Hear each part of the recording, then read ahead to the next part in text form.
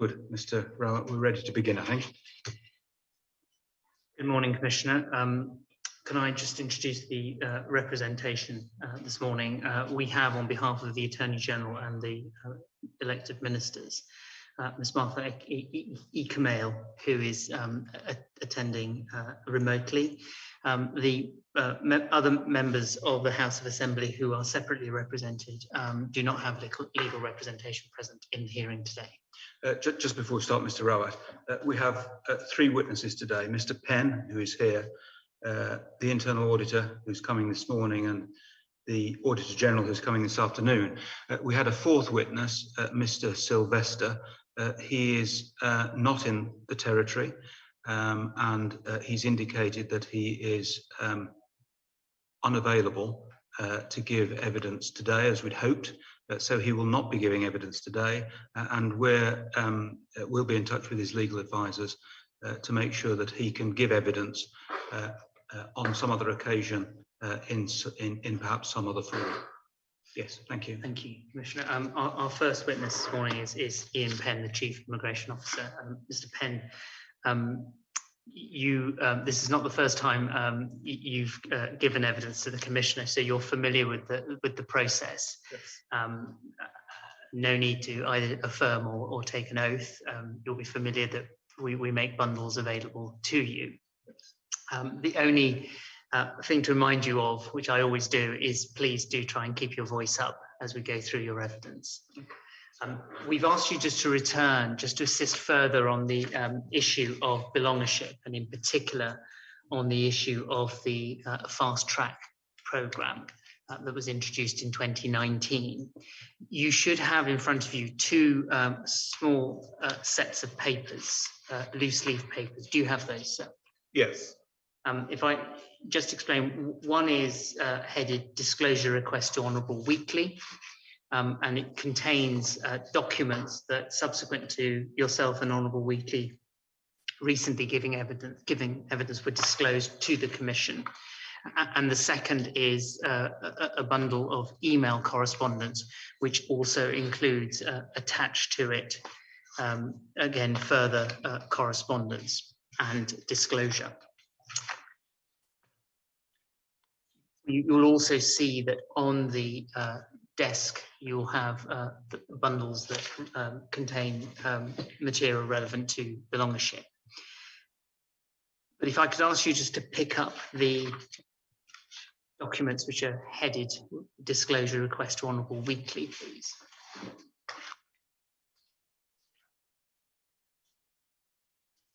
Now, by way of background, we've heard evidence from yourself and Mr. Smith-Abbott about this, that government in 2019 introduced the fast track programme, which involved two things. Firstly, a change in the legislation. So there was, for a time-limited period, a new Section 16.4 and Section 16.5 introduced into the Immigration and Passport Act. And secondly, a process introduced by which the Immigration Board were not involved in the process.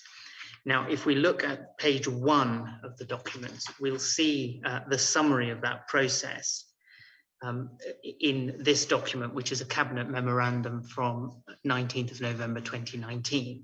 And at paragraph 3, it says, the Clear Path to Regularisation, Residency and Belonger Status Programme is a special project initiated and driven by the Honourable Premier and does not require a deliberation of the Board of Immigration for applications received, but is approved by Cabinet pursuant to the Act. The process specifically required applicants to submit their application and make payment up front, complete a written exam, and submit all of the same documentation that persons would have originally submitted through the normal process at the Immigration Department. Following the receipt of completed forms, documents, and payments, persons were profiled for submission to Cabinet. A profile of each applicant, which summarises the application of each applicant, is attached for Cabinet's deliberation. It should be noted that full applications are available at the Department of Immigration if Cabinet wishes to gather further information on each applicant. So that was, we had the legal framework and we had the mechanics of it. The Honourable Premier explained that whilst he was the face of this program, the body and organs, to quote the Honourable Premier, were Honourable Wheatley. And so I asked Honourable Wheatley yesterday if he could give the Commissioner some details about how this programme was set up. And he said it was a question better for the technocrats. And so since I think you fall into the category of technocrat, it's my turn to ask you that question. So just if you can, just in terms of the process and what you were able to tell us on the last occasion was that for the written exam, people had to come in to sit the written exam. But can you give any further details as to how this system was set up and how it operated to the Commissioner, please? Well, first I would say that that after the Premier initiated the program. Could you keep your voice up as well? After the Premier initiated the program, then the program was handed to the Ministry of Natural Resources, Labour and Immigration to make sure that it was followed through. Therefore, all the support was given from the ministry level. However, the Immigration Department facilitated the process, meaning that all applications came to the department and was vetted. Persons came to the department to do their written exams. And after everything was done, then all the paperwork was sent back to the ministry, where the ministry assisted in helping formulate the cabinet paper to go before cabinet. We see that there's so all of the applications come into your department. Yes. And is it down to the applicant to collect the information that's required?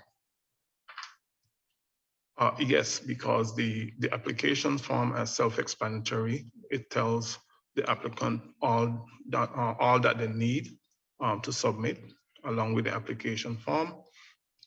And therefore, even though it comes into the department, we still have a duty to vet it and make sure that all the documents were submitted along with application.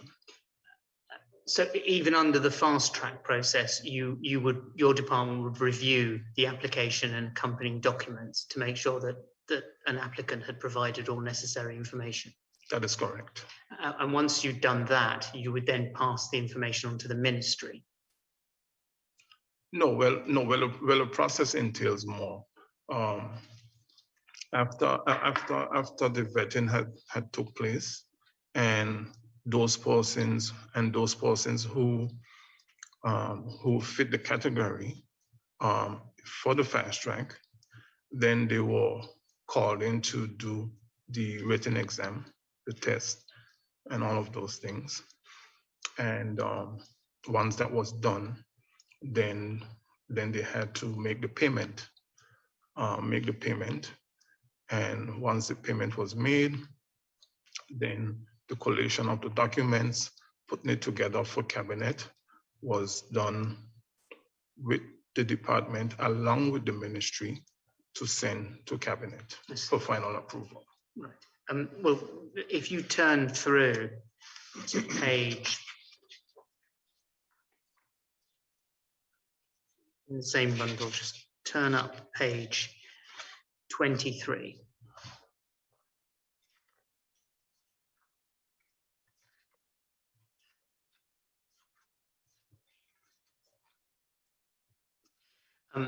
It's I think these are the profiles that would go to cabinet, and each profile is headed fast track application for residence and belonging status, and it gives a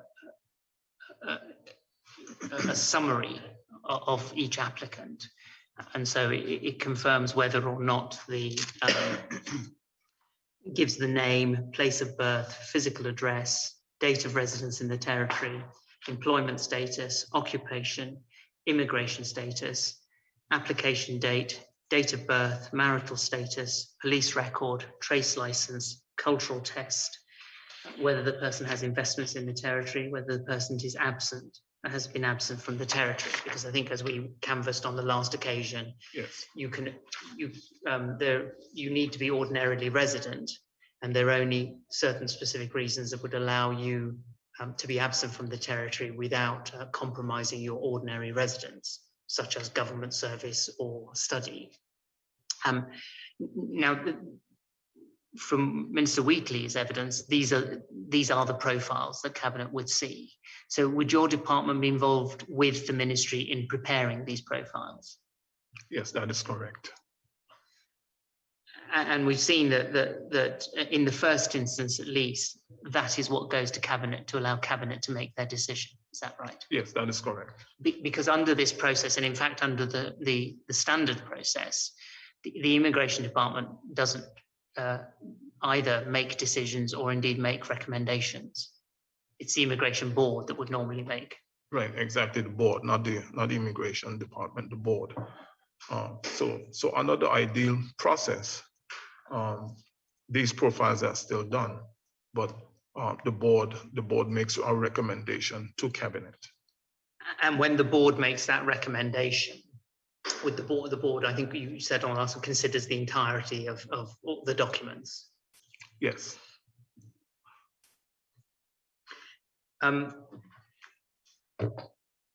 One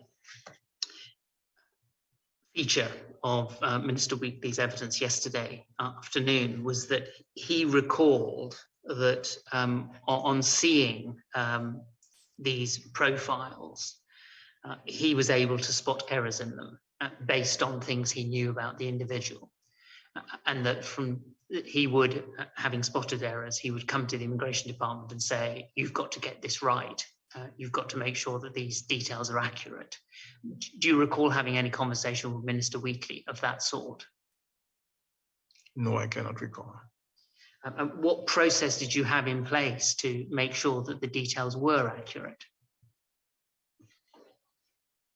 Well, normally these profiles would be done up by my department. However, as I stated before, we had the assistance of the ministry, personnel from the ministry who was there assisting and making sure that the profiles were done, names and everything that had to be submitted to Cabinet was done in a correct manner, and we had that assistance. When you say you had that assistance, Mr. Penn, you gave evidence last time that before the fast track program, you were understaffed. Your department was understaffed in terms of getting applications moving, and I think quite a number of people came in to assist to prepare the documents for the fast track program. So was it those people who came to assist, were they from the ministry, or some of them from the ministry?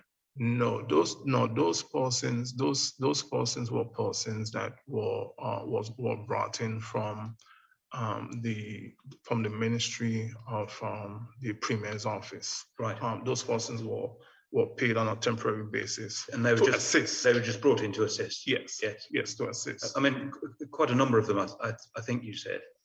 Yes, quite a number of them, and they assisted with the vetting of the forms and stuff like that. Okay. But the actual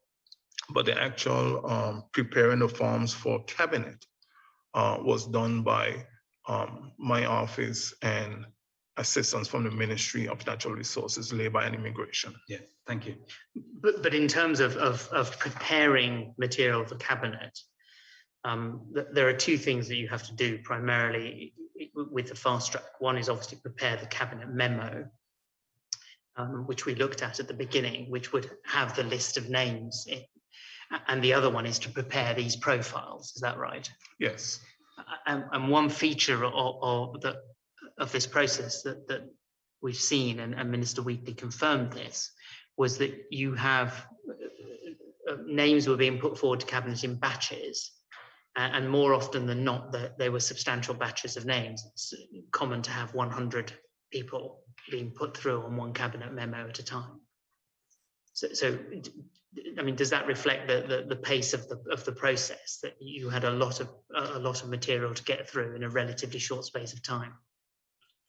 Yes, and yes, they were put forward in batches, because there was a number of applications, to go through, and therefore, for the process to go through, to go to cabinet, and for cabinet to absorb, all those names, I think it was determined that if they are put forward in batches, it would be easier for cabinet to, go through them relatively quickly, and deal with them as they come.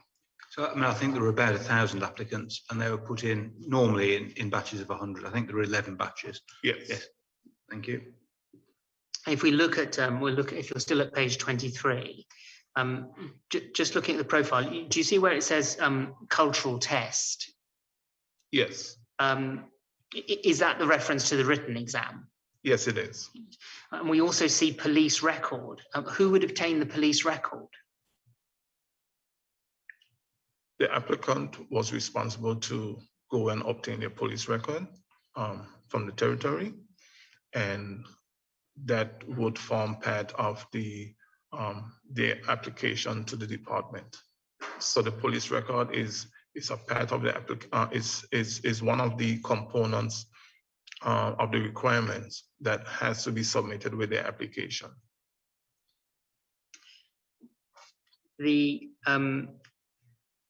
If you keep that open and turn up, please, on the little bundle that you're in, page 32.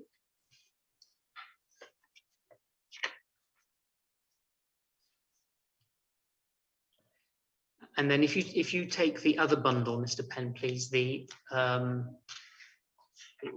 one that begins with a piece of email correspondence, and you just turn up page 27.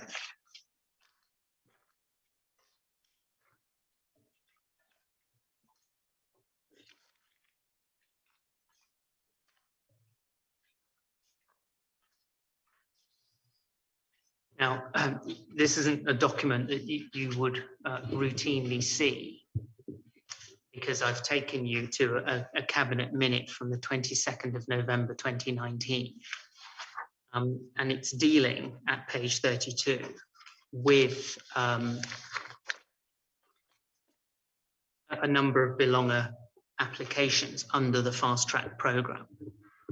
And I should add that the effect of the change to 16.5 was that cabinet could, if someone were, cabinet could, if in the exceptional circumstances of any case, if they considered it fit to do so, grant a certificate to someone who'd been ordinarily resident in the territory for a period of at least 20 years. And these applications seem to have, when we look at the memoranda, been put through on the basis that someone has resided within the territory for a period exceeding 20 years. So that was the threshold that was being used. Now, in this case, you'll see, when we're looking at that page 27 on the other bundle, that here the applicant raised the case of one individual who had been sentenced for, if you look at 36, for a significant and serious offence that resulted in a long sentence of imprisonment in another jurisdiction. Do you have that at 36? 36? Right. In that page, if you go to page 27 in that bundle, tell me when you're there. Yes. And you'll see atop the document's headed deliberations. Yes. Now, don't read anything out, but if you look at 36, you have cabinet meeting to discuss belongership applications. It's a batch of 100. At 36, the Attorney General raises the issue of one person, and I've canvassed this with Honourable Wheatley at an early hearing. That person was imprisoned in another jurisdiction serving a long sentence for an offence of sexual violence. So that's what the Attorney General's there. And the upshot is that Cabinet decides, if you look at 42, to defer the application for 3 weeks. Now, if you turn back to the other bundle and look at 32, the profiles, that's the profile of the individual that Cabinet was discussing. And on cultural test, it says unavailable. On absence from the territory, it records nothing. And on police record, it records clear. Now, it could be suggested that firstly, that some of the details here are inaccurate because this person must have a police record. Was the approach to just ask people to just declare or provide evidence that they had a clear record in the territory?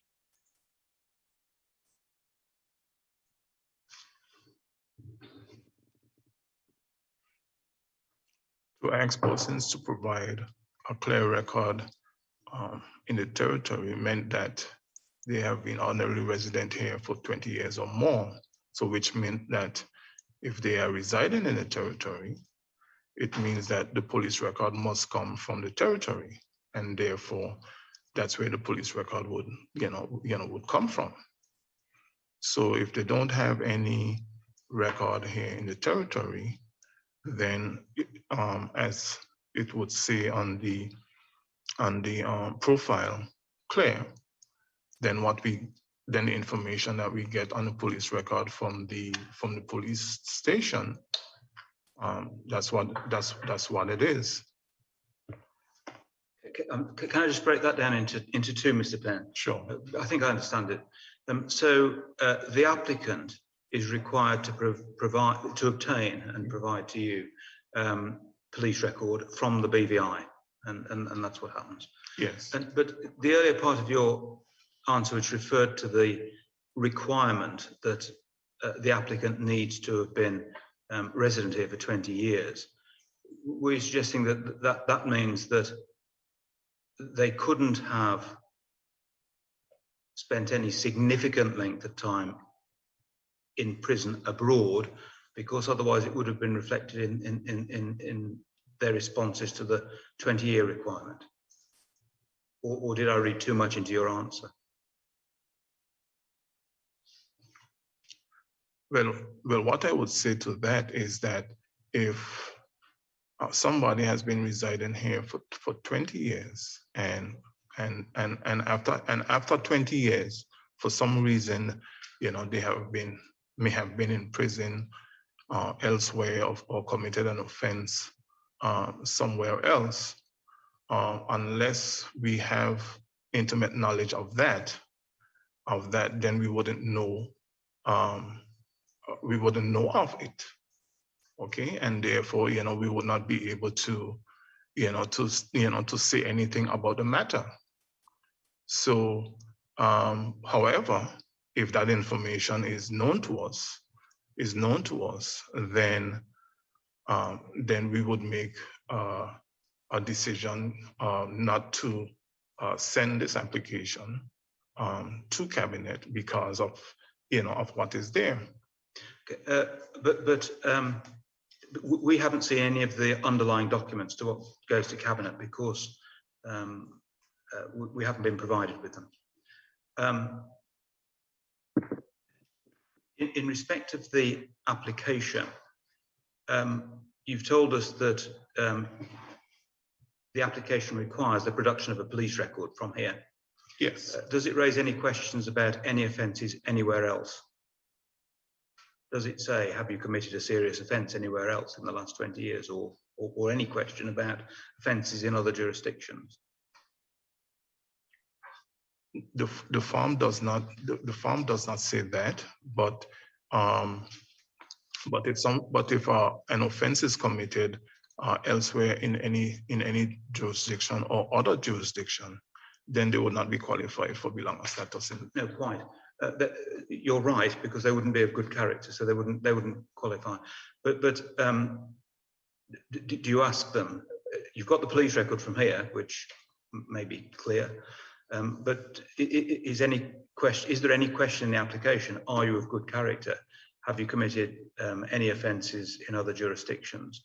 Or do you simply rely upon the production of the police record from the BVI? We rely on the police production from the BVI.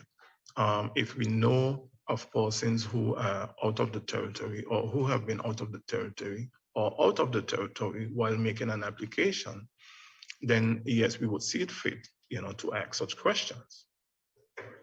No, I understand. So the application form doesn't require as a standard question. It doesn't have that as a standard question.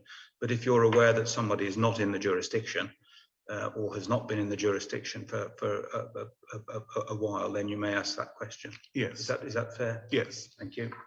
But can I take you back to, I don't know whether you've got 16.5 in front of you. I think you, as it was under the fast track. Commissioner, if you need to look at it, it'll be in the part 2 of the belongship bundle, page 1348, which is taking us to Mr. Smith Abbott's affidavit.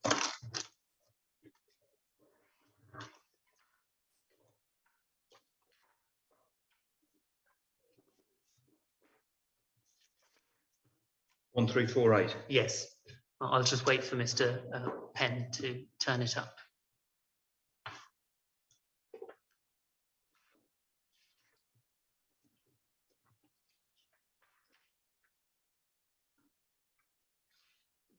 This is, you'll remember this affidavit, when Mr. Smith Abbott attended to give evidence, you came along Mr. Penn as his designated expert.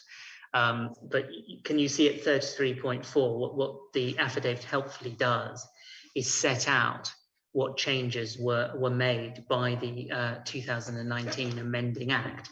And so if you look at 16.5, the 16.5 that existed for a time-limited period, where in the exceptional circumstances of any case, the Cabinet considers it fit to do so, it may, in its own discretion, grant a certificate referred to in subsection 1 to any person who applies for same in the prescribed manner and who, in its opinion, and we now need to go to B, has been ordinarily resident in the territory for a period of at least 20 years. So under that amended provision, good character wasn't a feature.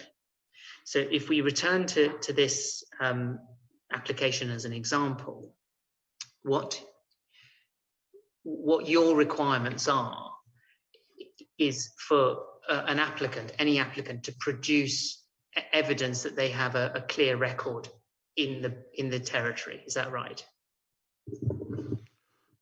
Mr. Auditor, what you just said there, first of all, that under the amendment for 16.5, it doesn't mention character there. It doesn't, that's what you said, right? Yes. It doesn't necessarily mean that when persons were submitting their applications for the fast track that they had to submit a character reference in terms of a police certificate, which they all did because it was a requirement. I'm not disputing that you did make it a requirement. What I'm suggesting is that on the law, when Cabinet is considering whether to grant a certificate under a fast track program, the key issue was whether the person had been ordinarily resident. Yes. Now, and as I understand your process on the application form, someone would have to, when they put in the application, they'd have to put in a police record. Yes. And you and your team would be able to check that. And when you came to completing the profile, you'd be able to say to Cabinet, the record is clear or the record is not clear. Exactly. And in the memo, you might then give details about the circumstances in which someone may have committed an offence, but that would be an offence in the territory. Exactly. Now, in this case, or in other cases where you have someone who has committed offences outside the territory, asking for a police record from within the territory will not pick those up, will it? No. So you are then dependent on them declaring that to you. Yes. But in any event, what you also want from an applicant is they have to show you that they have been ordinarily resident in the territory for at least 20 years, don't they? Yes. So, and we've discussed this. So if you have an applicant who spent 2 years studying in the US, that would not count against them, would it? No. If you had someone who was on BVI Government Service in London for 4 years, that wouldn't count against them. No. But if someone had spent a certain period of time outside the territory in prison, that would count against them, wouldn't it? Yes, it would. And you would expect them to declare it. Yes. Now, in this case, if you look at the particular profile, where it says absence from the territory, no information is given. So would that mean that you would take that as an indication that the person had not had any absence from the territory?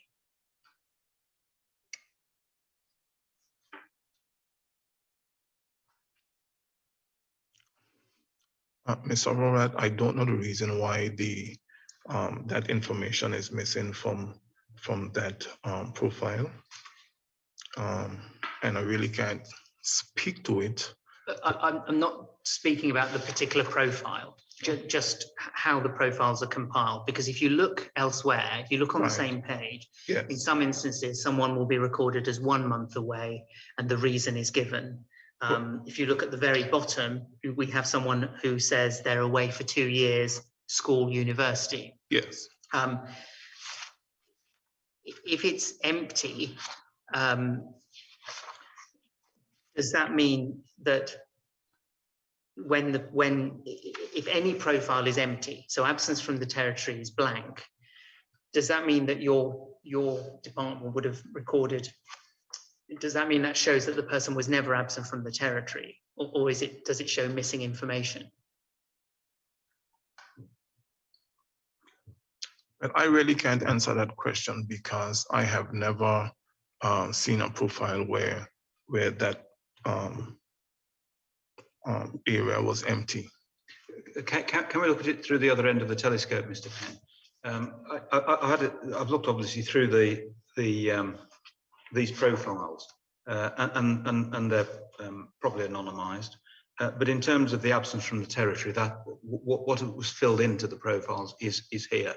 And I think all of them, understandably, have got some length of time in terms of months or weeks, sometimes years, and then a reason for it, vacation or school or whatever it might be. Yes.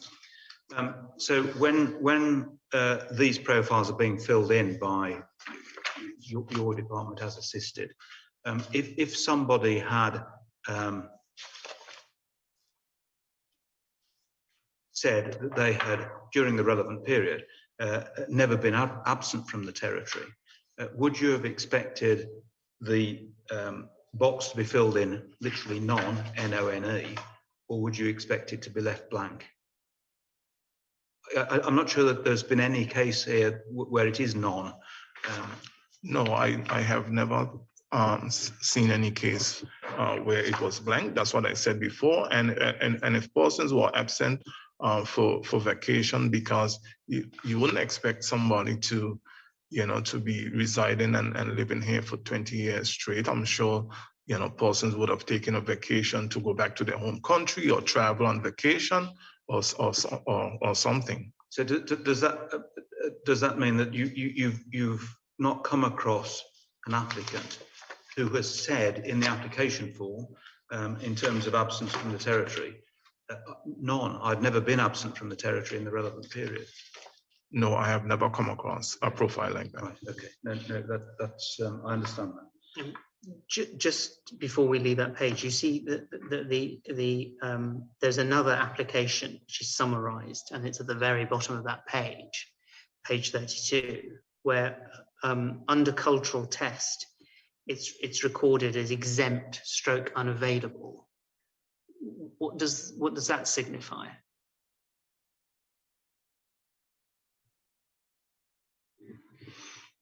It means that this application was in to be dealt with, but however, that person was away from the territory at that particular time. So they couldn't sit the written exam? No. Does that mean, are you saying no to disagree with me, or no to say, yes, it does mean that they weren't there to sit the written exam? No, no, they were not in a position to sit the exam because they were out of the territory. And I'm sorry, and does that answer also cover the cultural test for the applicant above the one we're looking at, the one where it's got cultural test unavailable?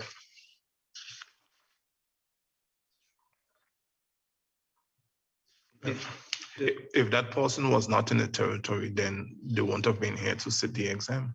So unavailable is it a flag that this individual was not in the territory to take the test?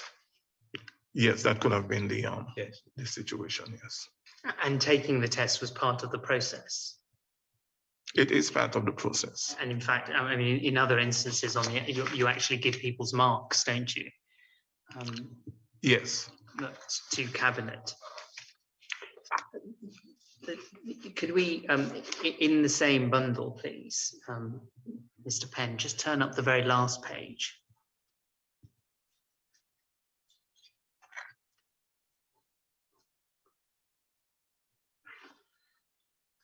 It's page 55. Yes. And you should see a letter dated the 17th of December 2020. Yes. And it's from yourself. Now, and it's written to that individual that we've been looking at. Ms. Aurora, before you continue, you see my name there, yes, but it is not my signature. I see. All right. Well, we'll try and see if you can help us, because it's just to understand how the process works. And just to help you, if you go to the other bundle and turn up page 11 of the other bundle.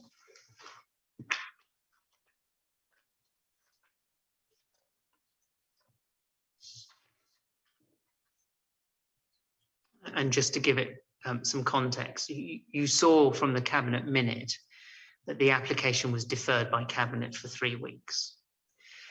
And then this letter was disclosed to the Commission, which says that the applicant was informed that the application was not successful because the applicant had not met the 20 years residing period in the territory that is specified in the 2004 immigration policy. And that is over a year after it had first gone to Cabinet.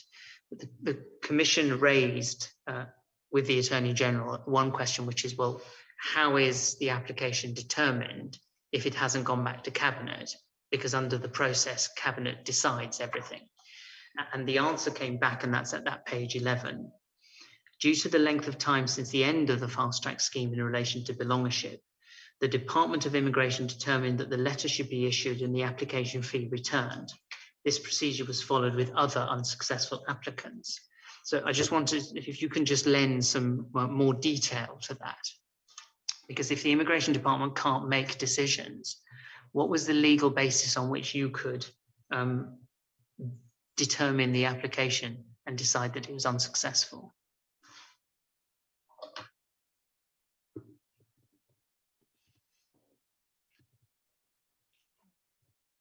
Commissioner, I cannot lend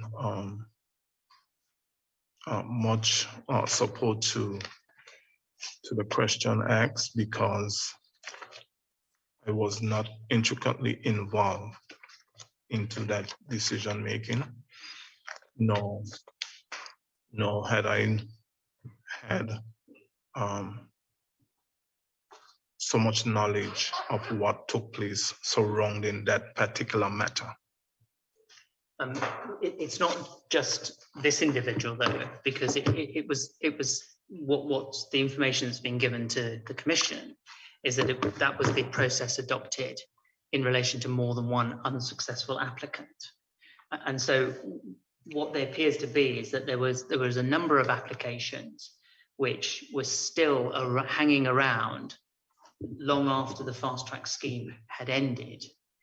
And then the Department of Immigration made the decision to issue letters saying your application is unsuccessful. And so there appears to have been a process in place to determine those remaining applications. You're the head of the Immigration Department. Can you just explain how that process came out? Who decided that the Immigration Department could determine applications? Under normal circumstances, if an applicant comes back from cabinet where it has been denied, then the Immigration Department would write and inform that applicant. Because the cabinet would have made a decision. Yes. Okay. Immigration have no power to inform someone that his application is denied. His application is denied outside of what I've just explained. So does that, and I will appreciate that this letter, although literally in your name, was not signed by you, it was PP'd on behalf of you. Yes. But you can't explain this letter. No. And not that it matters very much, but it struck me as slightly odd because at the top of the, I don't think you'll be able to explain this either, but at the top of the letter where it's got reference, which is for the file number, the R number, that's simply blank, which is just, I thought odd given that's the file number, the file that the letter should end up on. But in any event, you can't help us with this letter. No.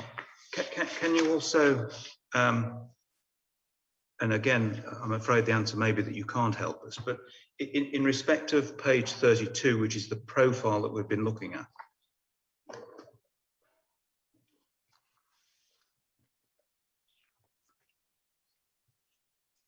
Yes, Commissioner. in terms of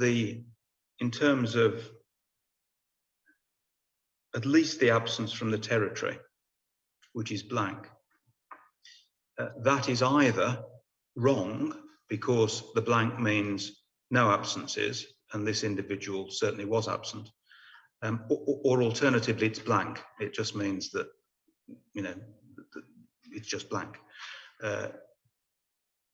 But can you explain how this individual's application went to Cabinet to be approved in either of those circumstances? Commissioner, with all due respect, I cannot explain that because I did not handle it personally. I did not see it personally, so I really can't explain. I understand that. But in either of those circumstances, whether it means none, i.e. it's incorrect, because this individual clearly has been absent from the territory, or it's blank, do you accept that this shouldn't have gone to the Cabinet in a batch of 100 for approval? I accept that because, as I said before, I've never seen a profile, you know, with blank information in that manner before. No, and I don't think we have, but in the ones that have been produced. Thank you very much, Mr. Penn. But just, Mr. Penn, just to take you back to 11, appreciate that you, as you've explained, you didn't have any dealings with this particular case. Mr. Commissioner, before Mr. Rowett continues, I'd just like to make it clear for the record that although I'm the Chief Immigration Officer, you know, where all these matters were facilitated, I do have, you know, competent staff in the department who oversees and look at these things. It doesn't necessarily mean that, you know, they come through my fingers or my eyes, because it's hundreds of applications. Of course. Okay. I mean, to put it very bluntly, you're responsible because you're the head of the department, but, yes, but you obviously don't do everything yourself. No, because you have staff. Exactly. Yes. I just want to make that clear for the record. Understood, Mr. Penn. But hopefully what my questions are directed to are not individual applications, but how the system was working. And it's just taking you back to page 11 and the information that's been provided by the Attorney General through the IRU about why what happened to unsuccessful applicants. Because on the information that was provided, that has been provided to the Commissioner, there's one application which was deferred by Cabinet. The Cabinet deferred its decision. We see that there are another 4 applications where Cabinet made a decision not to approve the grant of a certificate of belongership. And that's out of all of the applicants that are coming through. I'll come back to those numbers in a moment. But it's just this decision that the Department of Immigration determined that the letter should be issued and the application fee returned. And that's in relation to the person being deferred. This procedure was followed with other unsuccessful applicants. And it's just, firstly, you are the head of the Department of Immigration.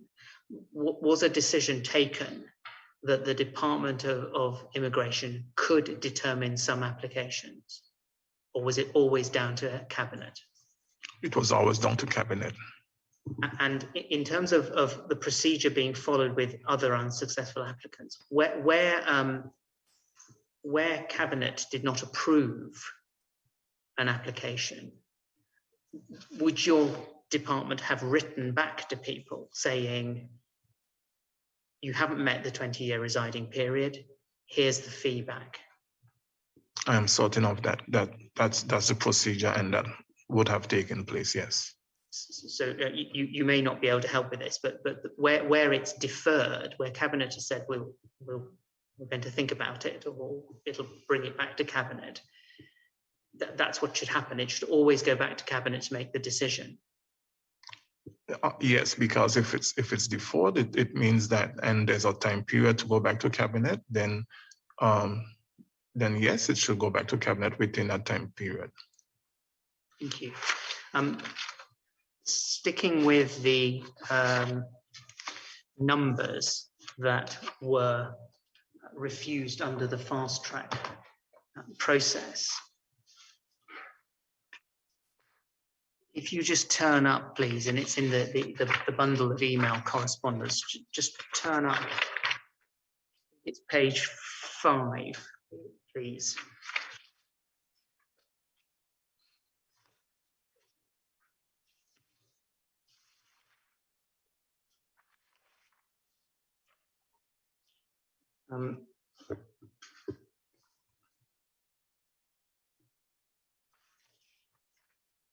Now, the Commission asked the IRU, or asked for a list of all of those who were refused or were not granted belongership status during the 2019 fast track programme.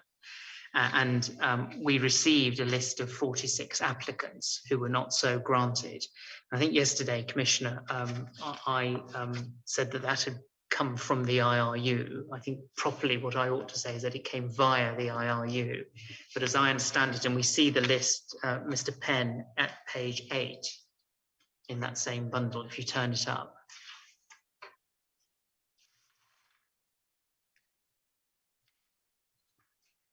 It's in the other bundle. I think go to page 8.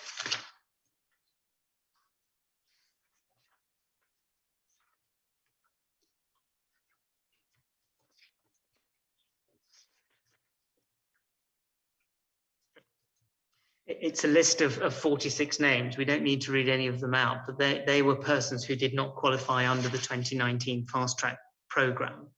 And as I understand, that was actually prepared by your department for the Commission. Yes. And was everyone on that list refused because they did not meet the 20-year period? Well, I mean, just to be make sure that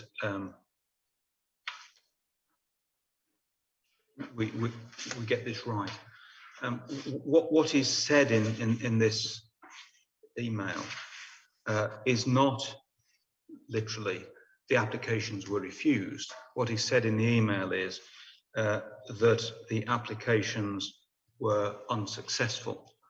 There may be no difference, but that's a difference in terminology. Mr. Penn, if forget about the individual, but if somebody applied under the fast track scheme and it was clear to you or those who assist you that they had not been ordinarily resident in the BVI for 20 years for some reason or another, how would that applicant be dealt with? Would you deal with it? Would it go to cabinet to be refused? Just how would that be dealt with? No, those applications were weeded out at the department level. Right. And so what would you've got a bundle of applications which don't comply with the 20 years. So what happens to those? Are those the ones that get a letter and their money back? Yes. Right. Okay. Thank you. That's helpful. Thank you.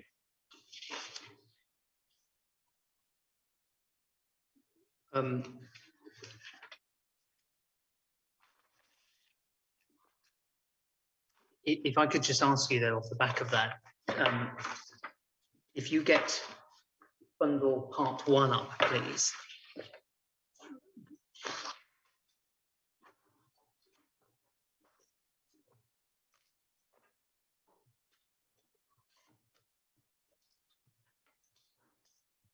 And if you turn to page 724.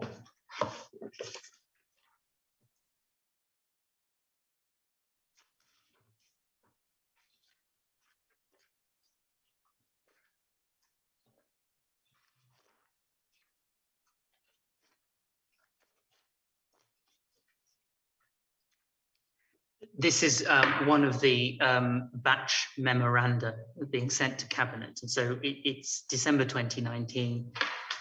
It gives the same detail that we looked at when you first started your evidence, Mr. Penn, about the reason for the fast track process. At 725 under purpose, it says to allow for persons who resided within the territory for a period exceeding 20 years to be granted residence and belonger status.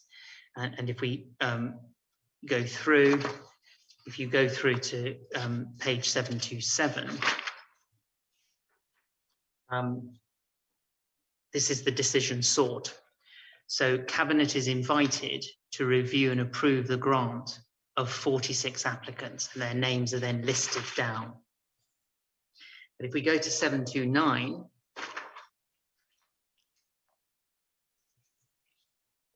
what page is that? 729. Right. So let me. If you're in, you should be in the part 1 bundle, and if you start at 724.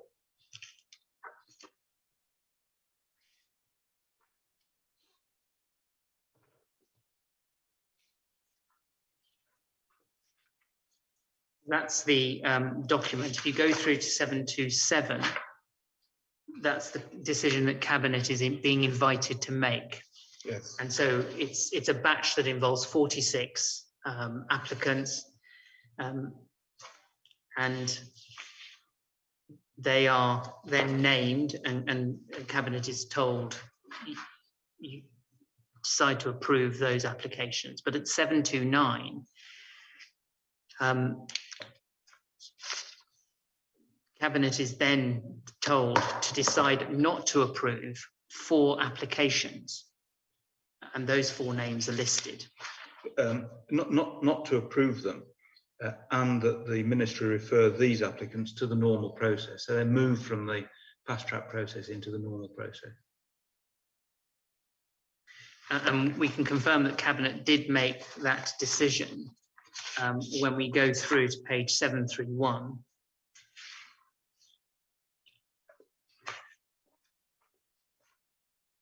Where we have the expedited extract.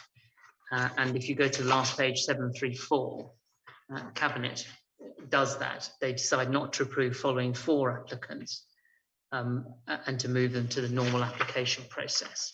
So just so that we get the picture right, fast track process, applications are made, payment in advance, no immigration board. The job of your department, working with ministry colleagues, is to collate the information, vet, and prepare the profiles. Yes. At that stage, if there were people who didn't meet the 20-year qualifying process, they would be weeded out. Yes, those applications would not go forward.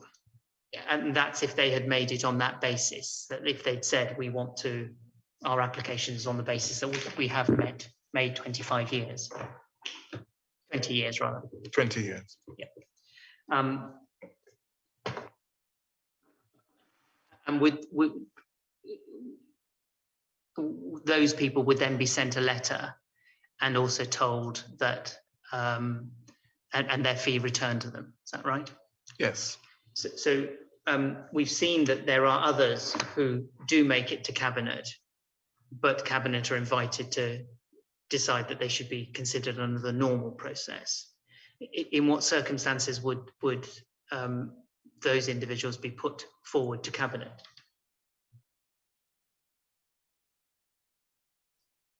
I'm not clear of your question. What I just showed you, the memorandum, was that there were people who didn't qualify under the fast track process who were put forward to Cabinet, but essentially with the recommendation that Cabinet should decide to transfer them to the normal process.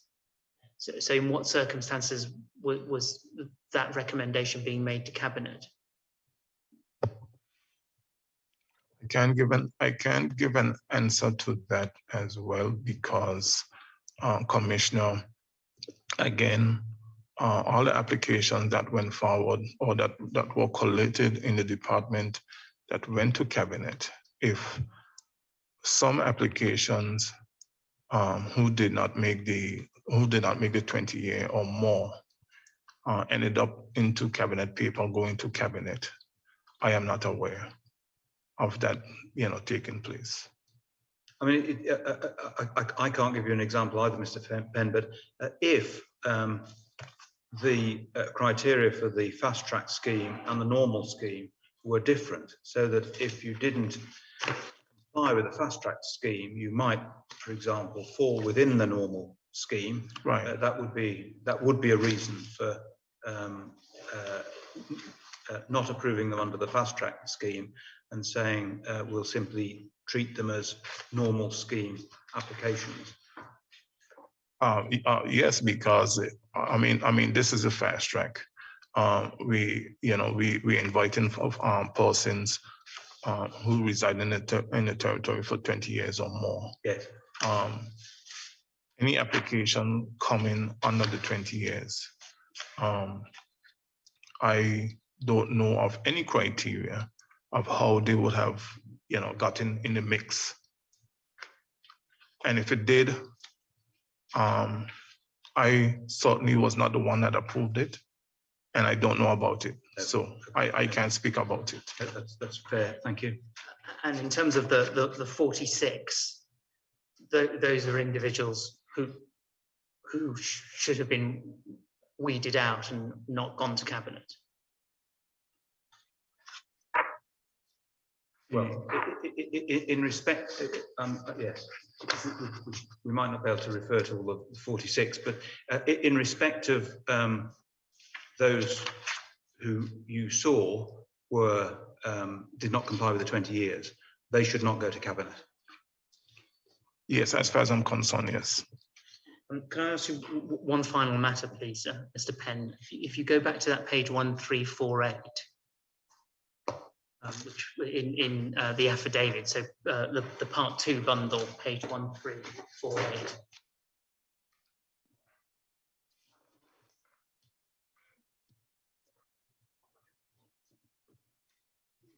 Just trying to understand the changes, the legislative changes that the government introduced in the 2019 Act. So in 16.4, what Cabinet was able to do was in the exceptional circumstances of any case or for any other reason, the cabinet considers it fit to do so, it may, in its own discretion, grant a certificate to any person who applies for the same in the prescribed manner and who A, is of good character, B, is at the date of making the application for such a certificate ordinary resident in the territory, and C, has been so ordinary resident for a period of not less than 7 years immediately prior to his or her application. Now that was one route where you needed to be of good character and ordinary resident for not less than 7 years. Did the fast track process encompass people making applications on that basis?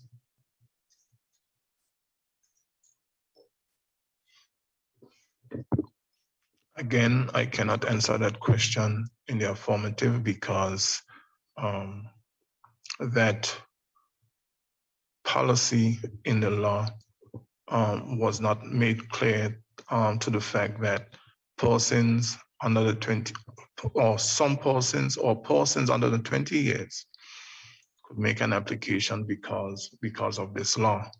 And if it was, then it means that all those persons under the 20 years, would have had a special criteria to be vetted in some form or the other.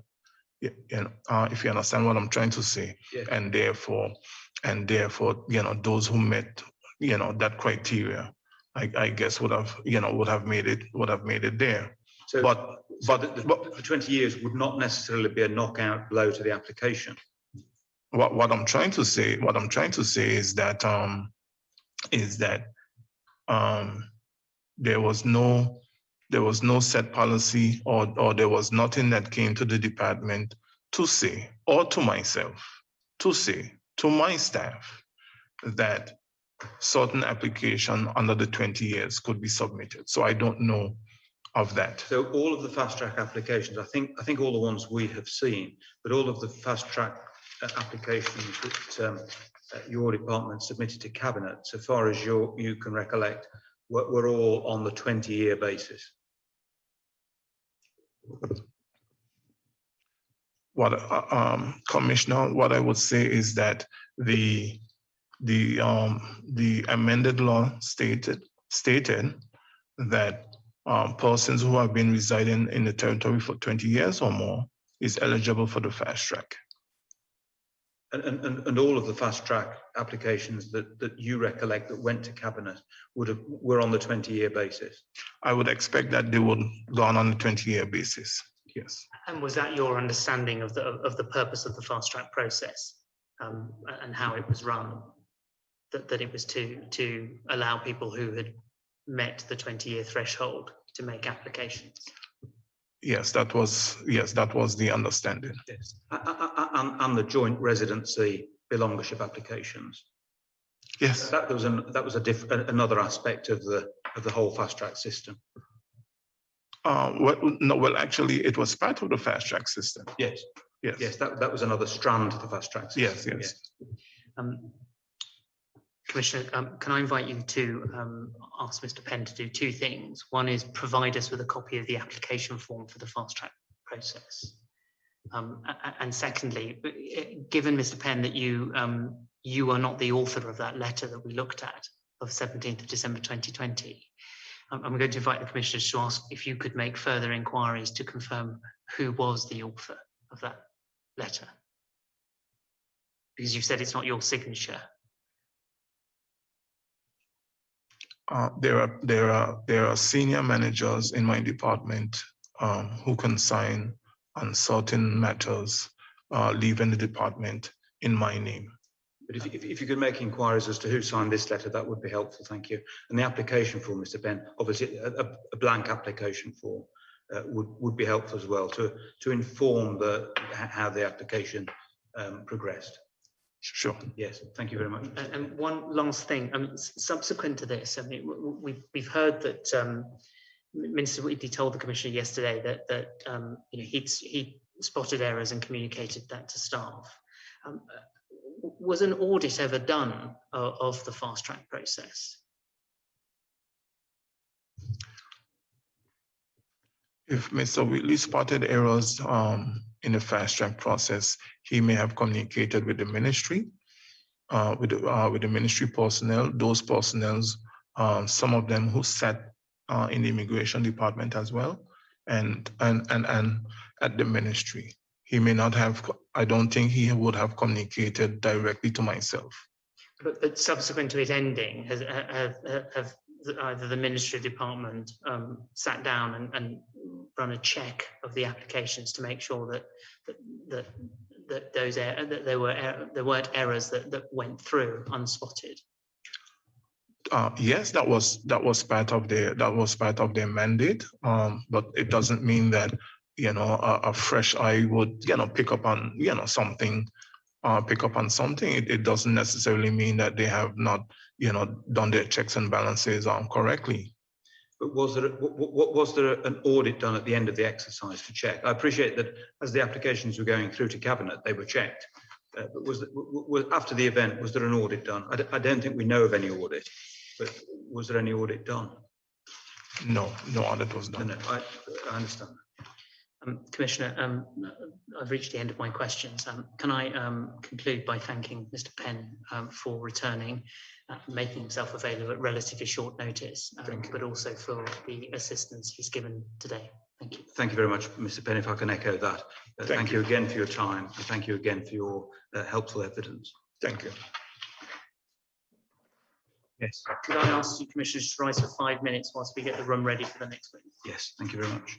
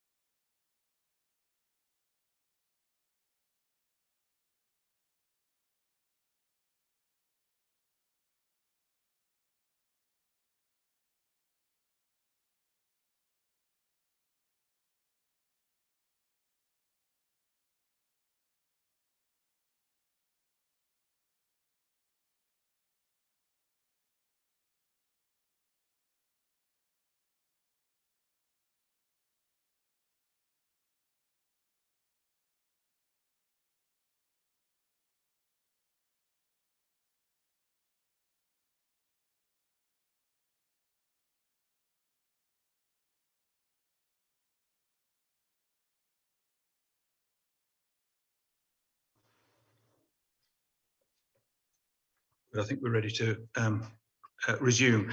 Just before we do, Ms. Ika Mail, can I just raise one issue with you? I understand, I haven't obviously had time to look at them in any shape or form, but I understand that this morning, during the course of the hearing, a large amount of documents relating to COVID-19 stimulus grants have been sent to the COI. They've been sent in a form of split PDFs, which will make it a laborious exercise even to download them. And I understand that they've been sent on the basis that in any event, we cannot use most of them, or I think possibly any of them, in the course of a public hearing. Of course, we haven't had an opportunity to look at these documents. They're enormous. Firstly, can you confirm that all of these documents have previously been disclosed? Good morning, Commissioner. I will need to double check that with the team and get back to you with a written answer, but I'll do that as soon as I can. Well, the next question is, obviously, if they haven't previously been disclosed, we will want to know why. But I do need an answer, and I need an answer from you now, I'm afraid, Ms. Ika-Mail, on the next question. I assume, because they haven't been used by any documents which have not been disclosed previously, have not been referred to or relied upon by the elected ministers in relation to the COVID-19 stimulus. So I assume that none is relevant to the questions that we have today to put to the Director of the Internal Audit Department and the Auditor General. Can you confirm that to be the case? If not, I shall be extremely unhappy given the timing of this late disclosure. Commissioner, so that I can be clear, please could you confirm exactly which documents we're talking about, just so that we're on the same page? Are these were these documents uploaded to Relativity this morning? Yes. They were. Okay. Commissioner, could I just be given a few minutes to confer with the team and get back to you later on this, please? Well, no, because we can't start until I have confirmation that these are not relevant. It would be wrong if these bore upon the criticisms that the elected ministers whom you represent have made in respect of the Director and the Auditor General. So if you want time, we will break and I'll give you 5 minutes. But we obviously, for obvious reasons, need an answer now that we can proceed fairly with putting the criticisms that the elected ministers have made to the Director and to the Auditor General later today. I do understand, Commissioner. If you wouldn't mind us breaking just for a few minutes so that I can take instructions, that would be most appreciated. We'll break for 5 minutes. Thank you very much. Thank you, Commissioner.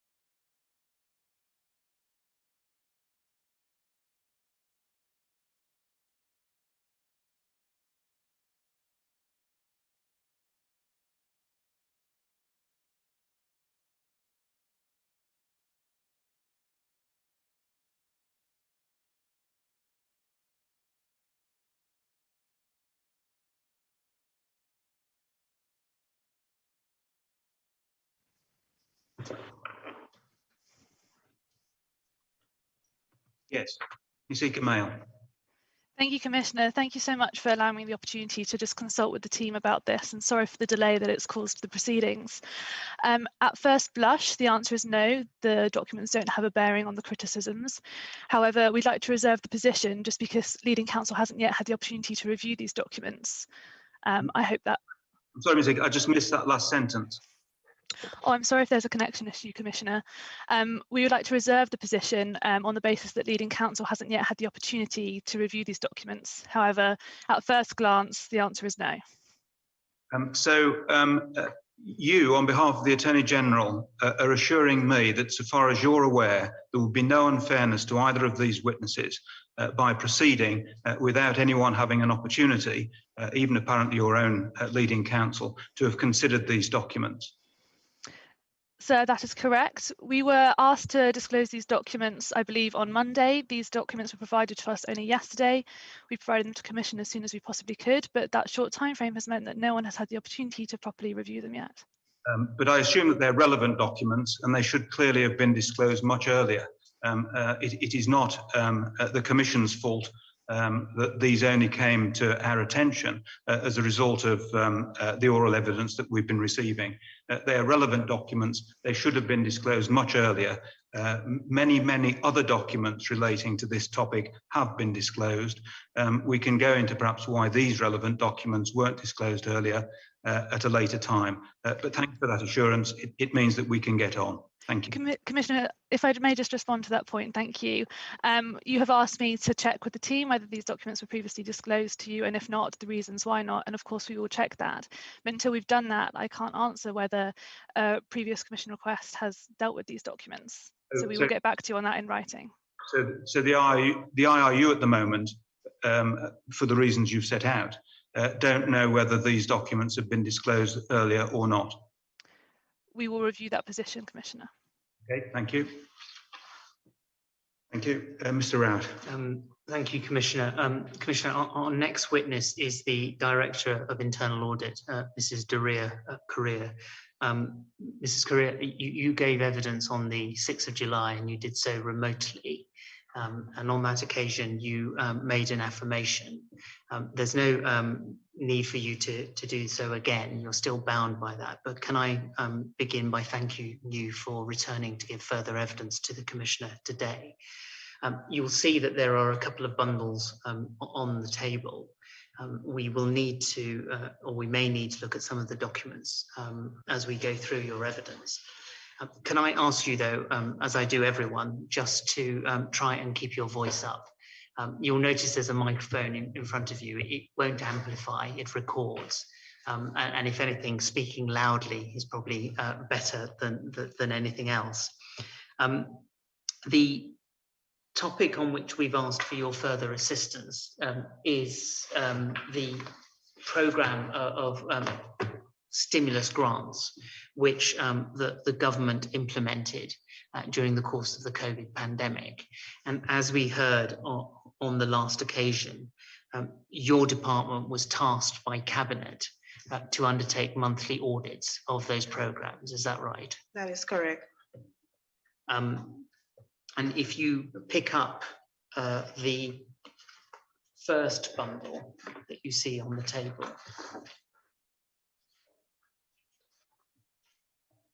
The one that says part 1? yes, please.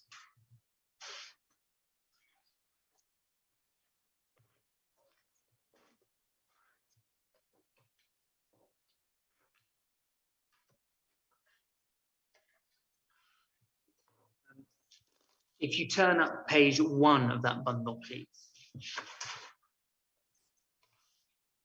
We'll see the first page of your audit report. And although it's dated October 2020, on the last occasion, you clarified that that was just a typo. Correct. And in fact, the report was your final report was in May 2021. That is correct. And in terms of that report, although you were tasked with doing monthly audits as a department, that was the only report that you were able to produce, is that right? That is correct. And subsequent to this report, have you prepared any further reports? No, we have not.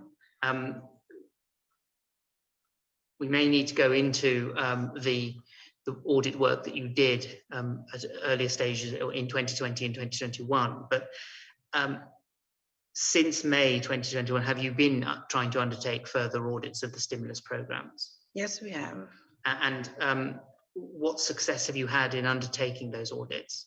Well, we have requested information from the Premier's office since that time, but we have not received any. So is the position, as far as you're aware, still very much as you outlined it in your May 2021 report? That is the case. Just turn up page 4, please.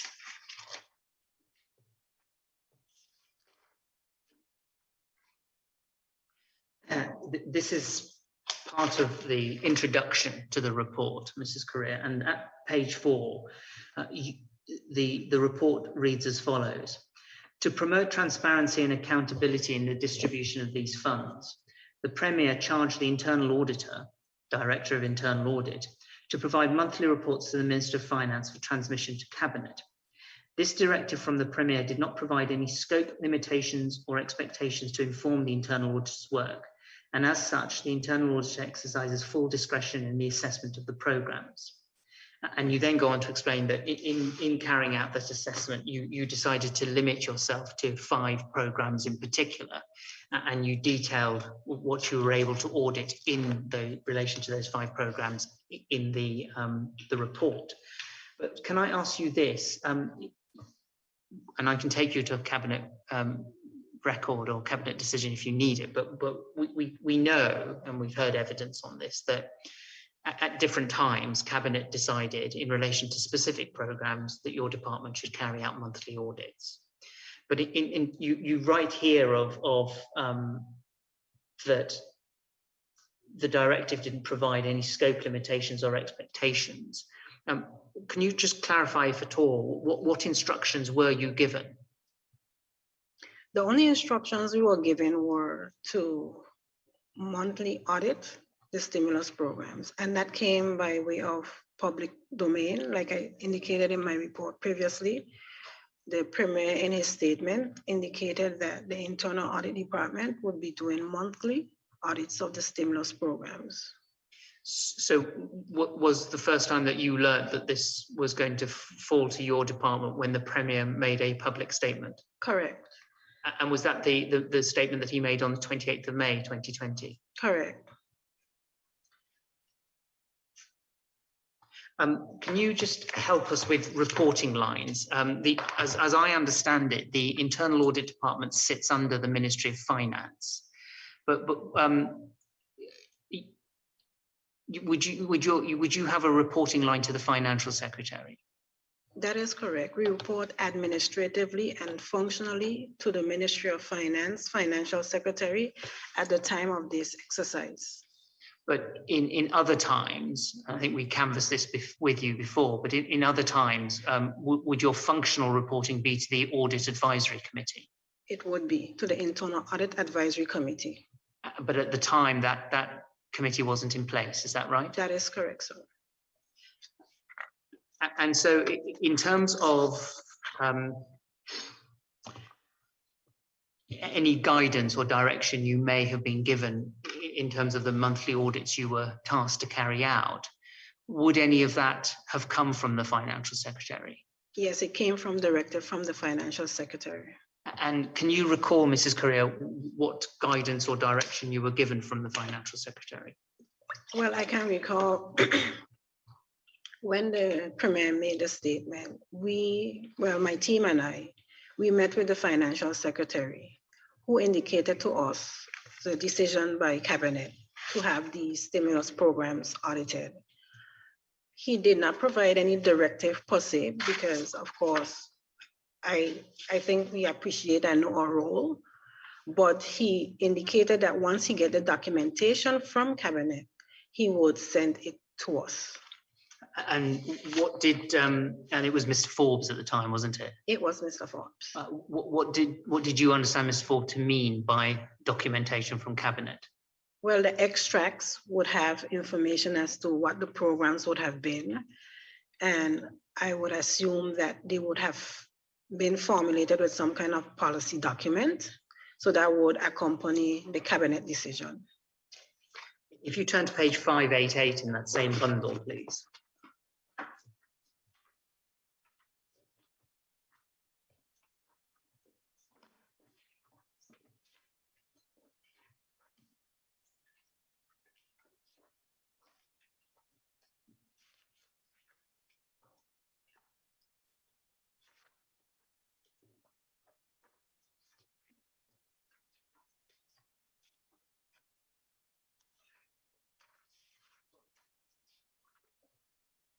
If I've taken you to the right place, you should see a memorandum from yourself to the Financial Secretary of June 24th, 2020. Correct. And in there, you say, I write to acknowledge your correspondence of June 18th, 2020, and to seek clarification on the initiative that this office is now charged with. And I should explain that the heading of the memorandum is Economic Stimulus Farmers and Fishermen, Memo 179/2020. So that was one of the first programs, or if not the first, that your department was tasked with auditing, wasn't it? It was the first one that we received. Thank you. And you ask a number of questions in terms of policy descriptions and eligibility criteria about the initiative. And you conclude that I look forward to your timely response, given the urgent nature to have this program initiated. So does that help you at all to firstly explain to the Commission what role you were expecting the Internal Audit Department to play in these programs? Because the COVID stimulus is somewhat new, it was driven by the pandemic.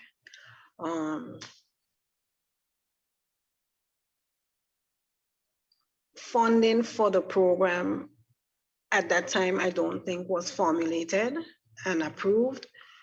So when we got the extract and the information from the Ministry of Finance, we started to do some research as to how really would a stimulus program be administered. And with doing that, we figured that from our vantage point, it would be necessary to look at it from a consultative approach as opposed to an assurance approach. And those are the two different forms of auditing in our function. Can I pause you there? I mean, you speak of two different types of audit, an assurance audit and a consultative audit. Right. But are those recognized forms of audit? They are. I see. So were you deciding as a director, well, which type of audit do I need to initiate? Yes, we did. And the second question that arises from this memorandum is why were you communicating with the Financial Secretary at that time? Well, we report to the Financial Secretary. We got directions from the Financial Secretary at the point. So we needed to communicate back and forth with him in order to establish exactly what needed to be done from our department. We know from Mr. Forbes and from other evidence that the Commissioner has heard that at least a task force was established to deal with COVID, which brought in public officers from different departments, chaired by Mr. Forbes. And as he explained to the Commissioner, he then set up an implementation committee underneath the umbrella of that task force. But that subsequently, the Premier's office took the lead on these stimulus programs as a coordinating ministry.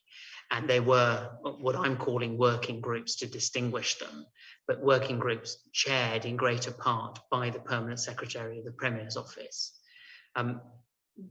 did there come a time when you started liaising directly with the permanent secretary of the Premier's office, or did you always have to go through the financial secretary?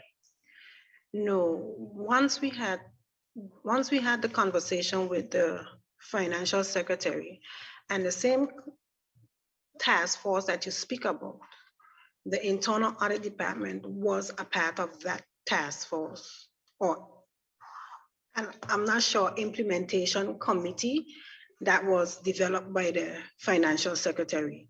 So we did have some input at that stage where the financial secretary was actually trying to put in place some parameters in which the programs would be administered under. So to lend some accountability and transparency in the administration process. So that was like an overarching committee that was set up to probably lead a charge on those stimulus programs. And was it internally recognized that there was importance and the accountability and transparency, despite the emergency situation, was still important? It still was important. The Premier said that in his statement as well. And if I must say, in addition to reporting to the financial secretary, remember, the Minister of Finance is also responsible for the Ministry of Finance. So we report to the financial secretary, who then report to the Minister of Finance. So that would give you all reporting lines to that, the Minister of Finance. Thank you.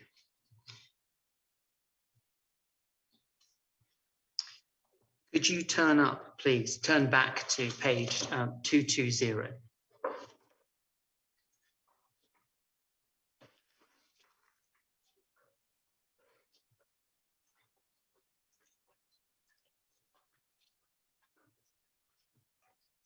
And before you go on, Mr. Wright, I don't think I answered your one question. Were we speaking with the Premier's office at some point? Yes, when we realized that the program somewhat shift from being administered under the Ministry of Finance to the Premier's office, we were asked to submit all our questions and queries to the Premier's office. So at that time, we then engaged the permanent secretary in the Premier's office.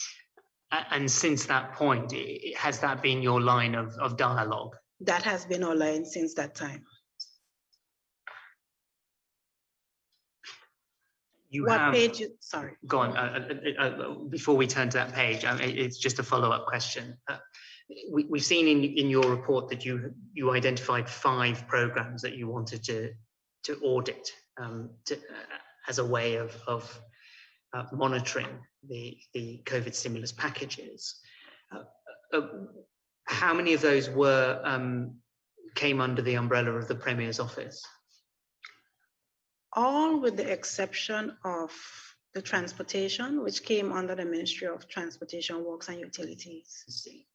The SME, even though it was under the direct charge of the Trade Department, the Trade Department still functions under the Premier's office. So I would say the Premier's office was intricately involved in that one as well. Thank you. I wanted to take to page 220, please.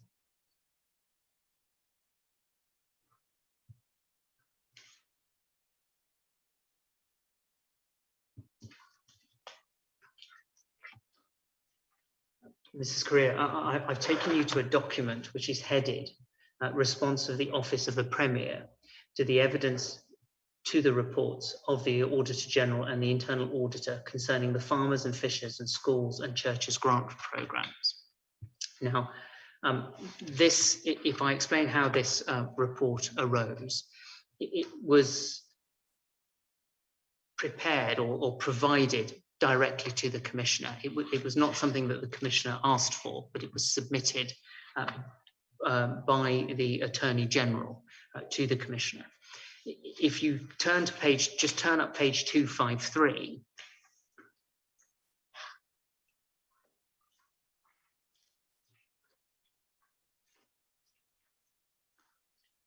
You'll see that it is undated and unsigned, but what I can tell you is this, is that it came in on the 7th of September 2021 to the Commissioner, and that subsequently in evidence, Dr. Carolyn O'Neill Morton, who's, as you will appreciate, the Permanent Secretary to the Premier's Office, has explained that this document was prepared by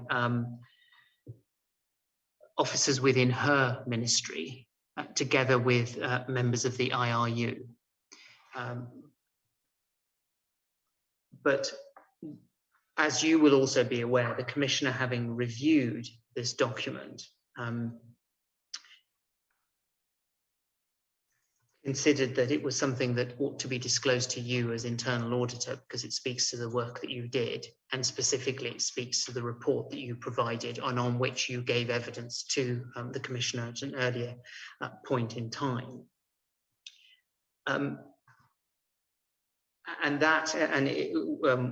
We have heard evidence from it, particularly from Dr. O'Neill Morton, as to its contents and its detail. So it forms part of the evidence of the Commission, before the Commission, and would have done from the time it was submitted unsolicited. In light of that, the Commissioner directed that you be sent a warning letter. Do you have a copy of that on the desk in front of you? I do, sir. The letter is dated the 29th of September 2021. And if I explain, I mean, we've called it a warning letter because that's the modern term that an inquiry would use for such a letter, but historically it's been known as a salmon letter.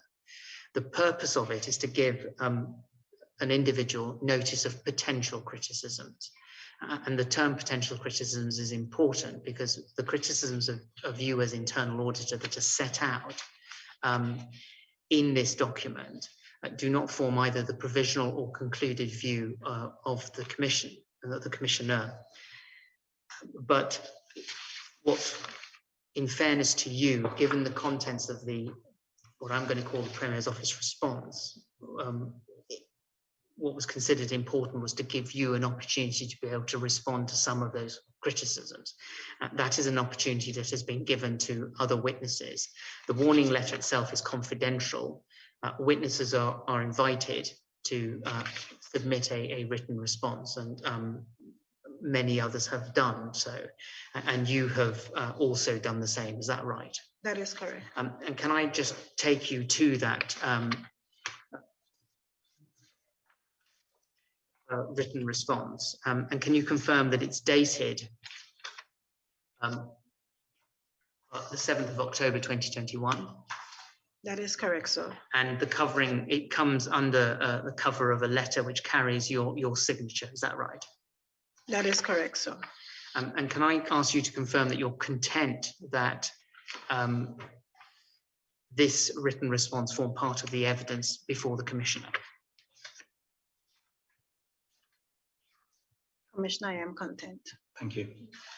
Before we look at some of those criticisms, and I ask you to deal with them, can I ask you this? When you submit a report, an audit report, either after an assurance audit or a consultative audit, which department will it go to? Presumably it goes to the department that you are auditing. The report would go in draft form and it will go directly to the client. So if the client is the ministry, it would go to the ministry. If it's the department, it would go to the department. And in this case, where you are tasked by Cabinet to undertake monthly audits, who is your client? We termed our client as the Premier's Office because that's the person who we were having conversation with in relation to the different programs. We also, if I may say, we also sent a copy to the Ministry of Finance as well.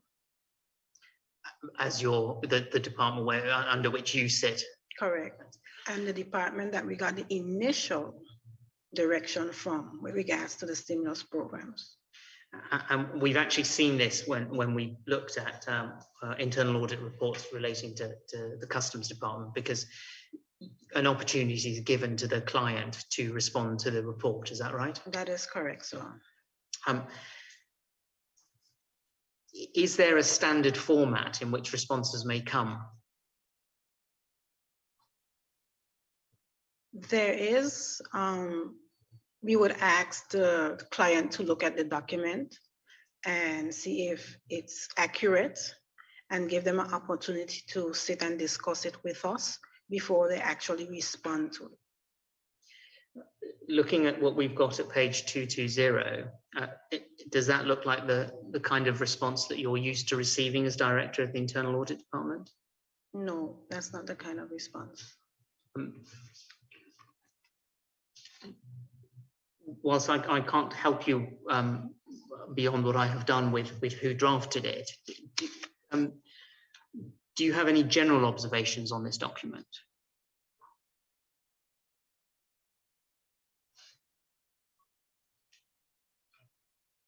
Anything specific, sir?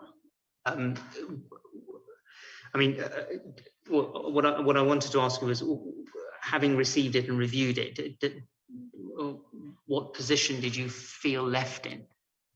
An awkward one, because one, I realized that the response was written to both the Auditor General and myself jointly when we provided individual reports. So I didn't expect that the Premier's office would respond to us in a joint document. Two, the language that has been used seemed to be of a legal nature and not particularly common language where you have a client responding to what is written in your report. And three, the appendices just blew me out of the water in terms of how many and the nature of them. So it left me really in an awkward position. If we go, we don't need to turn it up, but looking at the report that you prepared, that has gone to your client. It has. And have you, separately to this, have you received a response to that document from the client? No, I have not.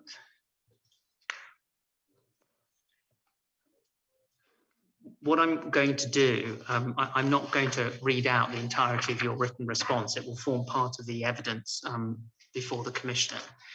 But what I want to try and do is to summarize the criticism and then invite you to respond to it. So if I ask you just to turn up, if we go to page, it's paragraph 22, page 223. Mr. Rawat, just before you go ahead. You could just keep your voice up a little bit, Sorry, please. just before you go ahead, I know you just asked me my general observations of the document, and I think that I expressed it in my cover letter. I don't know if it is necessary to have it lodged in evidence. No, but you can refer to it and read it out if you think it's relevant to the point, Mrs. Corea. Which part of the covering letter are you referring to? The second paragraph in particular. Is that the one that reads, "I find myself"? I find myself. Would it assist, Commissioner, if I were to read it into the record? Just read that into the record, Mr. Rawat. Yes, thank you. If I could also explain, Mrs. Corea, I've taken this as part of your written response to the Commissioner, so it does form part of the evidence. But you write this: "I find myself in a peculiar position responding to criticisms that were, in my opinion, prepared by legal functionaries on behalf of the Premier's office. In addition, from my reading, the majority of the issues raised in the Premier's office response are largely of a subjective nature, as the response has yet to dispute the findings in the report. What the response does imply is that there was some inherent unfairness in my reporting due to what the Premier's office considers to be insufficient appreciation for policy and environmental context and deficiency in process." Correct. Is there anything else that you want to draw the Commissioner's attention to? I think that would substantiate the rest of the report. Well, if I just deal then with the criticisms that emerged from this report of you, and which, in fairness to you, has been put to you via a warning letter. The first point, which you've just touched upon, is this: that there's insufficient appreciation of policy context. And that is that when carrying out your internal audit, you failed to give sufficient or any sufficient appreciation to the policy context in which these packages were developed and operated and are operating. In your report, you discussed criteria which you identified as a need for a package to be timely, targeted, and temporary. And what's pointed out in this document is that you fail to recognize that there may be occasions where what's described as the value proposition cannot be maximized. And that also, and this goes to the point of your failure to appreciate matters, is that ultimately these are matters of policy which are for elected officials to determine. And you failed when you were making an assessment and carrying out the audit to appreciate that in particular, the nature of the pandemic, and including that the purpose of the stimulus package was, quote, to keep the economy's heart beating. And we've heard this in evidence from others, but the impetus behind these stimulus packages was to deliver an immediate relief package. And what's suggested also is that in your approach, you were dismissive of certain sectors of the economy. For example, DJs, entertainers, vehicle rental companies, who would be assisted by these programs. Now that's a short summary of the criticism that's set out in the warning letter. You set out in your response, and it starts at page 1 of your written response, what you say to that. But is there any particular aspect of, before I ask you any questions on it, but is there any particular aspect of that response that you want to draw the Commissioner's attention to? I mean, I'm sorry, Mrs. Corea, to interrupt, and I'll certainly let you answer that question in a moment. But you've drawn our attention to the covering letter, which obviously sets the scene for the detailed response that you've given us. And I mean, really, this is a matter for you, but it may help to set the scene for your detailed response if Mr. Rawat were to read out the 2 paragraphs after the paragraph he's read out. Because this sets out your view of what an auditor's function is, which seems to me to be, as it were, an overriding factor here. So, Mr. Rawat, could you just read out those 2 paragraphs, the one that starts, the one immediately after the one you read out? I also find. So this is the second substantive paragraph of your response, your covering letter, responding to the warning letter. You say this: I also find it difficult to quantify such qualitative issues. What I can say is that internal audit is an independent and objective function.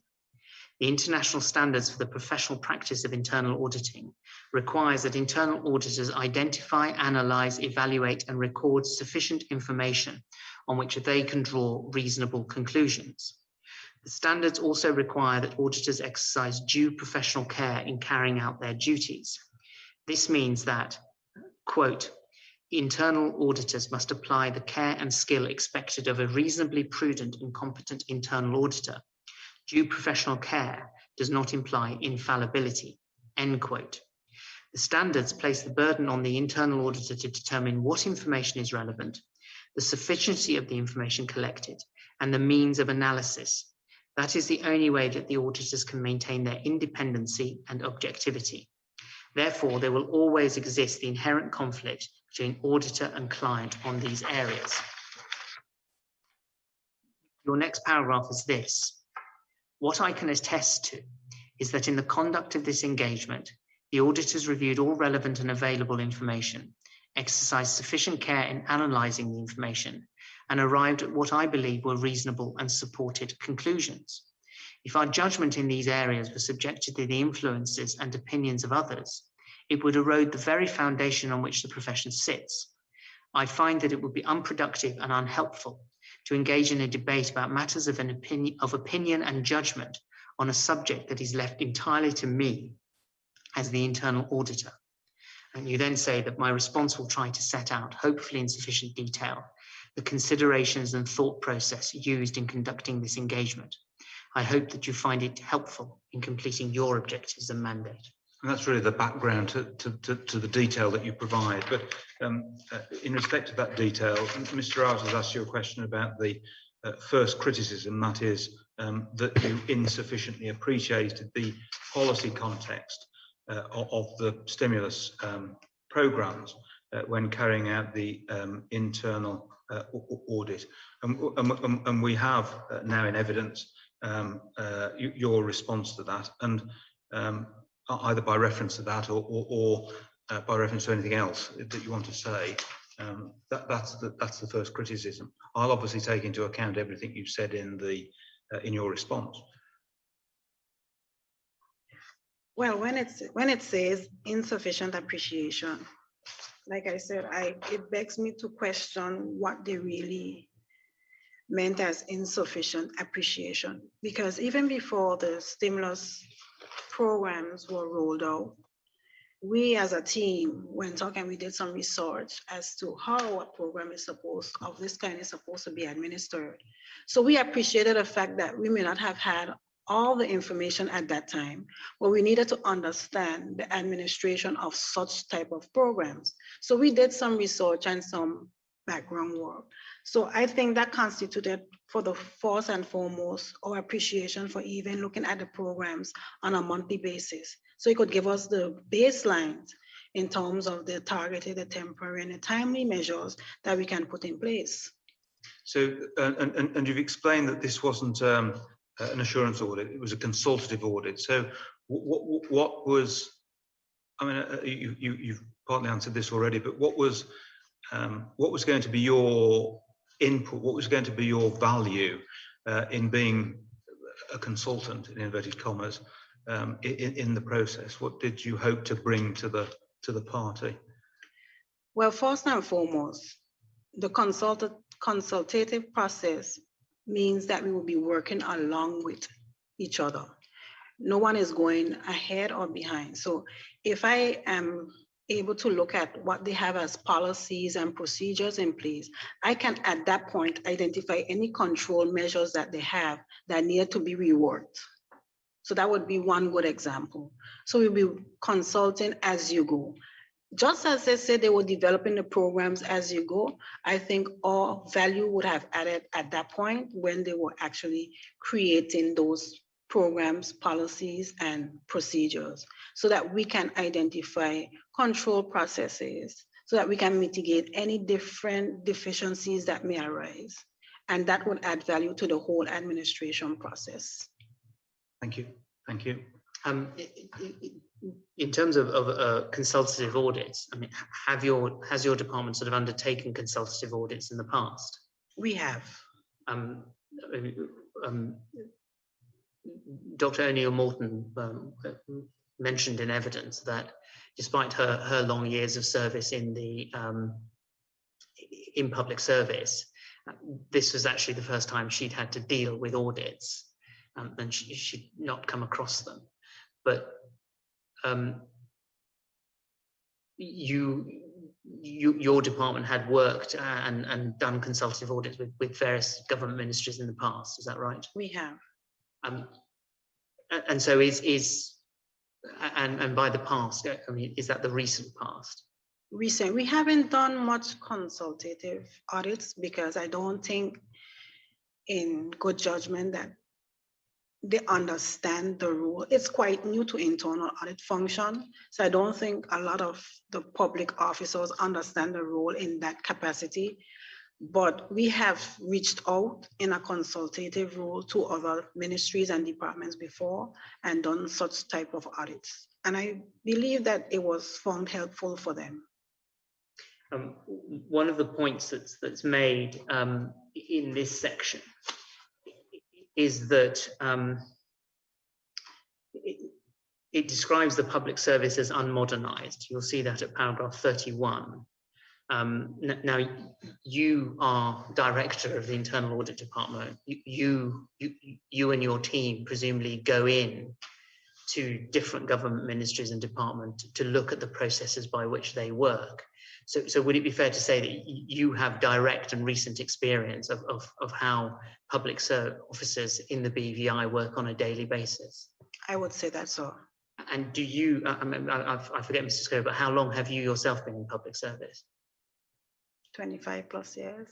And how long have you been Director of Internal Audit? The last 13.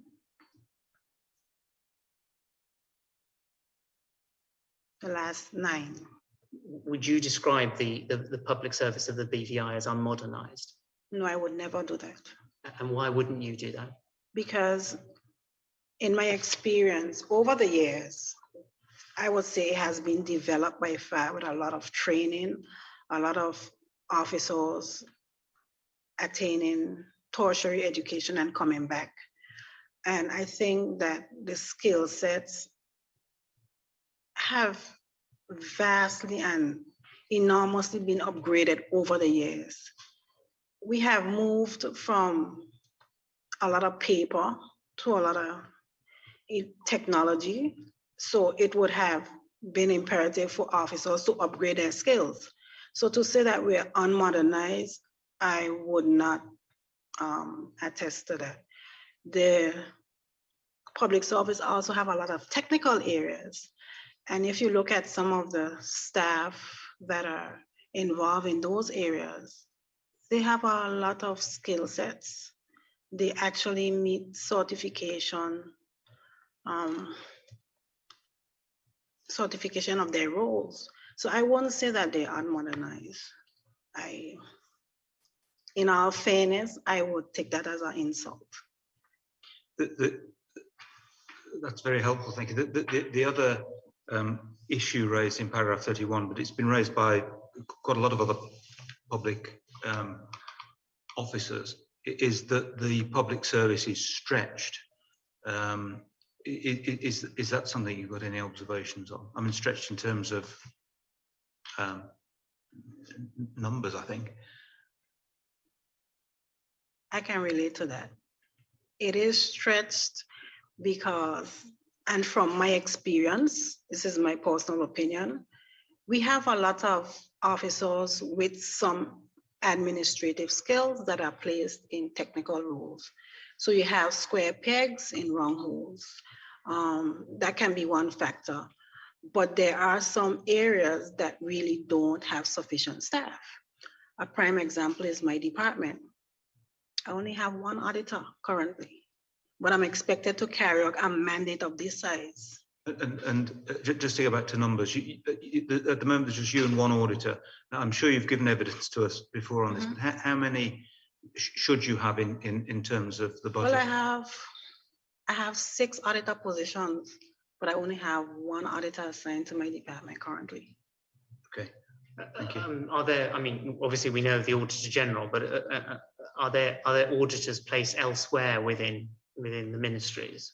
Or is the role of internal audit distinct and limited to your department? Yes, it is central. I mean, it is distinct to my department. So I would carry out all the internal audit functions across ministries and departments. There are a few agencies that do have their own, but that's specific to their organization. I slightly took you off your train of thought, but what I had done was summarize the criticism. which comes down to insufficient appreciation of policy context, which is the heading. But is there anything else that you want to draw the Commissioner's attention to in the written response that you've given?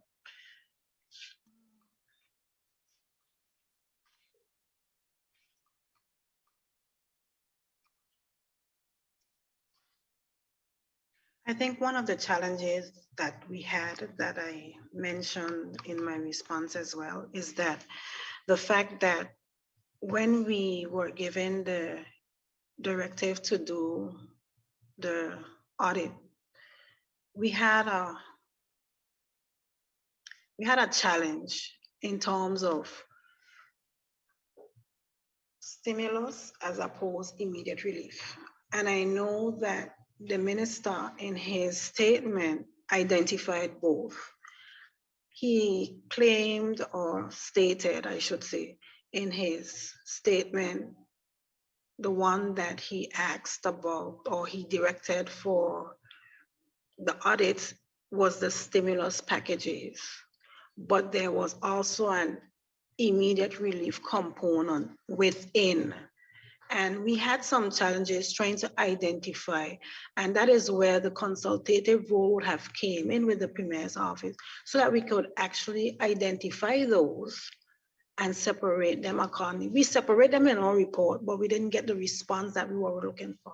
But when you say immediate relief, do you mean sort of welfare relief? As economic stimulus is we understand what that is, but by immediate relief, what? Correct. So there would have been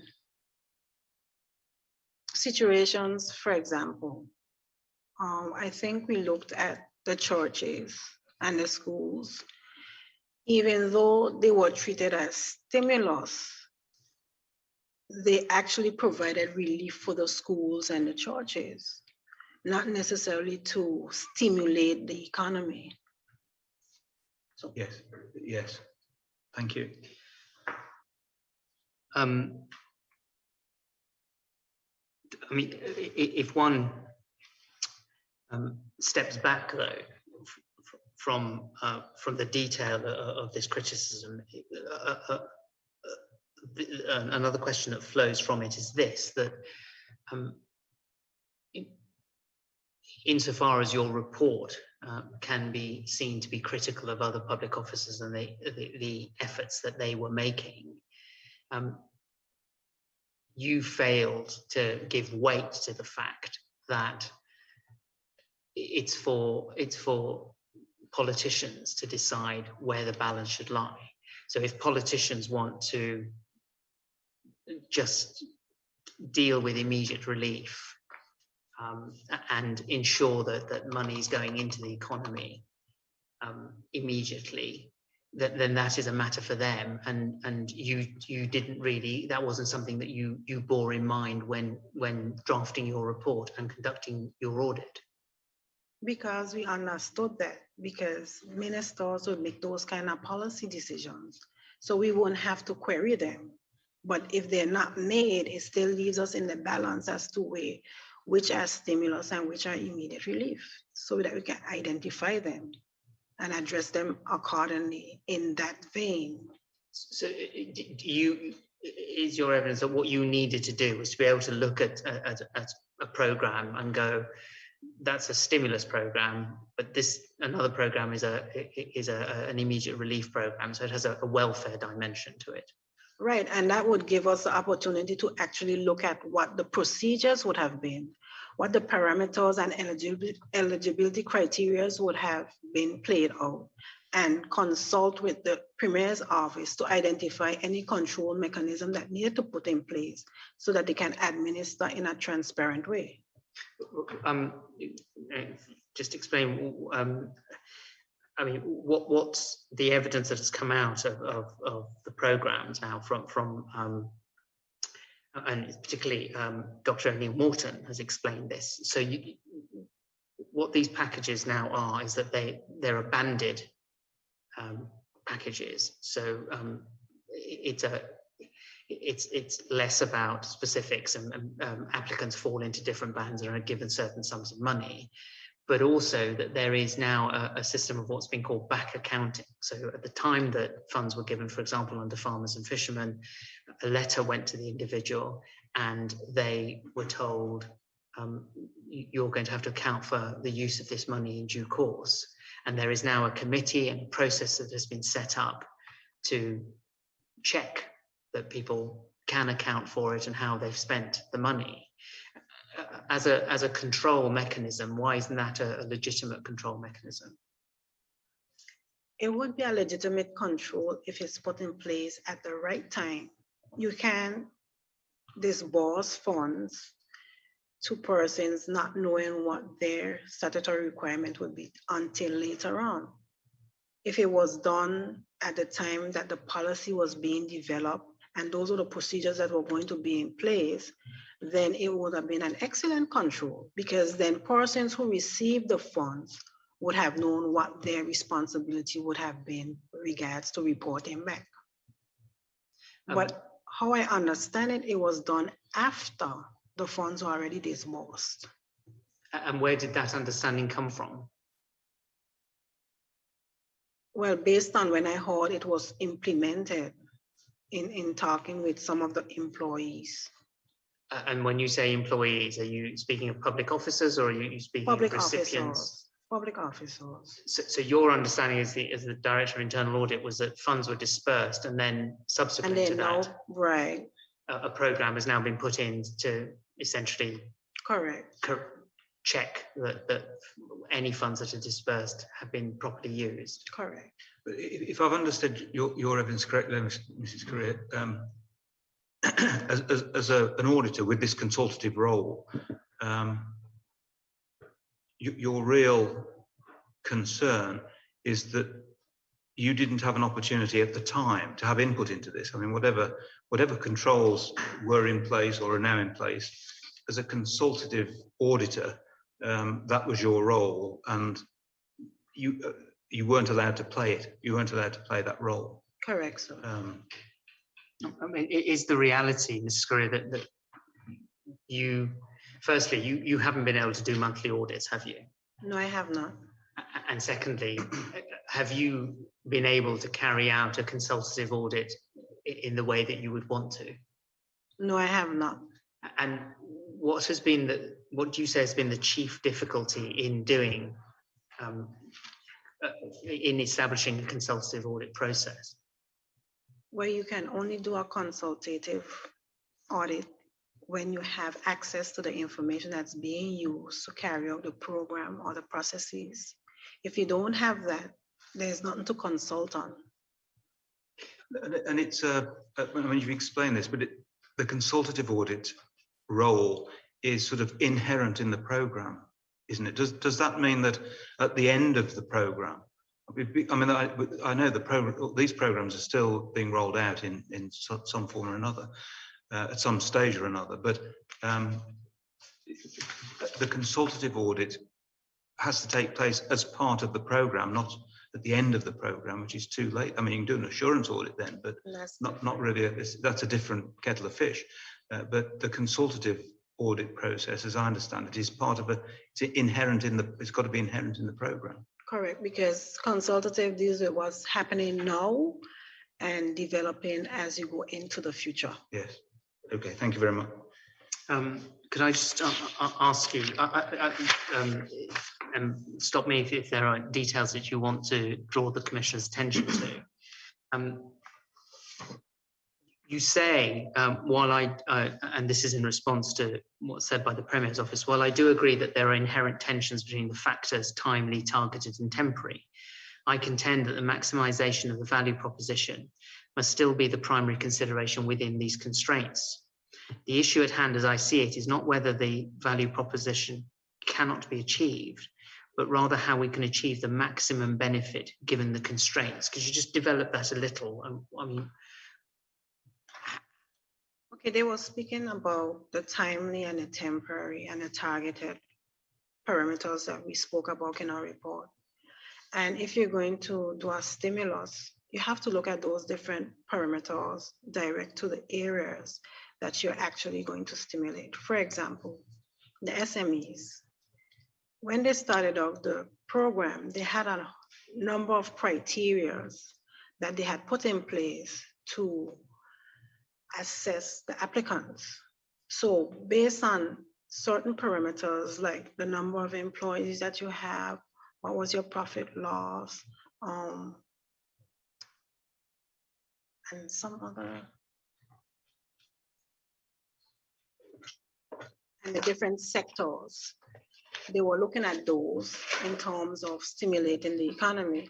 But then when you just disregard all the parameters that you put in place, you tend to lose your target.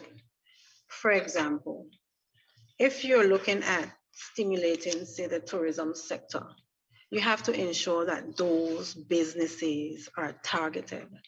And refined targeting was one of the areas that we considered in our consultative approach, to look at those businesses that were surrounded the tourism sector in order to boost the tourism sector. When it spoke in particular, say, about DJs and rental companies, we're not saying that they should not stimulate those, but for example, DJs, and this is just a primitive example. At that time, you had, like the Premier indicated, lockdowns, curfews, different constraints and restraints on the time of being able to have those kind of functions. So not saying that the DJ should not have gotten, but how we understood it, it was going to be a phased approach. So those businesses that would have been impacted have been given the stimulus first, and then it would be tiered off to those different other businesses. So in terms of value, I mean, it's obvious that the circumstances in which these programs were rolled out were quite extraordinary, completely unprecedented with the pandemic. But what you say in your response is that doesn't mean to say that value for money, as it were, goes out of the door. I mean, right. It may be applied in a different way, but value for money is still a concept that was there. It's still a criteria. You get the best value at the time. So you have to go into the refined targeting to make sure that your best value for the stimulus would be attained or achieved. With all of the constraints. With all of the constraints. With all of the constraints that were, which is temporary and targeted and so on. Thank you. Just one more detail just on the actual response to this criticism. You say that the response from the Premier's Office takes your use of the words historically an economic downturn out of context, because they were taken from the overview of the report provided to give insight as to how such crises are usually addressed. And you point to a preceding sentence that shows that you did appreciate that nations are struggling to respond to the economic crisis caused by COVID-19. You say, if by my use of the word historically, the Premier's Office is saying that this crisis is such that our BVI approach to stimulus cannot be informed by historically proven approaches, whether it be monetary or fiscal policy, then I cannot agree with that proposition. In conducting the review of these programs, it was difficult not to keep the condition at the forefront. However, from an audit perspective, I have a duty to not only consider the nature of the crisis the government was trying to mitigate, but equally consideration must also be given to the inherent approach, resource, and knowledge constraint, how long the pandemic would ensue. For example, 6.5 million was allocated to the MSME program. From the outset, it was known that these monies would be insufficient. Therefore, the question at hand would be how to best utilize this limited resource to achieve the maximum benefit towards the desired results. Firstly, by whom was it known that 6.5 million would be insufficient? Well, we were looking at the number of businesses that they had, because this was primarily to the SME programs. the number of businesses that were applying, the number of considerations that they had put in place to assess the different businesses. And when you look at 6.5, even though it can be stretched across the broad domain, you have to make sure that it's targeted to those persons who would give you the best value. 6.5 million, of course, is a lot of money, but to inject it into our current economy, given COVID times, and knowing that you had these lockdowns, because you want to consider too, what businesses would have been able to operate. There were a lot of businesses closing because they weren't allowed to operate. So if you're going to give it to businesses that cannot operate, then you don't get the best value from that. There's some businesses that had one employee that would have gotten more money than those that had maybe 20 employees. So you have to weigh against all those different parameters that the business community was actually given in their application process. Thank you. I'll just move on to the second criticism, please, Mrs. Corea. And it is this, and again, it's based on this, but in relation to your department's involvement, so I'll start that again. The criticism breaks down as follows. Firstly, that in relation to your department's initial involvement, there was no formal audit notice and entrance meeting initiated. I'm going to pause there. Is that right? That your department, when it first became involved, did not do, as might be expected, or did not provide a formal audit notice or an entrance meeting? Which criticism are you answering? It's the second one. So it's at your page 5. If you look.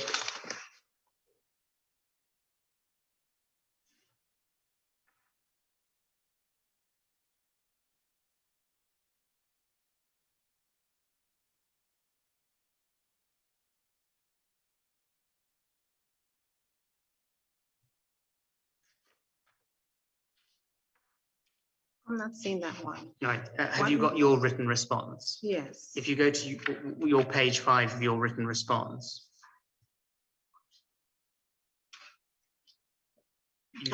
You should see on what the internal auditor's initial involvement, and that's if you want to look at it in the bundle, it's at page 227.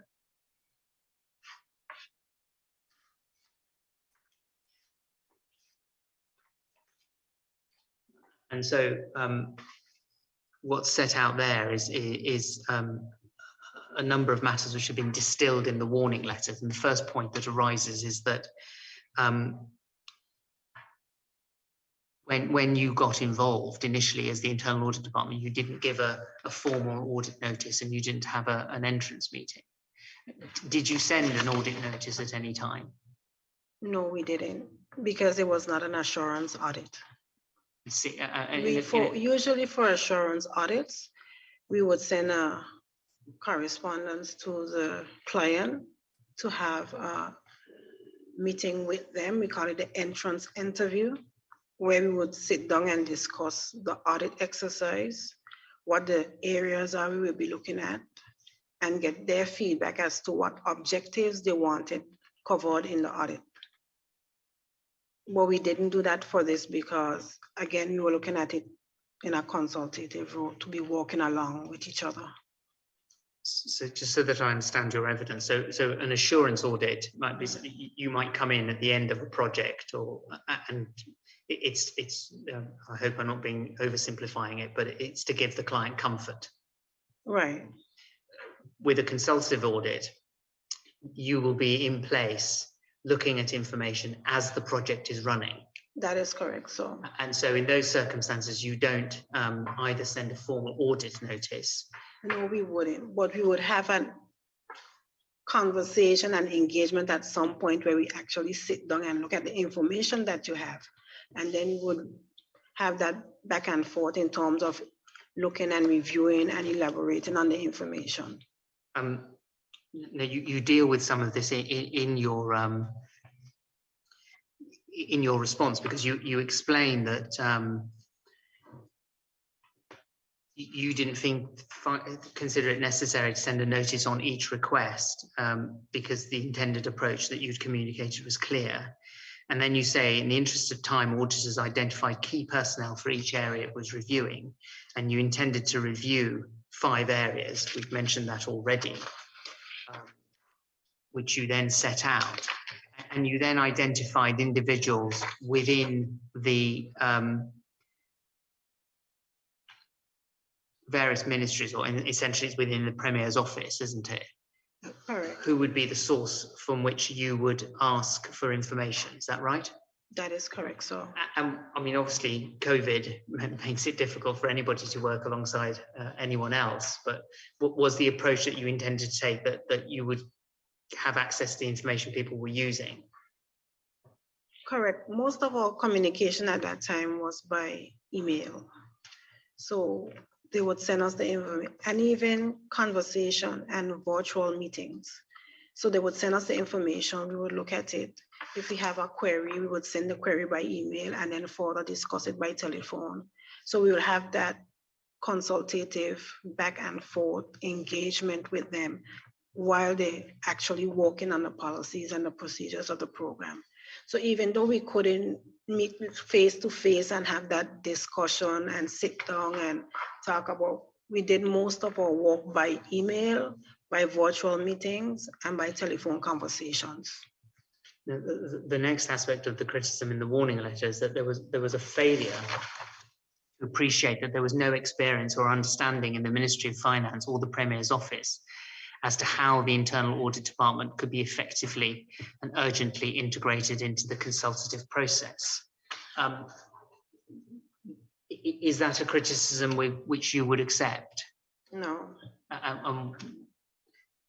I would not accept that, because the Ministry of Finance is responsible for our department. At some point, the Premier's office was responsible for our department as well. And having both of them as the leading ministries for our department over the course of the years, someone had to have had that information to share with, I would assume, the permanent secretary in facilitating the audit.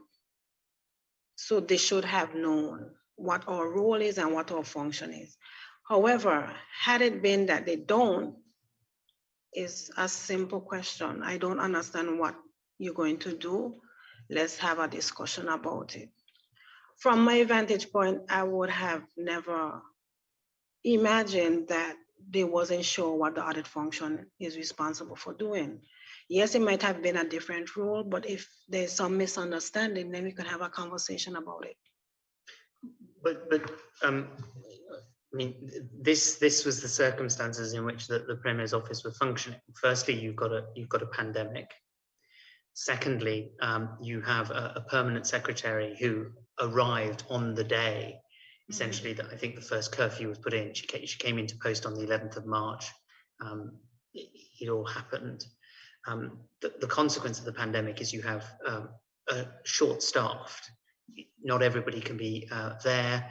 People may have to be out. I mean, and you'll appreciate this because you may well have experienced this in your own department, but people have to step out because they have to homeschool their children. You know, that they're concerned about the health of their loved ones. So it's a very different time. And would you accept that there was in those circumstances, integrating internal auditors into a process where it was essentially an emergency situation would have presented real difficulties for the Premier's office? I can concur to some degree, because when we spoke initially with the permanent secretary, while she understood what we needed to get done, we didn't expect her to be the primary person to relate to. And with that, she actually gave us liaison officers to work with. So when we were engaged with the liaison officers, I would have thought that if the information was not available, they would have told us that. Instead of saying to us, you will get it, just wait. then it just put us in waiting mode in anticipation that it would come sooner than later. But if you don't have it, and like I said in my evidence as well, it is never the intention of the auditors to request information that is not there. If it's not there, then you just indicate, well, we don't have that, and then we move to the next stage. And that was something that we indicated to the liaison officers as well. But I mean, firstly, and I think this is uncontroversial, but everybody, I think, knew that this was a consultative audit. I mean, I think probably simply by virtue of the fact that you had to report every month meant that I'm not sure how that could have been an assurance audit, which looks back and sees how things have been done. So during a consultative audit, it seems to me that the auditor is never going to have all of the information that will ever be available. You can only ever have the information that's available up until Correct. The month, and you put your input into that. I mean, it's a very different process from an assurance audit. It is. And I don't intend for it to be debatable, but I'm just saying that persons were provided for us to speak with, and in speaking with them, I find that perhaps the communication was not clear, and I will accept that if that's the situation, but if the information is not there, just say it's not there, and then we will move on to the next stage. But you can say that this information is here it is, this information isn't available. Correct. But that's given the nature of this type of audit, isn't that an ongoing process? I mean, it is. The next month, the information will be different. The available information will be different. And we considered that, Commissioner, because we realized this was something new to all of us in terms of the issue at hand, the COVID-19. Yes, thank you. Ms. Square, just so I can try and bring it together. And you set out in your written response the different, as you say, the different points of contact that you had for the 5 programs that you were decided to audit, and one of them is which we take out of the equation, perhaps is the House of Assembly Assistance Grant Programme, which would have required a separate contact. But focusing on the Premier's office, and it take you back to your report, but in your report, when we looked at it in July, I mean, the point that comes through is that on some of these programs, you did get some information. That's right, isn't it? That is correct, sir. But on others, like farmers and fishermen, you were given no information. That is correct, sir. Now, you say that in the ongoing conversation that you had with liaison officers, have I understood this correctly, that no one ever told you the information is not available? They just told you to wait? That is correct, sir. And how long were you asked to wait for? Well, we didn't have a time frame. We allowed them the opportunity to get the information together, because I know it was a difficult time. Persons weren't in office, and they claimed, and they told us that, and when they would get in, they would look at the information and then they would submit it to us. But then when we wait and we don't get anything, we would just send reminders, and they would respond and say, I know, I'll get it for you as soon as I can. As soon as you can, don't necessarily have a timetable to it, so. But in what is the position now? I mean, are you still waiting for information? Well, the last time I sent an email to the permanent secretary, I think was the August 27th. And I reminded her that we're still waiting for this information for the COVID stimulus programs. And she said, thanks for the reminder. And you haven't had any information? You've had some information, but you've had no information on for example, the farmers and fishermen, which... Right, farmers, fishermen, churches, schools. Yes, yes. So there are a number of... so you haven't been given any more information anyway? No, sir. Since August.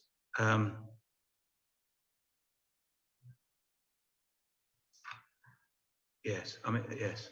Thank you. If I move through the other criticisms, the potential criticisms that we've put to you in the warning letter, and perhaps a degree of overlap with what you've given already in evidence, but the next one is that there was a failure, and it's a failure on your part as Director of Internal Audit to appreciate that the priority was to deliver the immediate relief package with overstretched resources. Now I've set out the evidence for you of the difficulties that were confronting the Premier's office. I mean, you would accept, wouldn't you, that this was a classic situation of the public service having to work with resources that were stretched. I would accept that, so. And you've recognised, haven't you, that the priority was an immediate relief package. That is correct, so. And to what extent then did that factor into your work? In what way? Well, could you? Your evidence to the Commissioner is that, and this is not disputed, but you're tasked by Cabinet to undertake monthly audits. It's the general view that it's going to be a consultative audit, but what you're confronted with is an overstretched Premier's office with an emphasis on getting essentially the money out of the door, and that those were factors that you didn't take into account in drafting your report. Would you accept that? That is true, correct. That is correct. I would accept it. But then why are those not the kind of factors for you to take into account as an auditor? Or are they those kind of factors that you should be taking into account?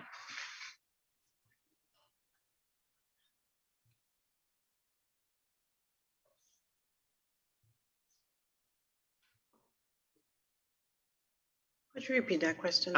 I think that where we've reached to is that I think you've recognised that the Premier's office had overstretched resources.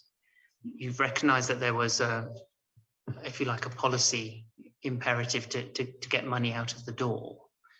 When you're doing your audit and you're tasked by Cabinet to do your audit, are those factors that you should be taking into account when you're drafting your report? We would, in circumstances where we find that it played a very, very instrumental role in what we received from the client, but at the same time, there was never indication that being overstretched permitted them from not providing the information, or that the information was not available to be provided.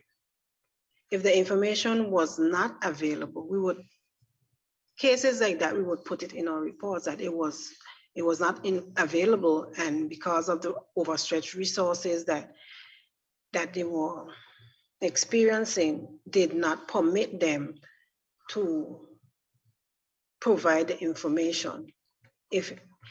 If it wasn't readily available, for example, not that it was unavailable, because there are instances where you have information that is not readily available in a format that can be produced to the auditors. So you might have a number of documentation that you have, but because you find that it's not in a document per se, that we cannot provide it to the auditors. But if you understand what I'm... No, I think I do, Mrs. Corea. The information that you really need, I mean, I'm sure there's some overlap, but the information that you need for a consultative audit is somewhat different from the information you need for an assurance audit. It is, sir. I mean, for obvious reasons. And for an assurance audit, I can understand that you may have to wait until the process has run its course, or more or less run its course, so that you can give an assurance audit. Correct, sir. The process or part of it. But the consultative audit seems to me, again, very different. However, if say for example, you have a policy document and then you have to put procedures in place. We ask for the policy document, but we don't get that all the while you're putting the procedures in place. So we may be able to look at the policy document and assist you with putting the procedures in place to make sure that they're transparent.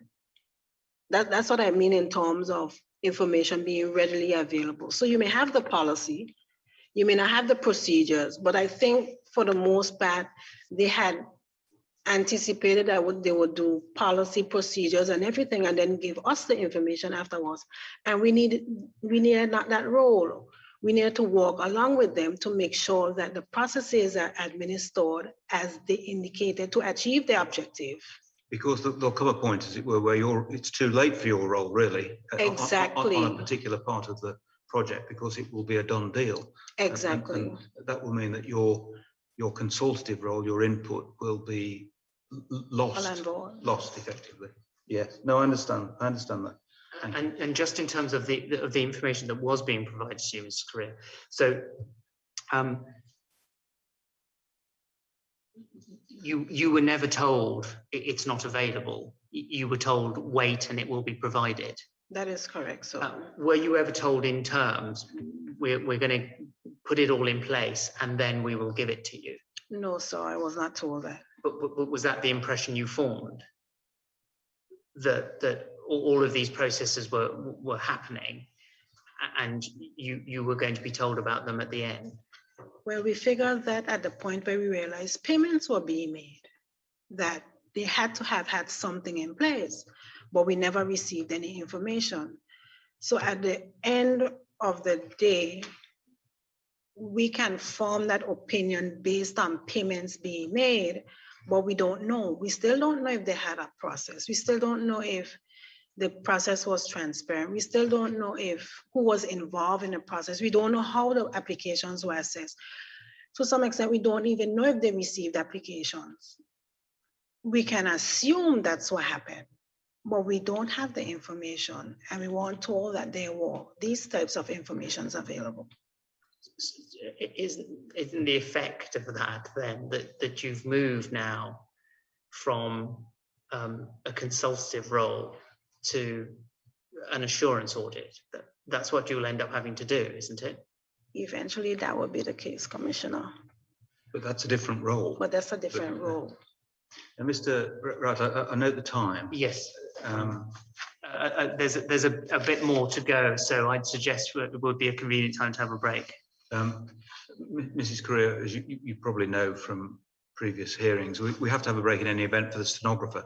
But what I propose to do now is to have the lunch break. Can we come back by 2 o'clock? That's half an hour. Okay. Great. Thank you very much. Thank you. Thank you, Mr. Rowett.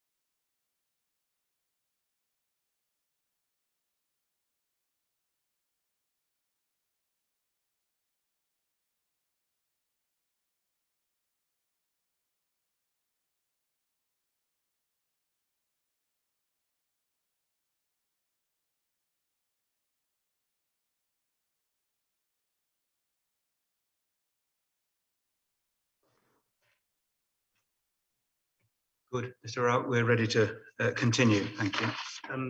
Thank you. Mrs. Corea, before we had the short lunch break, I was going through the second set of potential criticisms that were set out in the warning letter. And I think if I just summarize the last two, because as I've said, I think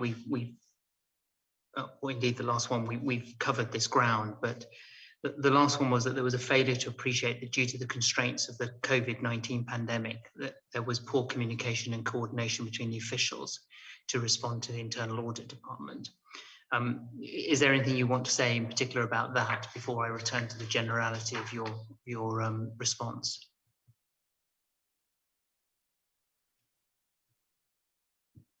No, sir. Before we move on to the next criticism,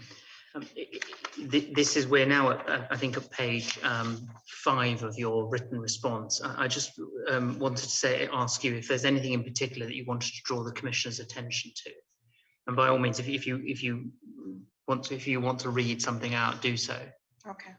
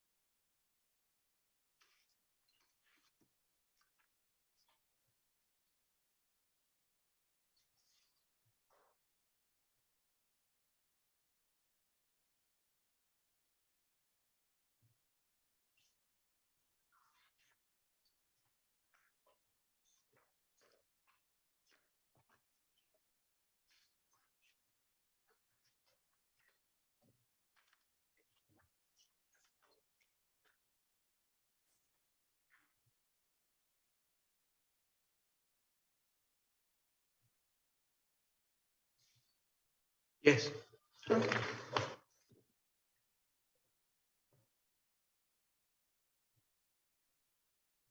I know we've spent a lot of time with regards to the involvement of the Premier's office and the Ministry of Finance with the Internal Audit Department on these particular programs. And I just wanted to read this statement that starts with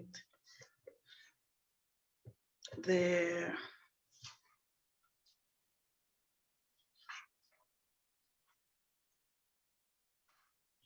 it says the Internal Audit Department initially learned of. Yes.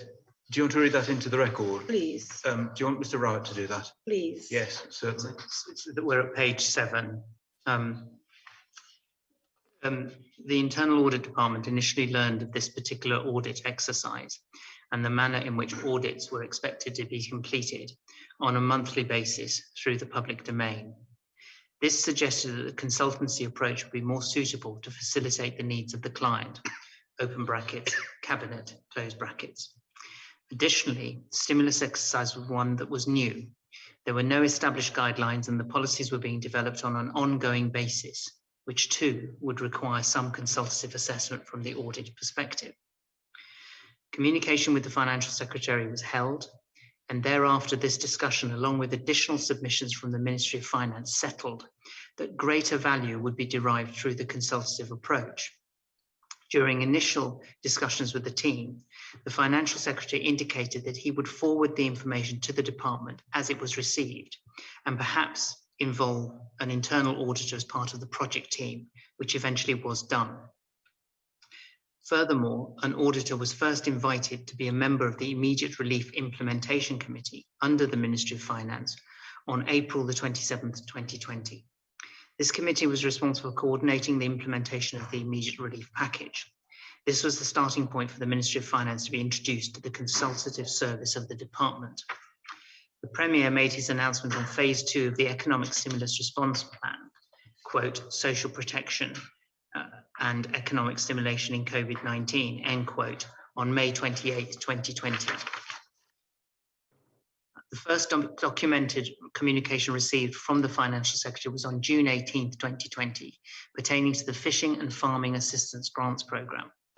We immediately reached out to the Ministry of Finance because the Financial Secretary was responsible for ensuring this stimulus initiative was properly funded and managed during the execution of the phases. At that time, the department was informed that the Premier's office was the agency responsible for executing the programmes.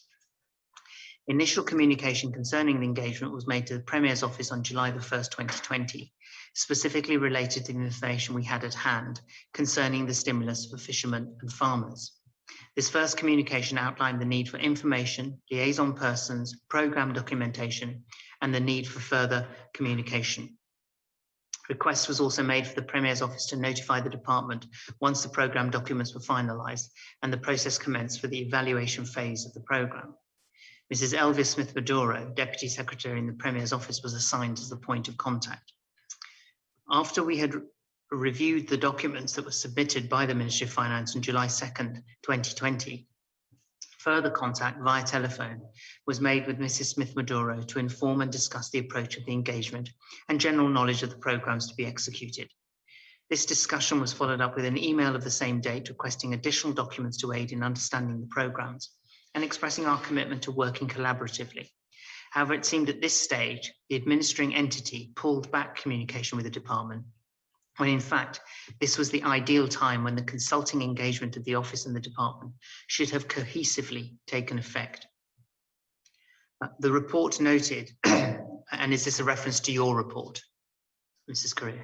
When you say, is that a reference to your report? Yes, it is. Yes. So that's the report of the Internal Audit Department, noted that, quote, the review could not establish definitive reasons for the delays. However, it is highly likely that the process was constrained due to inadequacies in resources to execute the volume of works required to properly administer each programme. As such, there was an expressed appreciation regarding the administering resources. The audit team realised and documented the fact that there were inadequate resources. While this may be the perspective of the Premier's office and the Ministry of Finance, that there was a failure to appreciate that due to the constraints of the COVID-19 pandemic, there was poor communication and coordination between the officials to respond to the Internal Audit Department, I beg to differ. This exercise was one that was requested by Cabinet and not commissioned by the Internal Audit Department. This, we thought, would have made it easy to gain access to information and provide an open door for dialogue on the programmes. However, it became extremely difficult to communicate during the process, perhaps because the information was unavailable. Notwithstanding, if the information is unavailable, it should have been communicated. The audit process never requires the client to develop documents because they were requested. And because this exercise was one that was expected to be consultative, it would have provided additional resources to the executing entity with administrative alternatives. Thank you. Could you just assist us with just that last bit where you say, because the exercise was one that was expected to be consultative, it would have provided additional resources to the executing entity with administrative alternatives. Who's the it that would have provided additional resources? We as the audit team would have provided additional resources because we would have been going through the policy, the procedures, and we would give them direction as to how it can be alternatively resolved and going forward. So if you had had the opportunity to be there on the ground, Correct. You would have supplemented what the Premier's office had, and you would have been able to come up with ideas to suggest how they could better manage and use their resources. That is correct, sir. Thank you. If I could move on to the last criticism, Mrs. Corea, that is set out in the warning letter. And this again goes to the manner in which you did your audit and the manner in which you drafted your report. But it is this, that there was a failure on your part to appreciate the international context of the COVID-19 pandemic. And this takes us, if you need to see it, to paragraph 57 at 229. Because there, what the Premier's office has done is used the comparator of the UK government, and it is suggested that the UK government showed a limited or if not poor ability to respond to the COVID pandemic, and that's the international context.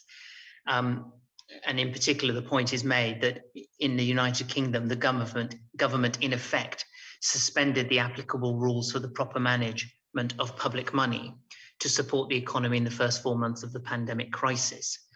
And again, what the criticism goes to, as I've said, is the regard, if any, that you should have had to the fact that this was not just a BVI problem, it was one where governments around the world of all sizes were struggling.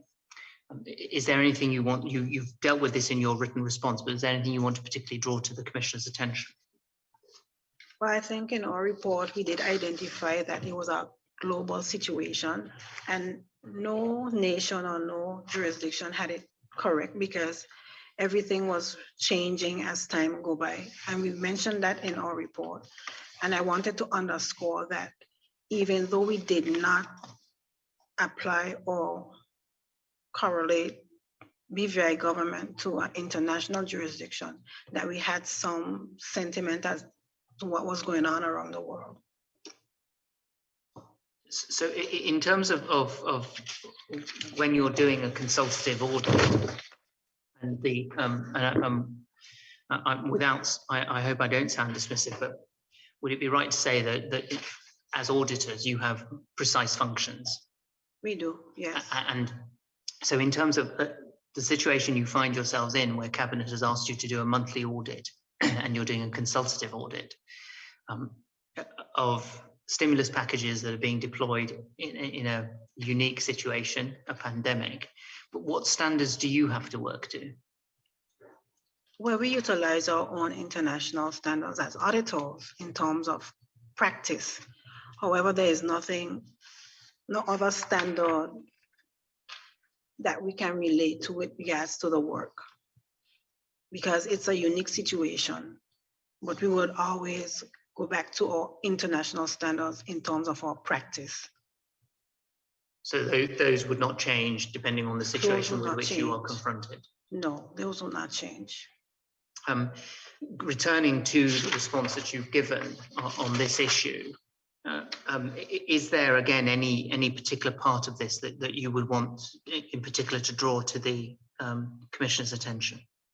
The last two paragraphs of your response, Mrs. Corea, as it was, I think, summarise your response to this particular criticism. Correct. It may be helpful, Mr. Rowett, if you read those into the record. I shall do so. You conclude in this way, Mrs. Corea. You say, the mere fact that the Premier's office is justifying that foregoing controls and normal public financial standards to achieve speed and urgency signals that there may be a breakdown in the understanding of government's fiduciary responsibility and stewardship in managing the public purse.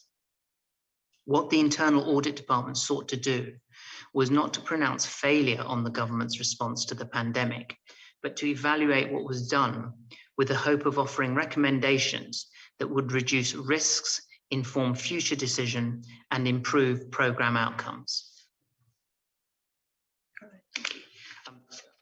Unless you have any questions, Commissioner, can I just move on to a different topic? Certainly, yes, thank you. Again, it's more just to ask for some assistance with timelines, please, Mrs. Corea, because if you turn through to page 244,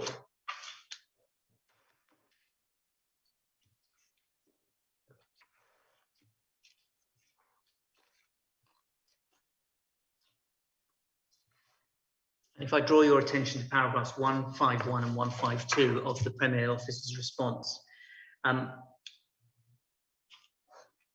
what's said is that under the heading Other Internal Audits, is that in parallel to these contacts, and those are the contacts that you would have been having with the Premier's office in relation to the stimulus packages, the Internal Auditor was engaged in frequent correspondence and dialogue with the Premier's office in respect of assurance audits of which she had received formal notice.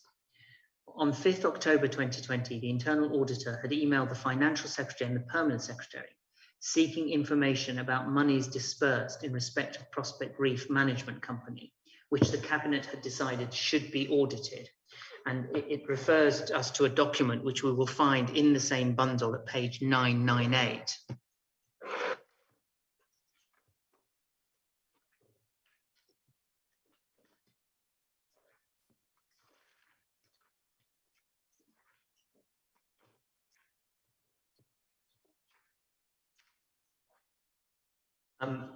It's an email from yourself, 5th of October 2020, to the Financial Secretary at the time, Mr. Forbes, and Dr. O'Neill Morton as the PS.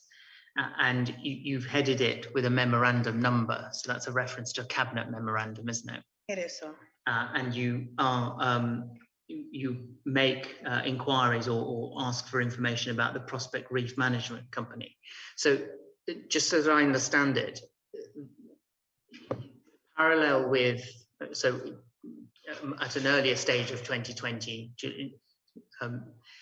June or from May 2020, you know you have to do audits of the stimulus packages. But in October 2020, what's added to your workload is Cabinet deciding that you should do an audit of the Prospect Reef Company. Correct, sir. And that's an assurance audit. That is an assurance audit. And so, I'm sorry to interrupt, Mr. Rowett. Looking at the bottom of page 998, which is, I think, this may have been the first time you knew about this. This was on the 18th of September. And this is the decision being sent to you, the cabinet decision which requires the audit. Correct, sir. So it was the 18th of September. Yes, thank you. and if you turn through to 1037, because the other mention that is made is of the hotel aid and pioneer status audits. So at 1037,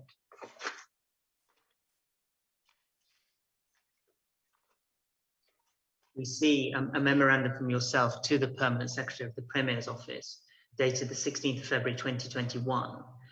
And this is an audit notice, isn't it? It is, sir. So this, when you're doing an assurance audit, that's the first step that you would take. That is the first step. And it's an audit of select concession programs, hotel aid and pioneer status. And you say, in accordance with our 2021 annual audit schedule, the Internal Audit Department will perform an audit of select concession programs, namely hotel aid and pioneer status, jointly administered between your office, that's the Premier's office, and Her Majesty's Customs. And you then set out further details of what the audit would take place and what sort of information you would need. Now, we've seen that Cabinet tasked you to do Prospect Reef. You refer here to an annual audit schedule. Who would have determined that you ought to have done hotel aid and pioneer status in 2021? Well, it came out from the previous audits we did with the Customs Department. That was actually a spin-off audit from doing the audit with Customs Department with Corea processes.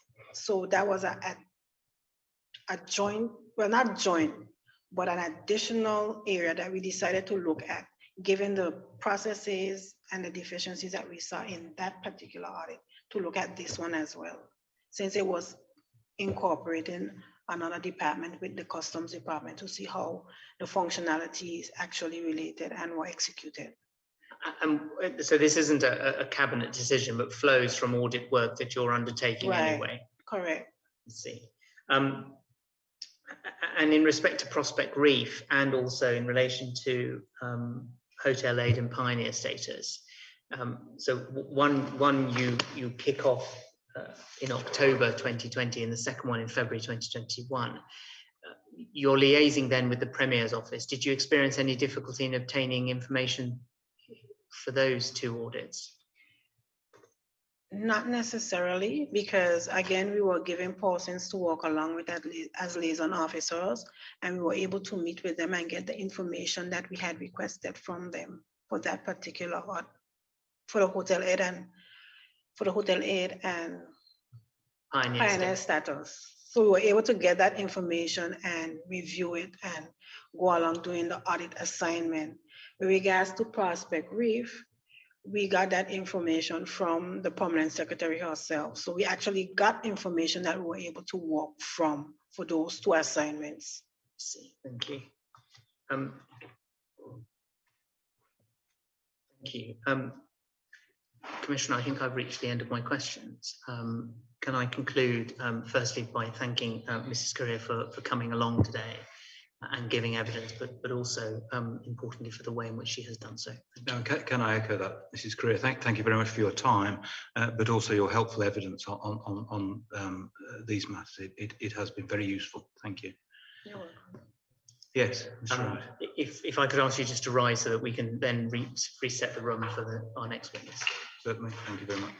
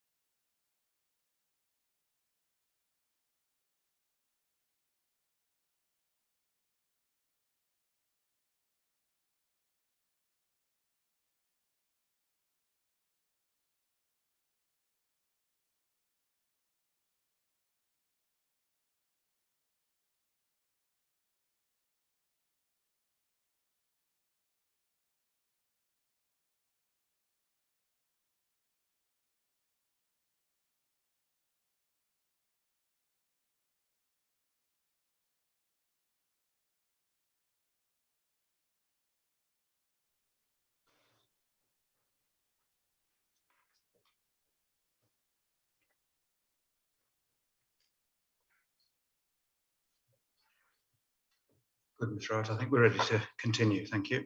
Thank you, Commissioner. And our next and last witness today is Sonia with Webster, the Auditor General. Auditor General, thank you for returning to give further evidence to the Commissioner. Can I apologise for the delay in hearing your evidence today? I think we were scheduled at 2. It's a little after that, but thank you for your patience. You previously gave evidence and you made an affirmation on that day, so there's no need to do so again. You're bound by that. As you will have noted, there are a number of bundles on the desk around you. We may need to look at some of them as we go through the course of your evidence. The only matter that I would mention finally is just to ask you please to keep your voice up as loud as you can. It's perhaps important just to speak more loudly than usual. I think that would be my recommendation. Can I start off just by, it's something that we did cover with you when you were last here, but just to ask you to explain the types of reports that you have to produce as Auditor General. I'm going to just bring up your work, as I understand it, is governed by the Audit Act of 2003. Is that right? That's correct, yes. We can show you a copy if you need it.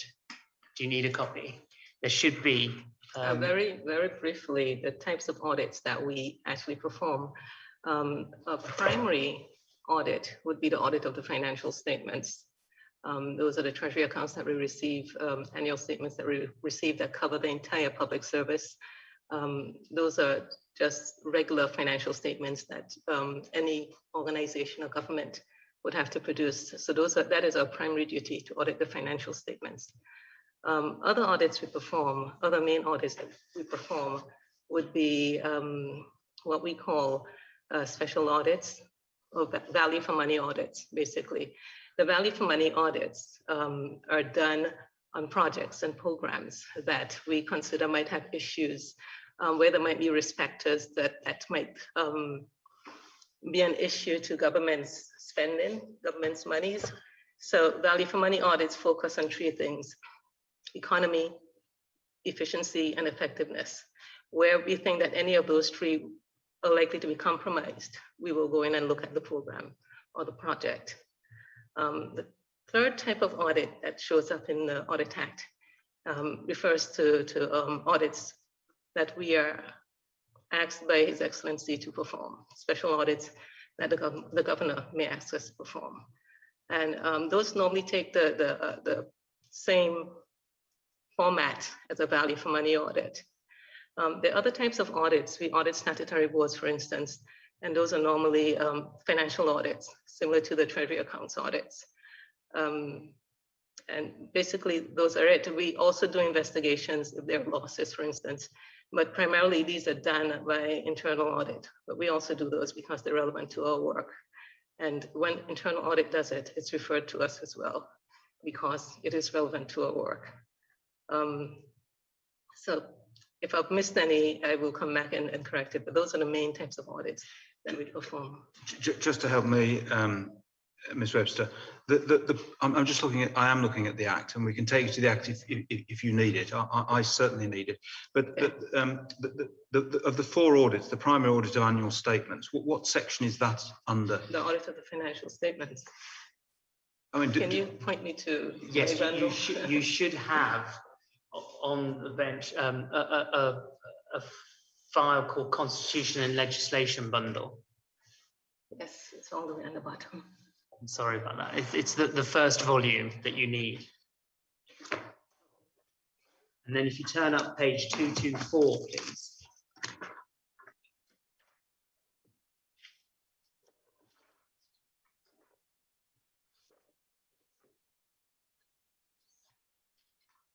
So are these annual, the primary audit of annual statements, is that under section 11, which is on page 228?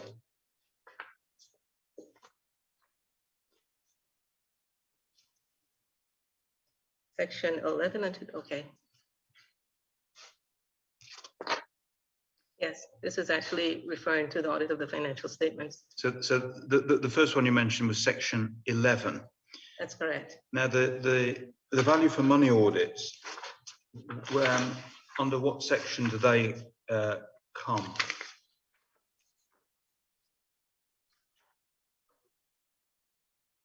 Section 12.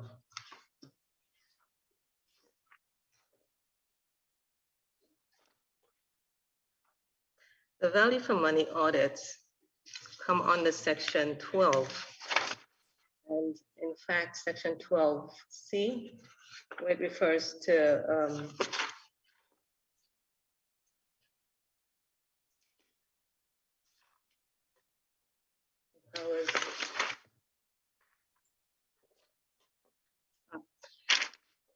section 12C3, actually, where it speaks to whether resources are being used in proper regard to economy, efficiency, and effectiveness. I've got it. So the VFM audits are under section 12, and that's the relevant provision that relates to value for money.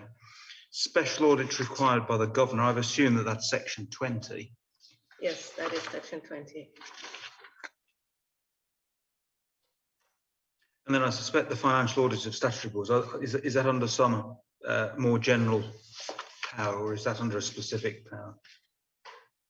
That's 21. Oh, yes, yes. Okay, that's helpful. Thank you. Yeah. Good. Thank you very much. But in terms of who you submit these reports to, so I remember on the last occasion we took you through your annual reports, because I think there's been a lag in terms of producing those. And in fact, I think catching up with the reports was one of the reasons that you came back to the Office of Auditor General. That's correct. So the annual audits under section 11, who would you submit those to when they're completed? They're submitted to the Minister of Finance. And is the minister then responsible for putting them before the House of Assembly? Yes, yes. And as I've understood it, then the section 12 reports, the value for money reports, sit under the section 11 report. The section 12 audits actually are to be reported to the minister as well. But in a number of cases, the reports are not actioned. They're not taken before the House. So the general policy is that once the financial statements that relate to that particular audit has been tabled, then the reports themselves can be made public, and we will publish them. And when I say we will publish them, I mean on our website. Actually, we'll go on to our website. So under section 12 reports, you submit the report to the minister. That's the Minister of Finance. That's under correct. section 12.3. He then is under an obligation to lay the report before the House of Assembly under 12.4. And then you've explained that once it's laid before the House, you put it on your website. Once it is tabled, we will put it on our website. But if it's not tabled and the financial statements to which that particular audit relates are tabled, we will put the report on the website, provided, of course, there isn't anything there's nothing in the report that tends towards security issues or confidentiality. The report will go on the website. I understand that. So again, just to make sure I've got that clear. And to go back a bit on this, the reports, based on the Act, the reports are to be sent to the minister. But where there's a special request, they normally will be sent to the ministry. The ministry then takes steps to have the reports tabled, and that is actually the process. Notwithstanding, the reports actually go to the ministry. The ministry gives us feedback, and when they're finalized, it goes back to the ministry. Does it go to the Minister of Finance as well? It's copied to the Minister of Finance. But in the in-practice process, and to the Financial Secretary. Yeah, the in-practice process would be that, I mean, if your value for money report concerns a project in a particular ministry, The draft goes to that ministry. Yes. The ministry has an opportunity to respond to you. Yes. Do they always respond? No, they do not always respond. But you then finalize your report. Yes, the report will be finalized. And actually asking the ministry to comment on a report is a courtesy that we do to them. You don't have to do that. There's no requirement that says that we have to ask them to vet the report. But in the interest of ensuring that the contents are actually reflective of the process of the program, we do give them a chance to look at the report. If they don't respond, though, the report is finalised in whatever form you finalise it in, Yes. and then it's sent to the Ministry and or the Ministry of Finance. And to the Ministry of Finance, if it's a special audit, it's sent to the governor. Yes, thank you very much. And the ministry then has the responsibility of putting it before the House. Yes, and that does not always happen. That doesn't always happen. And with the special reports to the governor, it's the governor that takes responsibility for taking that report forward and tabling it before the House. That's correct, yes. You mentioned where a Section 12 report is not tabled before the House. Did you say that? Did I hear you say that in those circumstances, you put those reports on your website if the relevant annual report has been tabled? That's what I said. That's correct. Okay, so whatever the annual report is, when that's tabled, because the Section 12 report is sort of associated with, attached to the annual report. It's a sub of the annual report. It's actually a part of examining those figures, really, and examining how the monies allotted in that year was spent. So it's actually a part of the report. So it's a sort of sub-report of the annual report. I understand. But once the annual audit report has been tabled, then any sub-reports which haven't been tabled, you can put those onto your website. That's very helpful. Thank you. Thank you. Could I ask you to turn to one of the reports that you have, and you previously gave evidence about it? You should have. You can put the act away.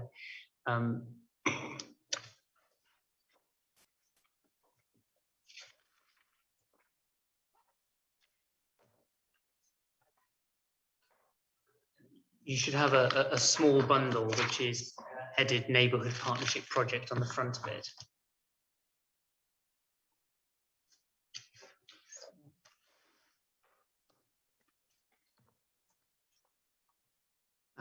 If you turn to page 1, please, Auditor General. This is the report of your office on the Virgin Islands Neighbourhood Partnership Project. Yes. Which I asked you questions about when you came on the last occasion.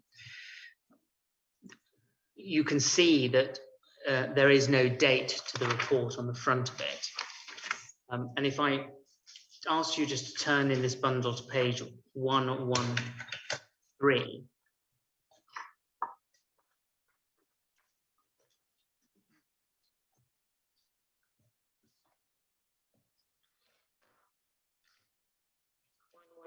Yes, please. 113 is part of the transcript of the evidence that you gave on the last occasion when you came before the Commissioner. And if you look at line 12, I take you to the front page of this report. And you confirm that's where we are. And then I say... Before we move from 113, can we have that actually looked at again? Because I think that what I said at the time is that I think it was earlier. Yes. Line 23. Yeah. Line 23. Line 23 on page 113. Okay. So if I just read that out, I ask this, and that I think...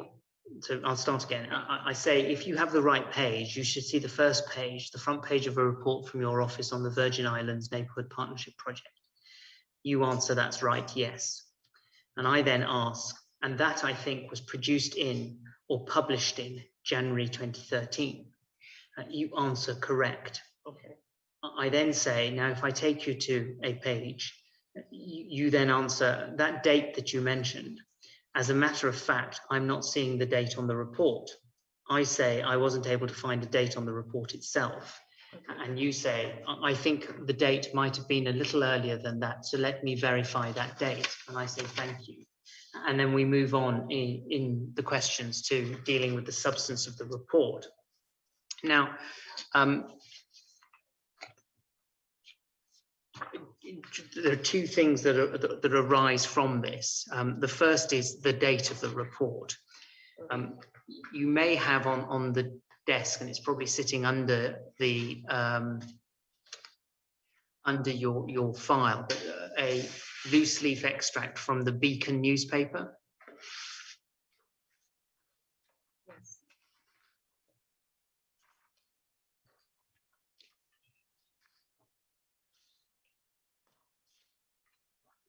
If you turn to the second page, Auditor General, and you see a subheading, Government Audit.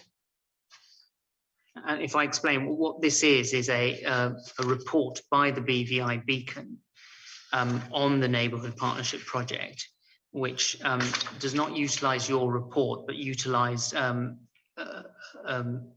copy of a packet of information about the project, which had been provided by the Ministry of Education and Culture to the House of Assembly, and which the Beacon obtained.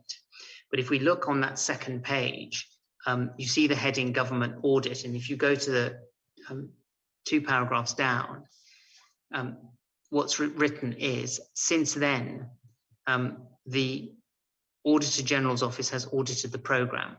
The Cabinet mandated the audit when approving the programme, according to a record of Cabinet proceedings included in the NPP reports obtained by the Beacon.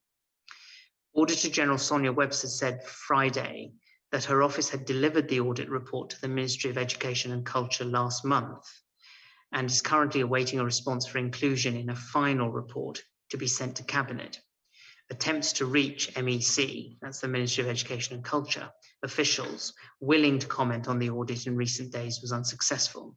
Education and Culture Minister Myron Walwyn responded to a Friday Facebook message to say he was off island and unavailable this week. Now, this report is published in January 2012. You are reported by the Beacon to say that you had submitted the audit report to the ministry in what would be December 2011. Does that help you at all in assisting the Commissioner as to what date you did provide the draft of the report to the ministry? If you look at this particular report, you will notice that it's written in a different tone than the others.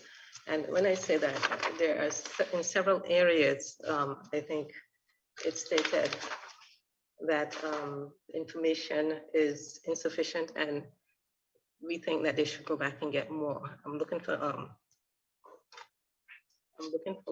where it's actually quoted in the report. And this has to do in particular with the amounts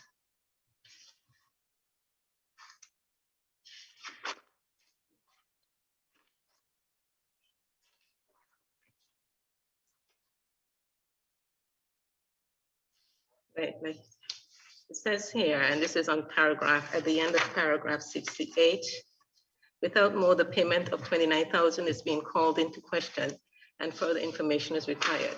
And I think I used that same phrase in a number of areas. In 60, this expenditure is therefore being called into question and requires further explanation. And that's repeated throughout this report. And if you look at some of the other reports that we've done, you're not going to find that. The reason why this was done this way is that this report, based on our research and based on going through the files, was actually sent out in this format. And it was not sent out in draft, but it was sent out in a way to allow them to come back to us with answers. So basically, you're asking me when did the draft report go out?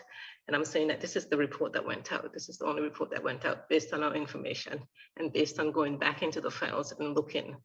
What it was, I think I communicated to you earlier that we were trying to find the cover memo that went out with this. But there wasn't an initial draft that went out. This report went out as it did because we had been through the files. We started this audit almost a year prior. We've been through the files and all we could find was a proposal, a 2-page proposal on the files and several contracts following this 2-page proposals. And everything else on that file was payments to this individual. There was nothing to verify that the programs were happening, that the programs were successful to justify these payments. And because of that, this report, this project kept showing up in the press. I think the Honorable Fraser would frequently ask questions in the House about it. And at this stage, send out a draft report and asking them for information that we know that they didn't have was kind of pointless. And after spending months on this, the intention was to bring it to closure and get them to do more in terms of getting information.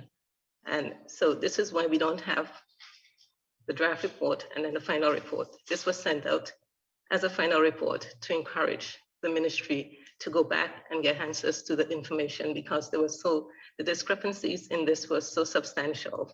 And we spent so much time trying to find out why the discrepancies were so substantial. And at that stage, it was for them to go to the consultant, find out how he spent the money, and if he didn't spend it, then try to recoup it. And that was the intention when we issued a report at that time. If they could come back to us and say, well, this is what we have on how the money was spent, and actually the figures that he submitted are correct, then that would be satisfactory.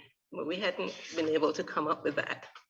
And this is the only report that would have gone out on this particular program. So to answer your question, the short answer to that question is that there was no previous draft sent out. So this is the report in final form. This is the report in final form. And can you help with, in terms of the date that you therefore submitted the report to the ministry? As I said, we were trying to find the covering. It was sent out by email, and we were trying to find the covering email. And the only thing I can tell you in terms of the date is that it went out in December 2011. Because this is actually the only dated report for this that I could find. And the date on this is 18th of February 2011. And I know that we made changes to the report since then. And again, the date on this is February 2011. That's an indication of how long we were working on this and how much time we spent actually trying to get information to validate the figures that were being sent to us as legitimate. And you had been working on the on this project for a year, well, before December 2011. Almost a year, and I mean, this wasn't the only project that we were working on, but this was one that just sat there waiting for information that we could not receive. That was not forthcoming. I mean, another example of, I mean, you've referred to a couple of examples, Ms. Webster, about where you've said that there's just no support for a figure, but at the end of paragraph 72, which concerns 2010, and I forget the exact figures, but I think the contract payments that were due that year were something over £300,000 and about $200,000 odd were in fact paid. But you say they only supported the expenditure for 2010 with payments totaling $4,000 odd. And then you say at the end, this does not preclude the possibility of other legitimate expenditure. Full examination of the project could not be achieved because of the consultant's failure to submit additional records requested. So that's the same point, isn't it? It is, yeah. And I think you asked me the last time I was here whether there are times that we don't issue reports, and I said if I find I don't have sufficient information or I'm not satisfied that it's sufficiently supported. In this case, we had sufficient information to say that these figures are not right, but we didn't have sufficient information to actually know what the correct figures might be. And we were asking the ministry to go back and get information from the consultant that we couldn't get from him. And when you say you were going back to the ministry, and you've referred to one of the drafts, I think, which was dated February 2011. Was this process of going back to the ministry and asking for further information during the course of 2011, given that this report is December 2011? Yes, it was during the course of 2011 that we went back and we were trying to get information. And I think a lot of the interviews that were done with the participants were actually done late in the year, November, December 2011, right before we issued the report. Thank you. Once you've issued it, it goes to the Ministry of Education and Culture. This went to the Ministry of Education and Culture. And what happens to it after that?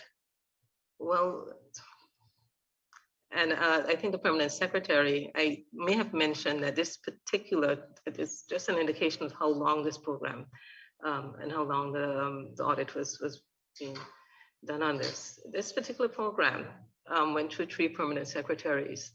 I think Sheila Bradford was the initial permanent secretary when the program started. And Dr. Morton, Dr. Carolyn Morton, then was the permanent secretary during the course of the program while it was being executed. And at the very end, there was Dr. Potter, who I think just came in when the program was pretty much being wrapped up. And she didn't have very much involvement in the program, but she was the one who received the report at that time because she was the person in the permanent secretary seat at that time. Can I just ask whether that's right? Because Dr. O'Neill Morton gave evidence and at an early stage of the Commission's proceedings, and she told the Commissioner that she had been permanent secretary until 2013.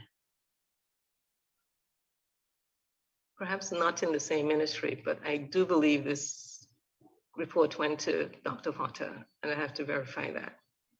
My understanding from the documents is that Dr. O'Neill Morton would have been permanent secretary in the Ministry of Education and Culture from about 2010 through to 2013. Okay. All right, I'll have to verify that, but I can recall in stand-in finance, I think it was Dr. Potter who was commenting on the report. And again, let me verify that. But just picking up on the last point you said that Dr. Potter commented on the report in standing finance. So it's gone to a permanent secretary in the Ministry of Education and Culture. How does it get to standing finance? I think this has always been a bit topical. And in standing finance, the questions can come from anywhere on anything. And because of the high level of interest, this would have been a program that she was probably asked about at that time. And the same Beacon report that mentions that the report, I was asked about it in standing finance.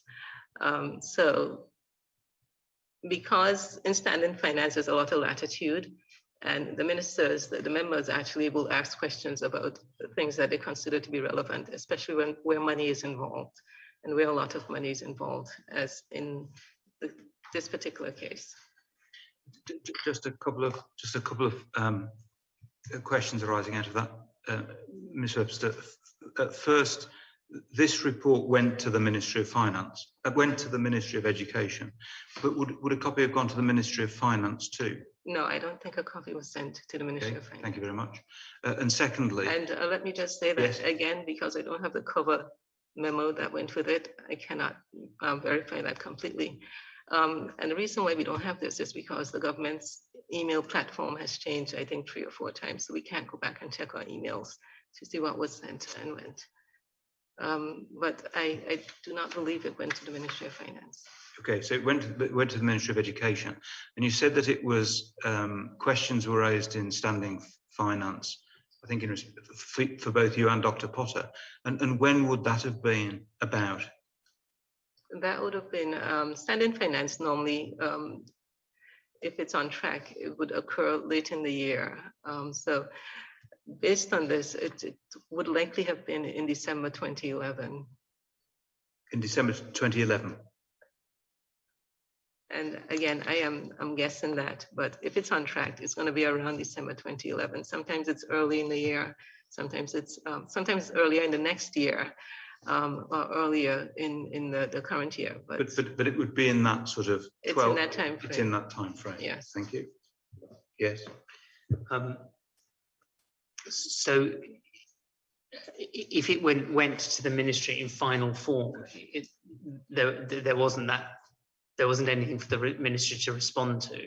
Well, we considered that there was action for them to take. There was action for them to take, yes. But it wasn't perhaps the more usual situation where they could suggest or respond to particular paragraphs and ask you to take other information into account. No, it wasn't a normal draft and response procedure that we normally have. Now, the reason for taking you to page 113 and the answer and question that we had, which was where I said I think it was produced in or published in January 2013. What has been put to the Commissioner is that whilst you may have wanted to correct the date, what you didn't want to correct was your confirmation that the report had been produced in or published, and in particular that the confirmation that it was published. And what's said to the Commissioner is that you were wrong in that evidence. And the report is currently published on our website. In terms of the date that it's published, because we didn't have a website, it's not something that we actually would send to the press per se. We don't send the reports to the press. So at the time in 2011, you would not have had a website anyway? No, we did not at that time. We'll come back to this particular report, but just as on the general program of these that you've outlined, what should have happened, I think, but you'll correct me if I'm wrong, is the report went to the Ministry of Education, and so it would have been for the minister, that minister, to lay it before the House, and then either when he laid it before the House or when the annual report was completed, to which this was sort of subsidiary, then you would have published it, or you would have felt able to publish it at least in some way. Is that correct? That's correct. But the only correction the only adjustment I would make to that, sir, is that it goes to the ministry, and it's for the minister to take steps to ensure that it's tabled. Yes. Because the Act actually says that the Minister of Finance is responsible for tabling these. Yes. So whether it's tabled by that particular ministry or the Ministry of Finance, it's for that minister to take steps to ensure that the report is in fact tabled. And in a case like this, where Cabinet had requested it, then I think the obligation is even greater on the ministry to ensure that it was taken back to Cabinet and tabled. And under section 12, that has to be done within 3 months. Yes, I mean, that's what the Act says. I know you've told us in previous evidence that doesn't always happen, but that's what the Act says. No, it doesn't always happen. Yes, thank you. Just picking up, you say it's now published on your website. When was it published on the website? When we got our website up and running, that would have been earlier this year, I think. We had a website previously that didn't last very long because the administrator left and went to London.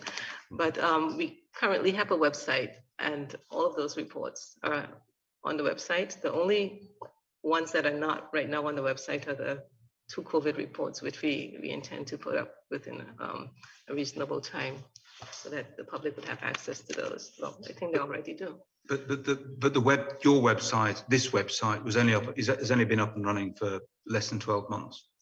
Less than 12 months. It was actually designed and set up by my administrative officer, and she's the one who manages it. So, yeah. Yes, thank you.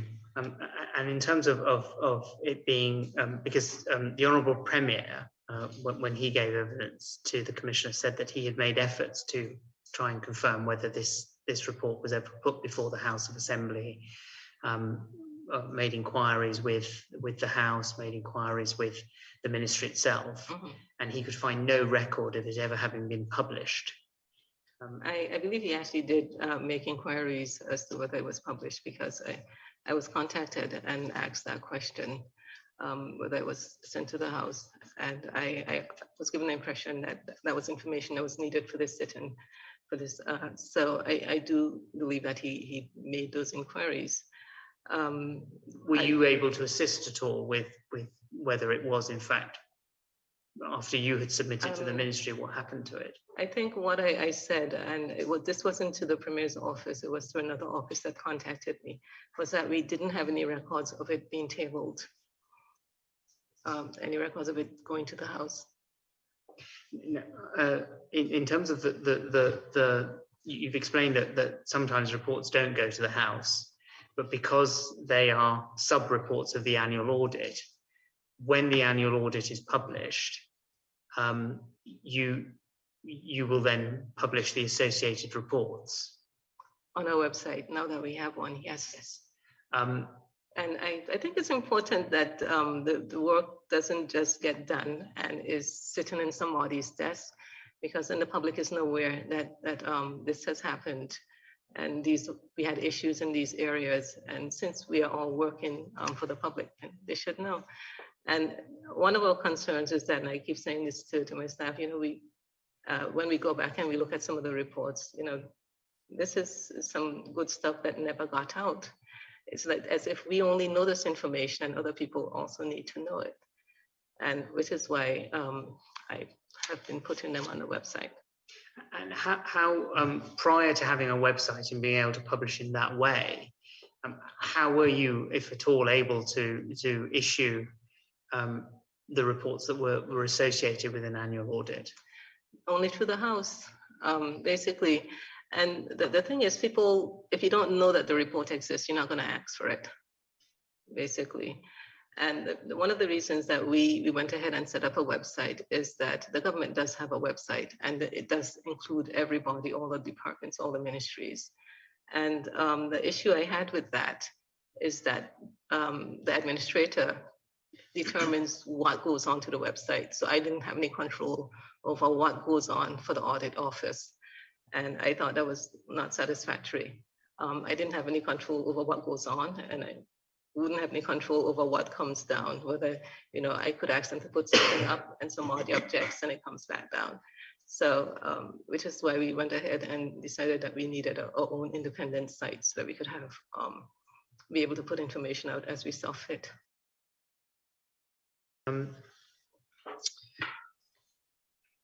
The other point that the Honourable Premier made in evidence to the Commissioner, and this I think was on Monday, but he said that he described this report as incomplete because his evidence was that you would expect with a report to see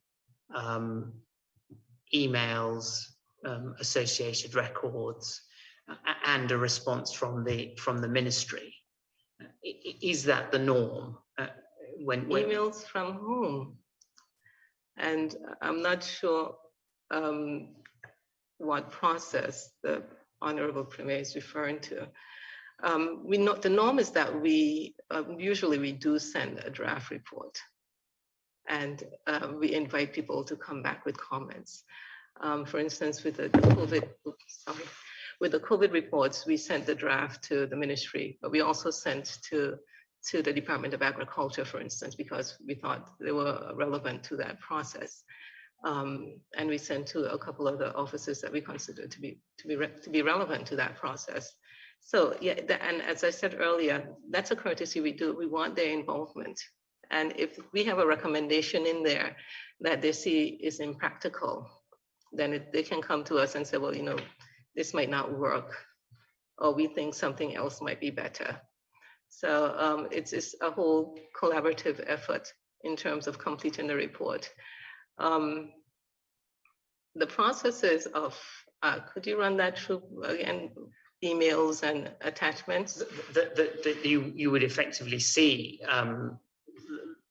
it wasn't entirely clear, but that you, when you have a report, you would see, you should see the response from the ministry, you should see the associated papers, and that then allows for a complete picture of the project to emerge.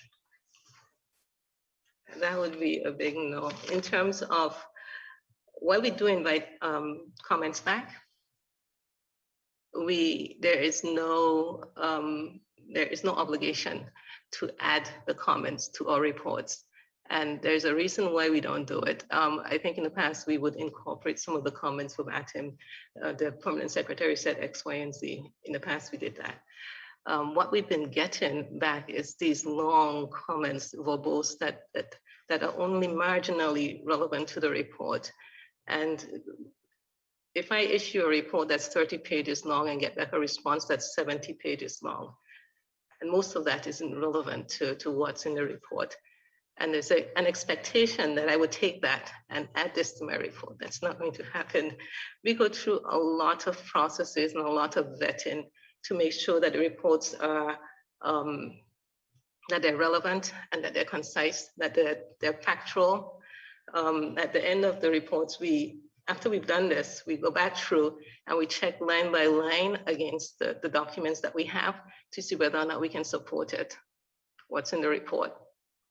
And we get comments back, making statements,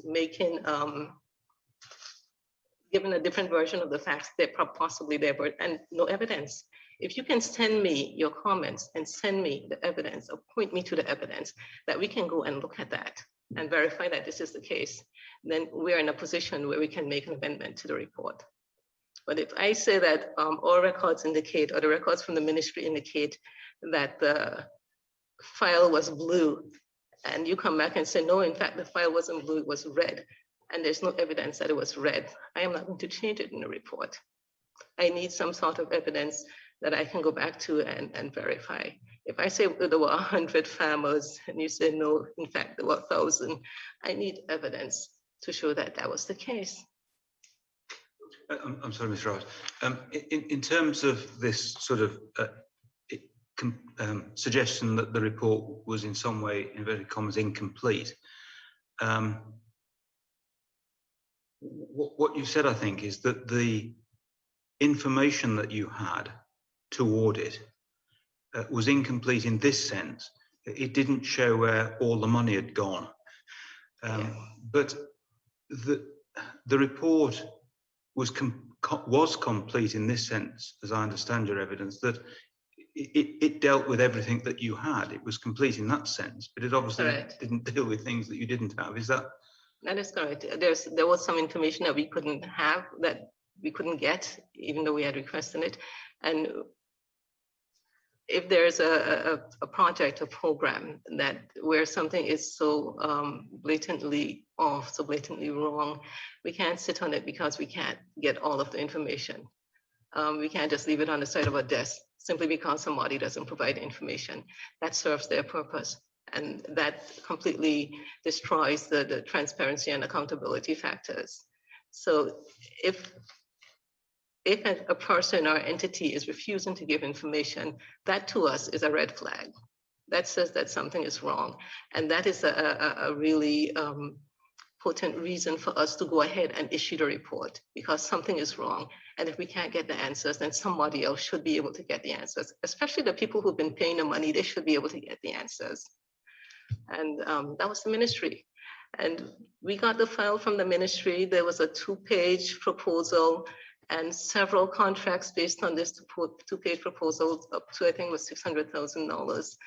And in addition to that, there were just the payments that were being sent to the Treasury on a monthly basis. There was nothing in the ministry to show that somebody was actually going through and making sure that these programs were happening and that they were getting value for money on all of these payments that were going out. There was nothing.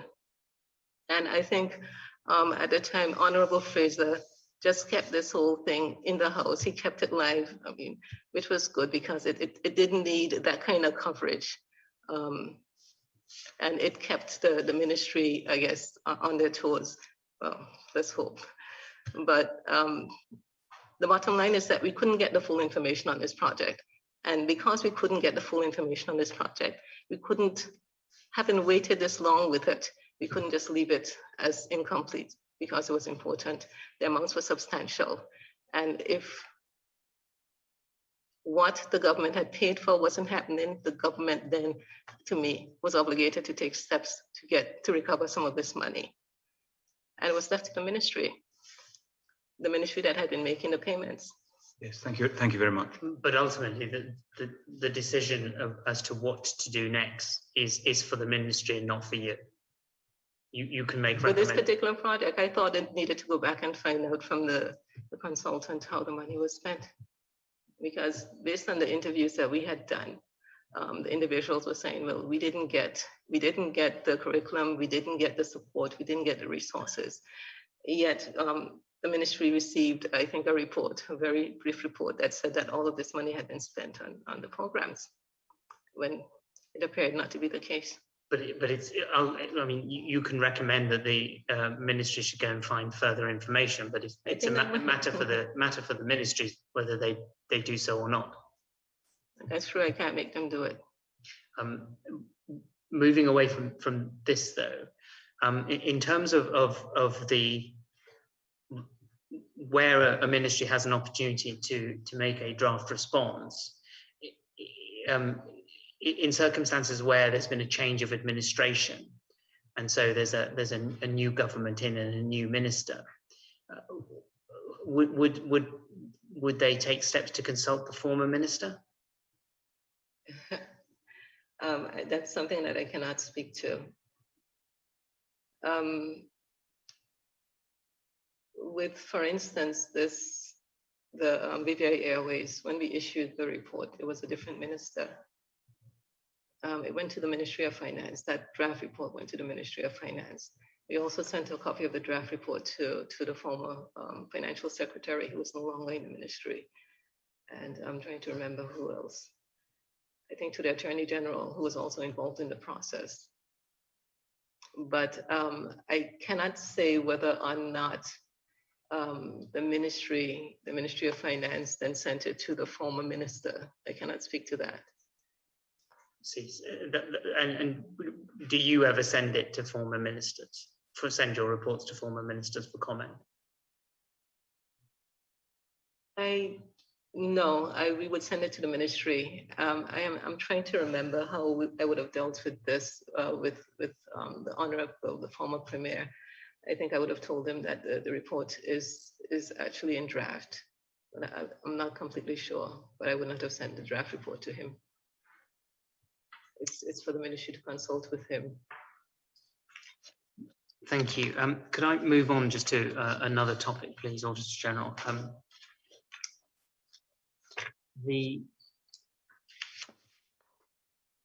sorry if I just have a moment. Could we take a short break, please? Yes, certainly. Certainly, Mr. Kasdan. Yes, certainly. Ms. Webster, we have a stenographer, and he has to have a break every now and then. So we'll take a 5-minute break before carrying on. Thank you very much.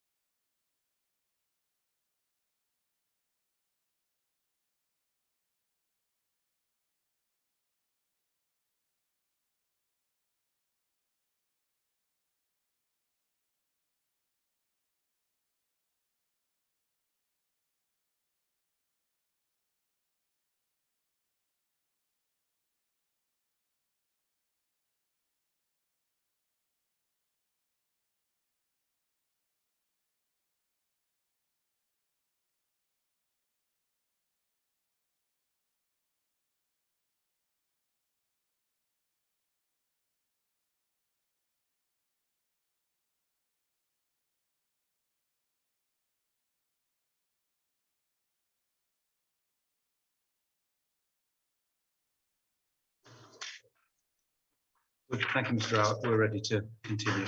Thank you. Auditor General, if I could just move on to a different topic, and that is the warning letter that was sent to you on the 29th of September 2021. So warning letters are issued by the inquiry as notices of potential criticisms of individuals or entities that may arise from the evidence that has been collected by the Commission. They are confidential, and I should stress that they don't represent either the provisional or concluded view of the Commissioner. Their intent, and historically they're known as salmon letters, but their intent is to give notice of potential criticism so that in fairness you can have an opportunity to respond. Now, the letter that was sent to you as Auditor General set out certain criticisms or potential criticisms that arose from the evidence that had been heard by the Commissioner, and also in two regards, criticisms that were submitted of you by a core participant, specifically the Attorney General and the elected ministers. In addition to that, the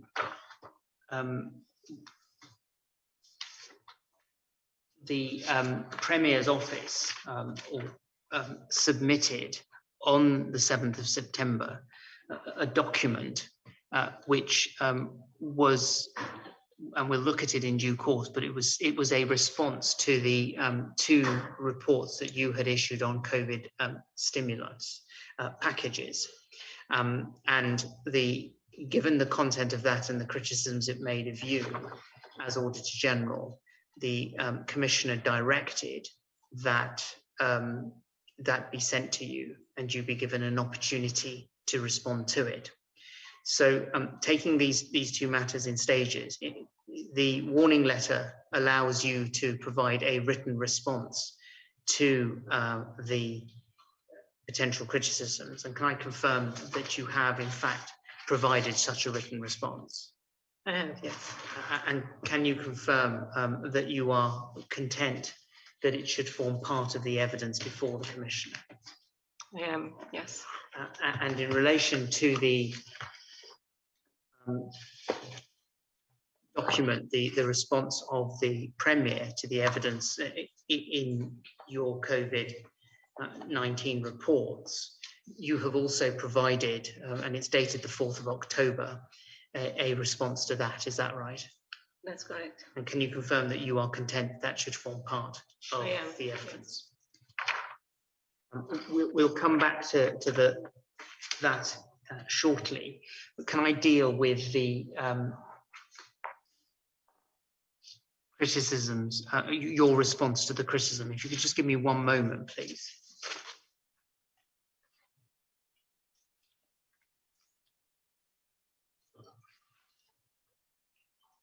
Do you have that written response in front of you?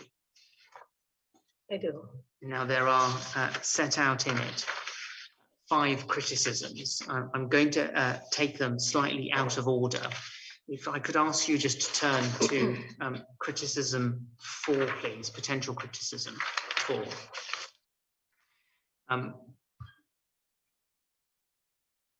That deals with what we've called the school wall project. And what I should explain is that the criticisms I'm going to outline arise from evidence that other witnesses have given. So the first of those is that you as Auditor General failed to consider responses received from the relevant ministry in your report. And what you've said is that all the responses received were reviewed in the context of the report's contents, where necessary amendments were made. The second potential criticism that's made of you is that in your report on the school wall project, you are necessarily focused on the draft cabinet paper rather than the cabinet decision itself. And you've said this is an inaccurate statement. The report focused on the project's compliance with established government regulations and budgetary controls in conjunction with the cabinet extract received by this office. Now, can you remember where you received that cabinet extract from, Auditor General? The cabinet extract would have been on the files that we reviewed, and where I received it from, no, I do not exactly remember where it came from. But in terms of the files that you would have reviewed, would those have been files in the ministry? For this particular project, I don't think the ministry, after the hurricane, had very many files.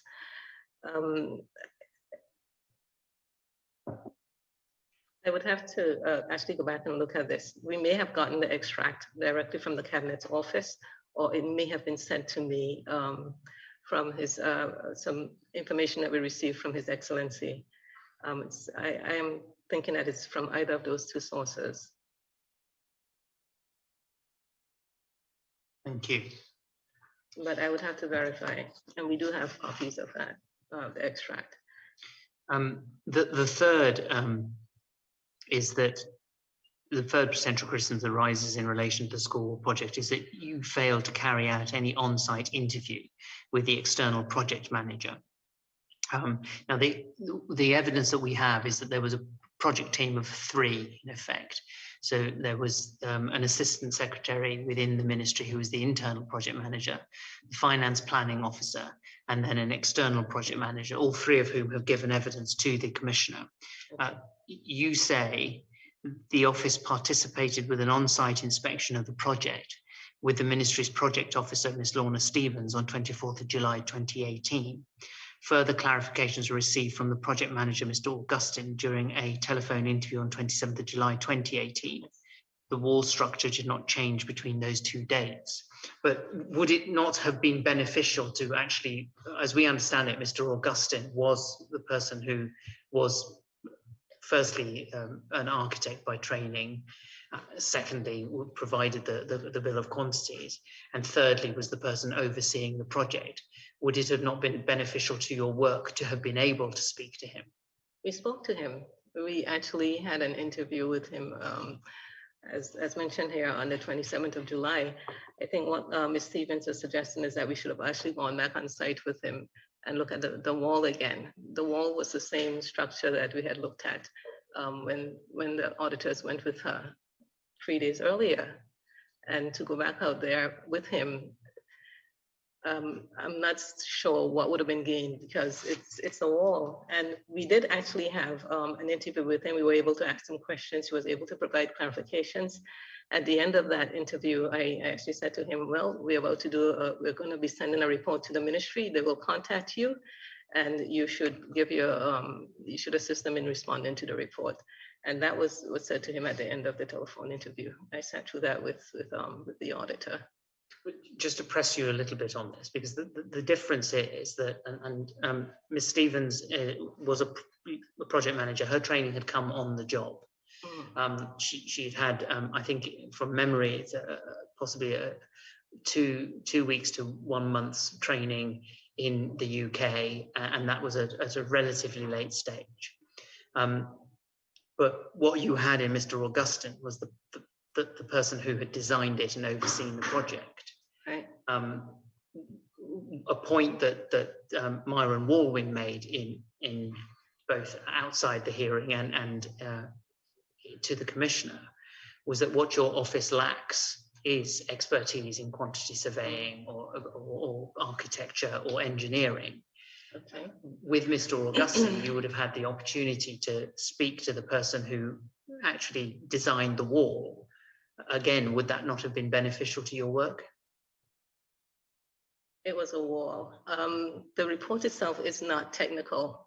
We, as Mr. Walwyn said, we are not architects. We're not quantity surveyors, but quantity surveying, sorry, excuse me. Quantity surveying is maths. So if you put a bunch of figures on a piece of paper, I can look at them and see whether they make sense. But we're not architects.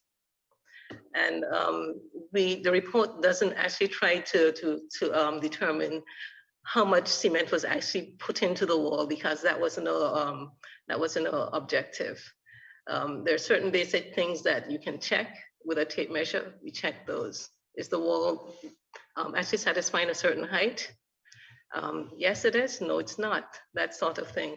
Mr. Augustine provided some information about the footings, which was relevant. And I think that would have impacted the cost, but not to the extent that it would take it over to take the project over the budget the way it did. It would have had some sort of impact, but not the kind of impact that he's suggesting.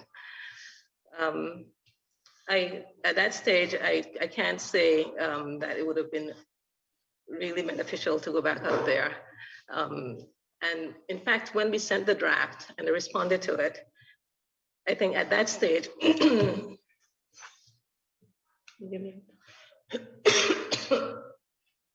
when we sent the draft and he responded to it, at that stage, there might have been concerns, but he didn't respond. The permanent secretary did. And I should be clear on this. We did not get a response from Mr. Augustine. We did not get that detail that he sent to the ministry. What we got was an email from the permanent secretary, a letter from the permanent secretary. And at the bottom of that letter, she put extracts of what Mr. Augustine would have sent to her. That's what we got in terms of his submission. And she did omit a great deal of the detail that he sent. But if I thought it was going to be beneficial to go out there with him, we would have done that.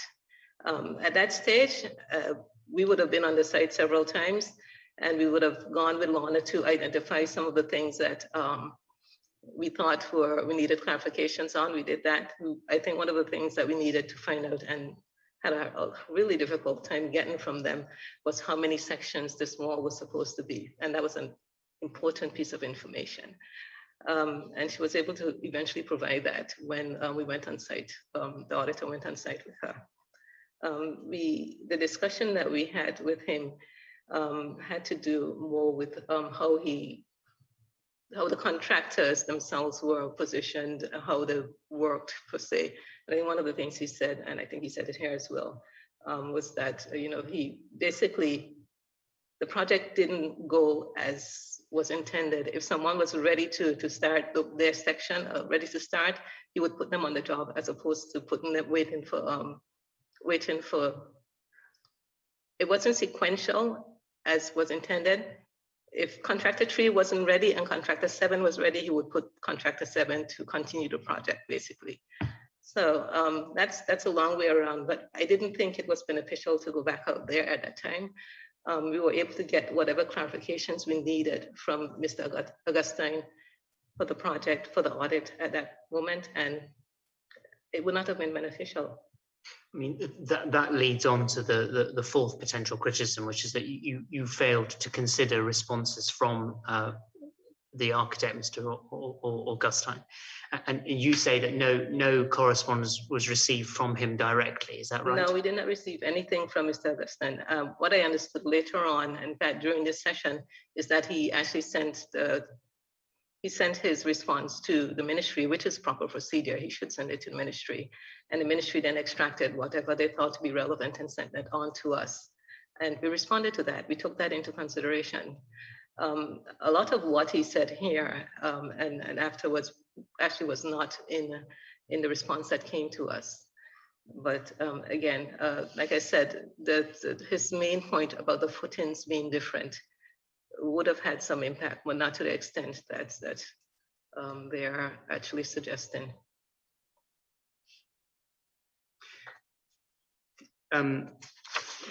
That takes us on, and it's a linked point to the Airways project, because the Commissioner has heard evidence on this from...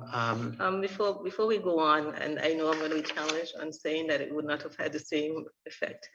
I can say this based on examination of the detailed quantity surveying that was done by Public Works, where they costed the footing at the higher level that Mr. Augustine suggested.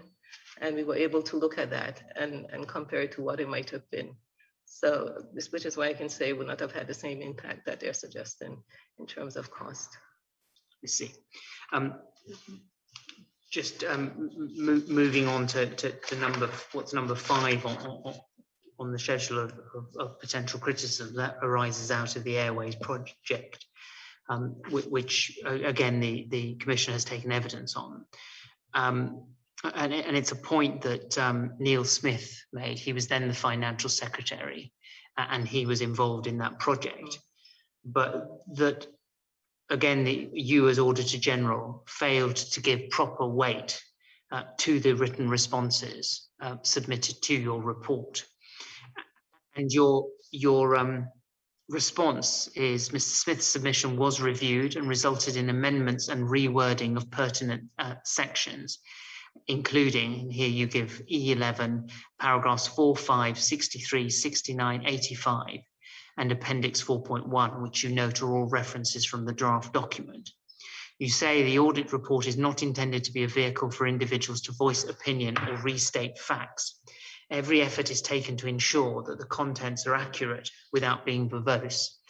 Does that take us back to the point you made that you might produce a 30-page report but get a 70-page response? That's correct, yes. And in this case, you don't accept this potential criticism? No, I don't accept the criticism, because his submission actually did resulted in some changes to the report.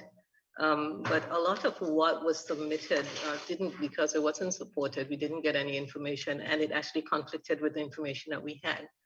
So in that respect, we're not going to change something because someone says that it's different without having evidence, without them providing evidence to the contrary.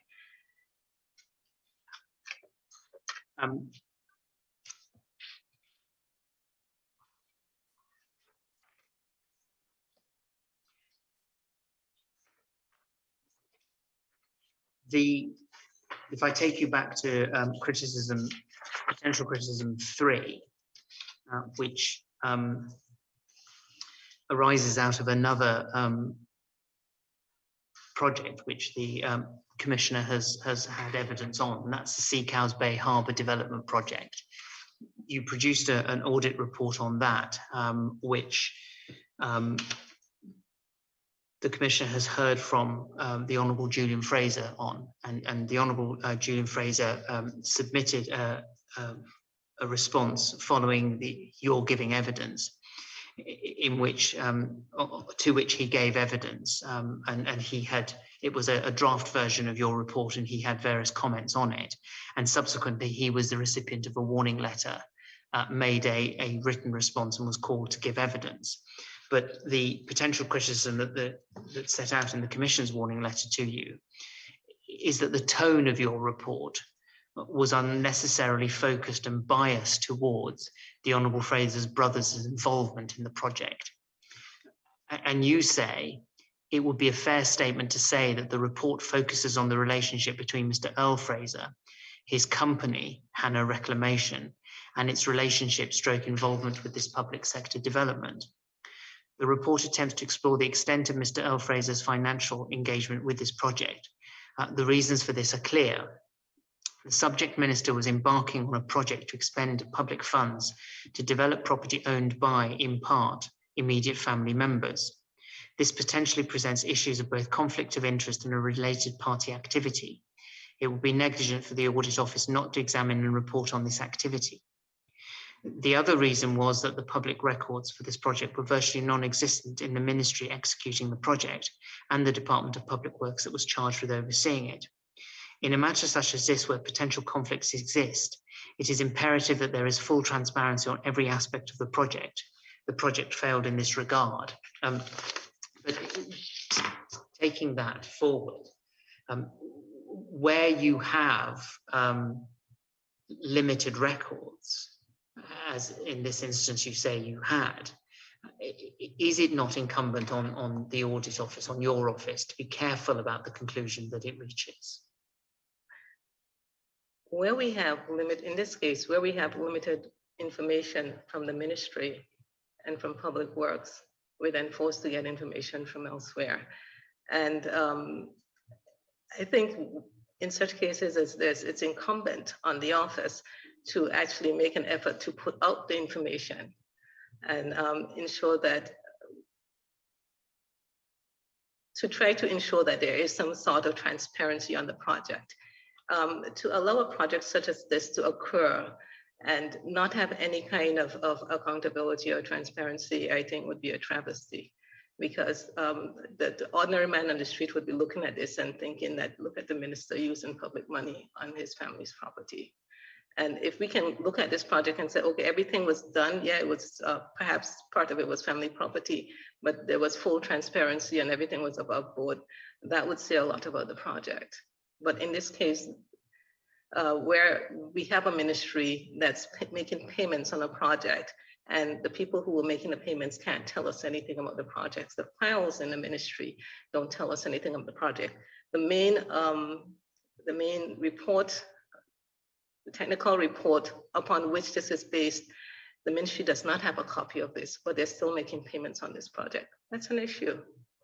But just to be clear, I mean, when you refer to the main technical project, technical report, did you see that report? Did you No, obtain we a copy? requested it and the ministry didn't have it. But I mean, the point I'm making to you is that if your point is that transparency is important and the public should understand what is going on, doesn't it mean that you do have to take care? Because if something is made public, it affects reputations. Well, in a case like this, we can only say what we know. And I can say to you, we didn't get that report and the ministry didn't have it, because that's what we know. I can't tell you what was in the report because I don't know what was in the report. I can say to you that certain sections of the doc, the project, were being handled by Hannah's reclamation, because that's what we know. The Treasury records say this. And I think one of the corrections I made to the draft report was where I had Mr. Fraser's name in the report, and honorable members said it shouldn't be Mr. Fraser, it should be Hannah's reclamation, and I made that change. But the Treasury records were actually making payments to Mr. Fraser and not Hannah's reclamation. But I took his point and I made the change in the report. That was one of the changes. So in cases like this, to answer your question, where there are lapses in accountability and transparency, we can only report what we know and comment on the fact that we don't have this other information which is pertinent, and that it should actually be in the ministry, it should actually be with the government, because the government has actually paid for this report, a substantial amount of money for this report. But it's also right, isn't it, that it's not the job of the Auditor General to make things public? It is the job of the Auditor General to make things public. That's why we have an Auditor General. But your job is to, I'm not disputing. It's about accountability. Our job is about accountability and transparency. Those two things are making things public. But statutory, under the statute, when you produce a value for money report, your task is to submit it to the minister. Yes. Where you produce a Section 20 report, your task is to submit it to the governor. Right. It is not part of the role of the Audit Office to decide what to do next. This report actually went to the ministry and was tabled. But the point I'm raising with you is that when you speak of the Audit Office being involved in letting the public know, is not that an example of you overreaching your office? It is not. That is our role. Our role is to let the public know. We put the information in the reports, and the reports, there's a process through which the reports are to be made public. I think by not putting the information in the reports or not doing reports, then that's where the whole transparency and accountability things falls apart.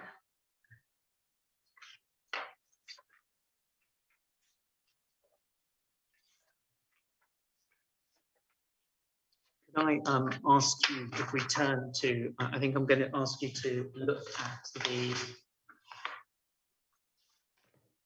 I think you should have a COVID bundle.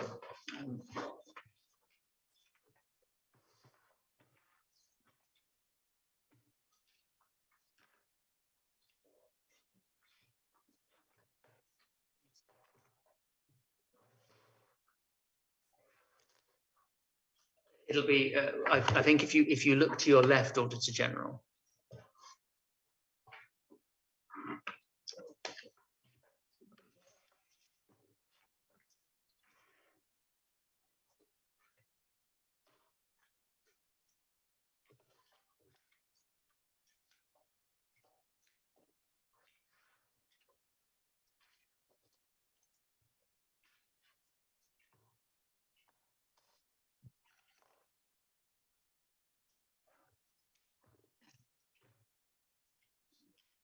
before we finish with the warning letter, we might be going over this ground again as we get into the response, but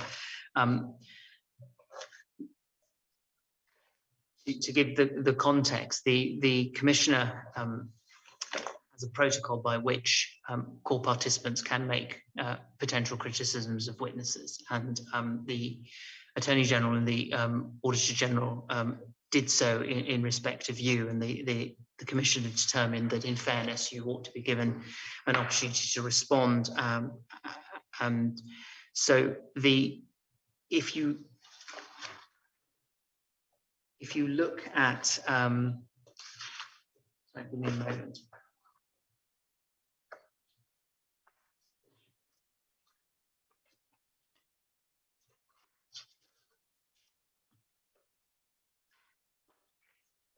Page 235, please, Auditor General.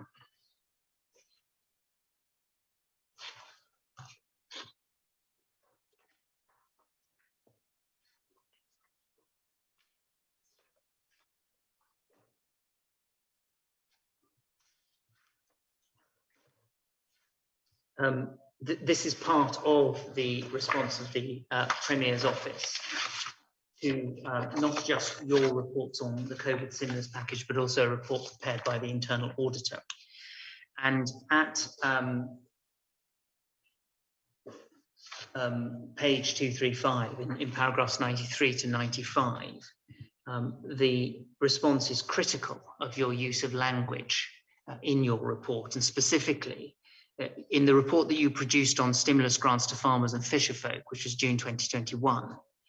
What's said is, and what you said, and this was, I think, in your executive summary, funding requests submitted by farmers were inflated by the Ministry, Premier's office, prior to payment. This resulted in individuals receiving payments that were substantially greater than what they had requested. And what's said, and I'm going to summarize it, the use of that wording was irresponsible, unwarranted, and pejorative.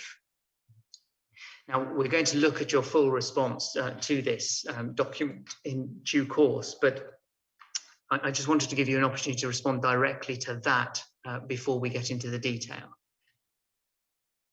The use of the word inflated. Yes.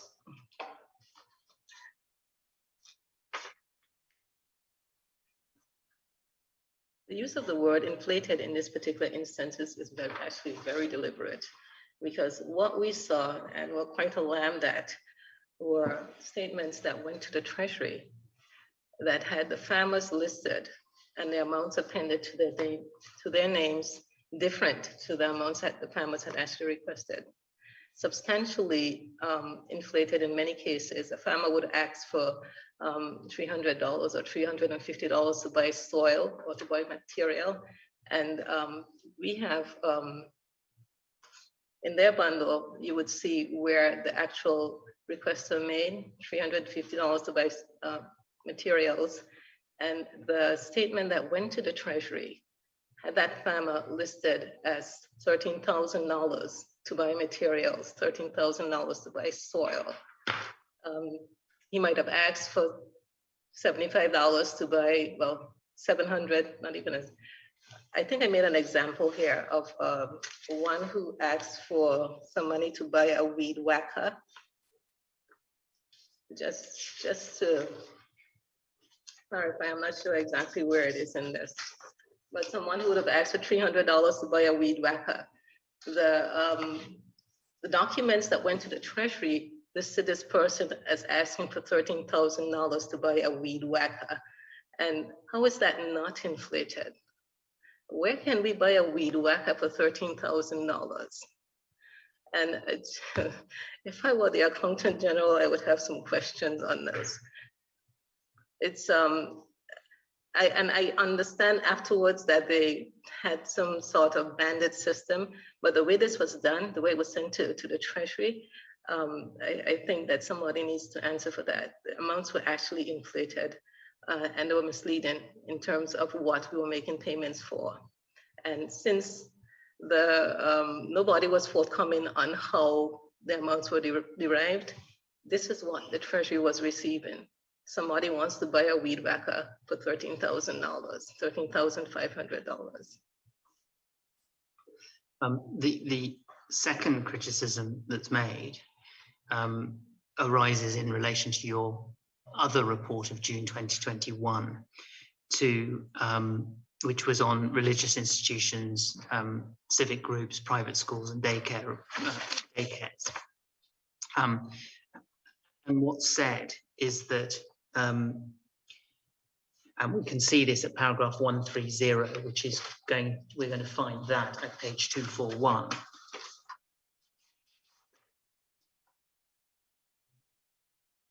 If you look down at the bottom, a line from your executive summary set out there, and what the criticism is that your report exceeded the scope of the matters properly within the Auditor General's functions by stating the issuing of unsolicited and extravagant public grants to religious institutions presents a threat to the political independence of these entities. And what's said is that, and this is said in the response, is the government does not accept this conclusion, which is gratuitous, misconceives the policy context and rationale, and essentially amounts to a statement of the Auditor General's political opinion of the policy. In unique circumstances of acute social privation and hardship, in the alleviation of which churches are widely acknowledged to carry out an important role, the government does not accept the validity of that opinion for which no evidence is cited. And I should add to that that one of the points that the Honourable Premier made was of the importance that churches' role that churches play in terms of the social fabric of the BVI, and that they have done so historically, and they continue to do so. And so, can you justify your use of such language? This is 130. Yes, Paragraph that's what paragraph 134. If you look at 134. Yeah. Okay.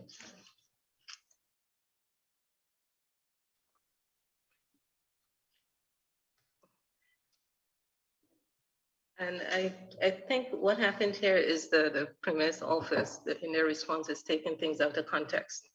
And the audit statement actually speaks directly to, first of all, I would agree that churches do play an important role in society. But this audit statement speaks directly to the churches who did not apply, who didn't show any interest in being a part of this program. And what happened is the government then took up $1 million and gave it to these individuals, even though they expressed no interest, no need, and no requirement for this. So in looking at this, we were looking at whether this was actually whether it met the requirement of economy for the government. Because if you have an entity that doesn't have a need, then why are you giving them $1 million? What is the purpose of that? What is potentially behind that? And how is that going to be perceived? And these are things that you have to look at. And in a real world situation, this money was unsolicited. They didn't ask for it, and we're giving it to them. And this is the whole point of this particular query, audit query. We have all of these churches who didn't ask for assistance, who probably didn't need the assistance, but we're giving them $1 million for a reason that wasn't stated in the policy based on what the Premier is saying. And this is it. It's as if the policy migrated without anybody knowing that it had migrated. And when you say a policy migrated, what do you mean by that phrase? Well, my understanding of how policies work is that they're established in cabinet. The policy is established in cabinet, and the ministers are then required to carry out that policy in accordance with the intentions of cabinet. So you have a policy that says that we're going to give churches and schools money to assist them with their reopening costs, and then a few months down the road, we're hearing that, oh, we changed the policy. Cabinet didn't change it. I cannot have not received anything from cabinet that's to say that they have changed the policy. But the ministry is saying that the policy was changed and it was now to provide a social function.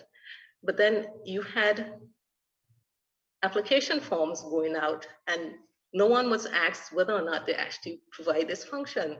Why are we giving away money to institutions who may or may not be actually performing this function? We haven't asked them if they do it.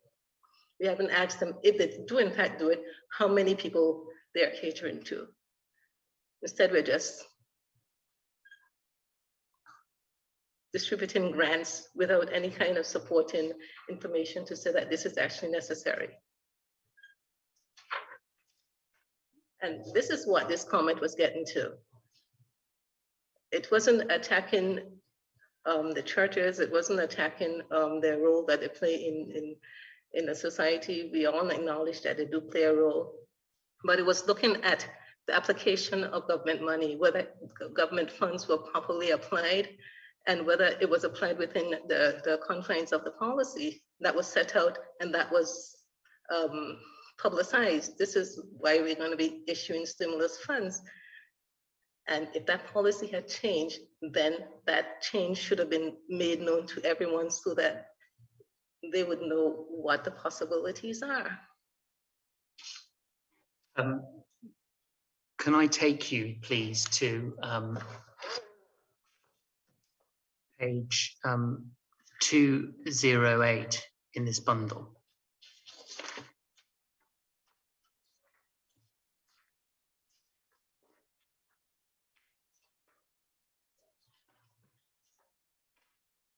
Now, we went through your two COVID reports when you gave evidence on the 28th of June.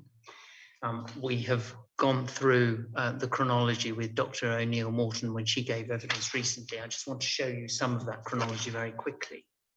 You have here an email dated the 25th of May, 2021, from yourself to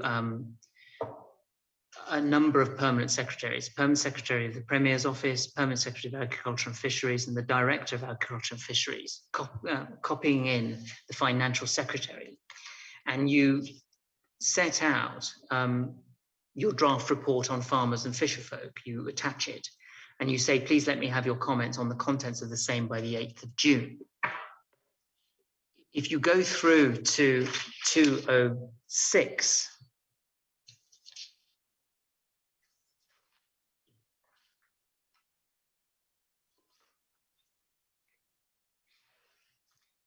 you have a letter from Dr. O'Neill Morton dated the 31st of May, 2021. And it says, it refers to that email we've just looked at and the telephone conversation on Thursday, the 27th of May. And then the letter continues to acknowledge that there have been shortcomings from the Premier's office in providing a timely response, but refers to the impact of dealing with requests from the Commission of Inquiry and that has priority over other matters. Recognises that your audit is a commendable exercise and explains that Dr. O'Neill Morton wishes to cooperate, but says that she needs 3 weeks to respond to the draft audit report on farmers and fishermen. But adds also that on the review, on what she describes as a cursory scan of the draft audit report, that she has detected some items of information which to her knowledge are ongoing. And the letter adds that the programs are ongoing and there's an internal audit process which is also ongoing. If we go to page 203,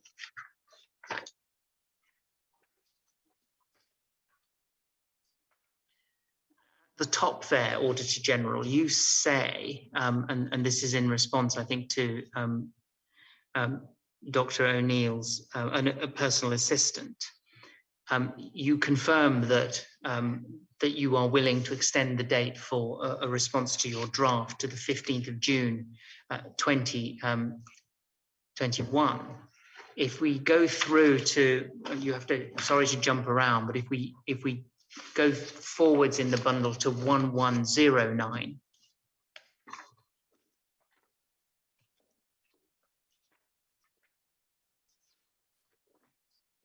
just towards the back.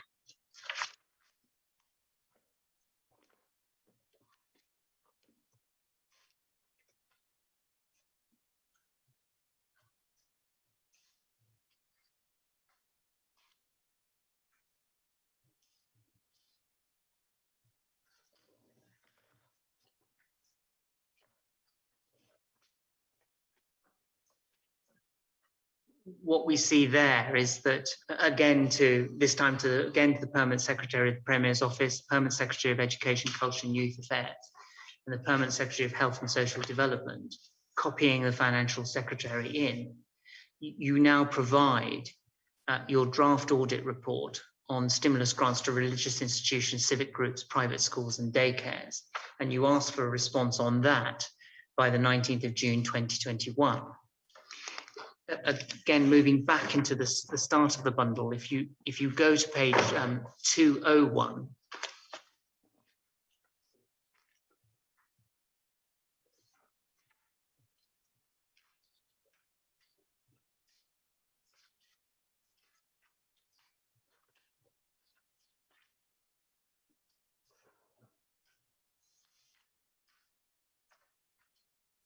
we see there on 14th of June 2021 that in relation to farmers and fishermen, Dr. O'Neill Morton writes to you to discuss the matter of submitting feedback to you. On the same page, you explain to Dr. O'Neill Morton that she can send a response via email. And if you go to page 200, which is the next page, on the same day, so we're still on June the 14th, 2021, Dr. O'Neill Morton explains that by email, she's tried to contact you, and I think she's requesting more time because she's currently fulfilling several requests from the COI. She also refers and says she's indicated this to you previously that they're short-staffed. She does not have either of her deputy secretaries in office. Other senior staff have taken annual leave. She explains that the Premier's office is working on the response, but it will not be possible to put it in for tomorrow, the 15th of June, and points out that it's proving a challenge because her office now has to respond to a second request from yourself. And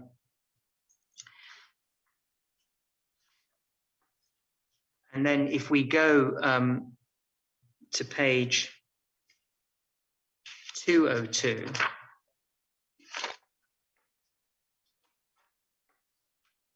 we see that Dr. O'Neill now writes to you and says, explains the significant capacity issue that the Premier's office is confronted with in meeting your deadlines of 15th and 19th of June, not just in terms of manpower, but in terms of high demands of requests from the Commission of Inquiry, and also dealing with requests from the House of Assembly. And she asks for an extension of 1 week. If you go back to 200,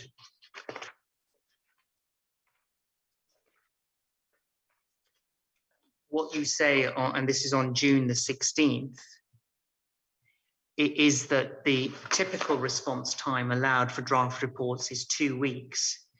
You say we need to complete assignments in a timely manner to allow us to proceed with our work programme. Please let me have your response to both reports by Monday, the 21st of June, 2021. After that date, the reports will be finalised. There's then some further correspondence, and you confirm that the reports have to be in by the 21st of June. And if you go, please, Auditor, to 196.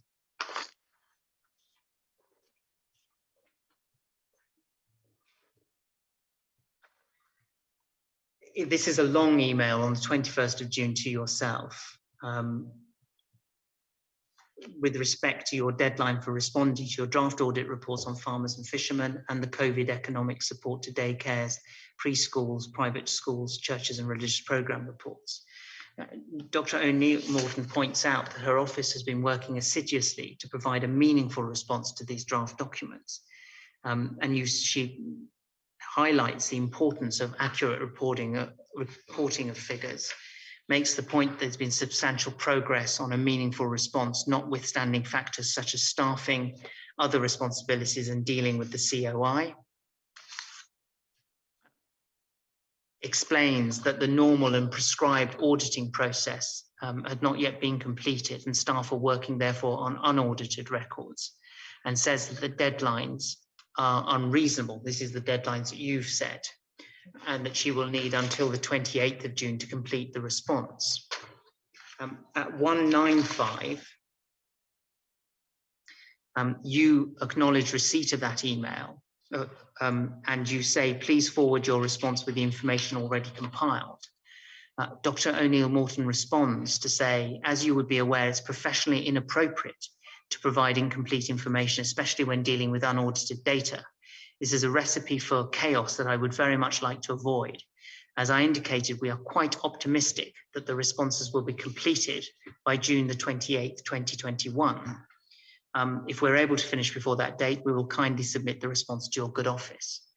And on the 21st at 9:15 p.m, you submit your final versions of those two reports to the governor, because I think they're Section 20 reports, aren't they? You've been asked to do them by the governor. Copying in Dr. O'Neill Morton and other, including the Premier and another permanent secretary. Now, I wanted to take you through the chronology, and I haven't taken you through the correspondence that related to you trying to obtain information. But it all leads to this question, because which is really why the rush. The first point, that the evidence that the Commissioner has heard from Dr. O'Neill Morton and from others, including Glenroy Forbes, is that the perception was that the role of the Auditor General is to do a post-audit. So what Dr. O'Neill Morton explained to the Commissioner was that her understanding was that whilst the internal auditor goes first, the Auditor General follows. And so that's the first element of why the rush. In these circumstances, why was there a need for you to report by the 21st of June? There wasn't a need for that particular date, but there was a need for us to do the audits at this time, because it was considered to be, this type of spending is considered to be high risk spending because it's largely discretionary.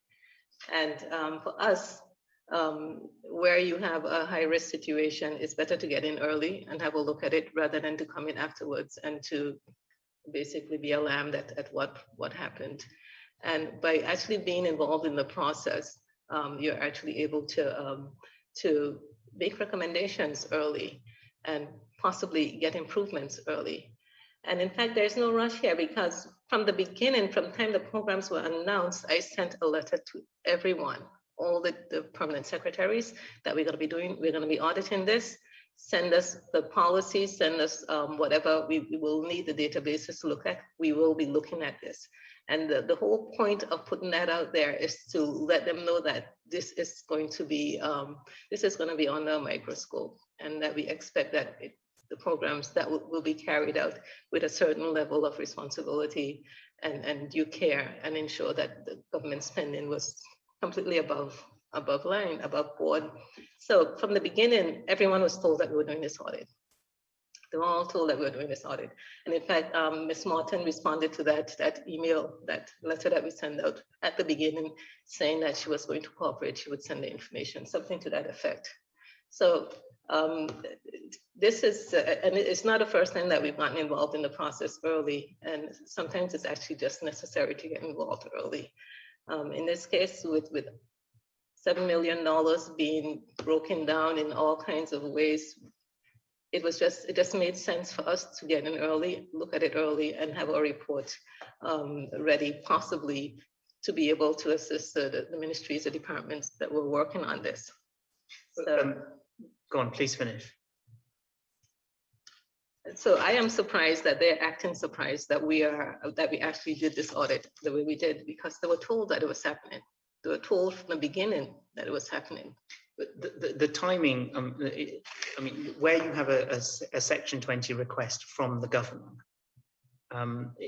does that affect the timing of the report or the timing of the work that you can do? It does, because if the governor is making a request, then you would expect to give it some priority. Why? Because he would have his own concerns, aside from us having concerns about how the programs might be run. He probably would have his own concerns for wanting it to be looked at. You've described this as high-risk spending because it's discretionary. Where does the phrase high-risk spending come from? It's a phrase that's common in audit, actually. But going back to this and taking it in a different way, you see that Dr. O'Neill Morton is asking for more time. You would surely have appreciated the circumstances in which she was working. Mm-hmm. So I accept it's probably common. It would have been common across the every ministry, every department, that because you have public officers working under enormous pressure in the midst of a pandemic, short-staffed for all sorts of good reasons. Doesn't that all lend itself to a decision that you should go more slowly? No, it puts us in a position where you have seen 2 reports. There are other reports that we have to finish.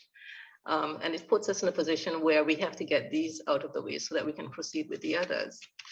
And if we have a number of reports just pending and not being able to complete those, then we not being able to complete them, not being able to issue them, then we have achieved nothing. So our objective is actually to finish the report within a reasonable amount of time and then move on to the next. In terms of given additional time, I actually did give additional time to Ms. Dr. Morton a couple of times. It was extended, I think, twice. And I think if we had gotten some good faith in her response, where she's saying that she has compiled, they've made some substantial progress in compiling this. If she was able to send me part 1 of whatever she's compiled, for instance, then I can see, well, she's acting in good faith. But saying to me down the road, I need more time. And then when you get more time, saying again to me, I need more time. We're working on this and I need more time. And after a period of almost a year, not getting any information from her, there is an absence of good faith, because I don't know that I can put any weight on her words that I'm going to get this in a week, or I'm going to get this in the next week when I extend it, or the next week after that. So I think she has her job to do, and I have mine to do. And for us, it's to finish the audits within a reasonable amount of time. And to give people a chance to respond. And she was given a chance to respond. And to date, I think she said there were issues in the reports. We have not received what those issues are. Well, can I take you to that? Because if you look at page 189,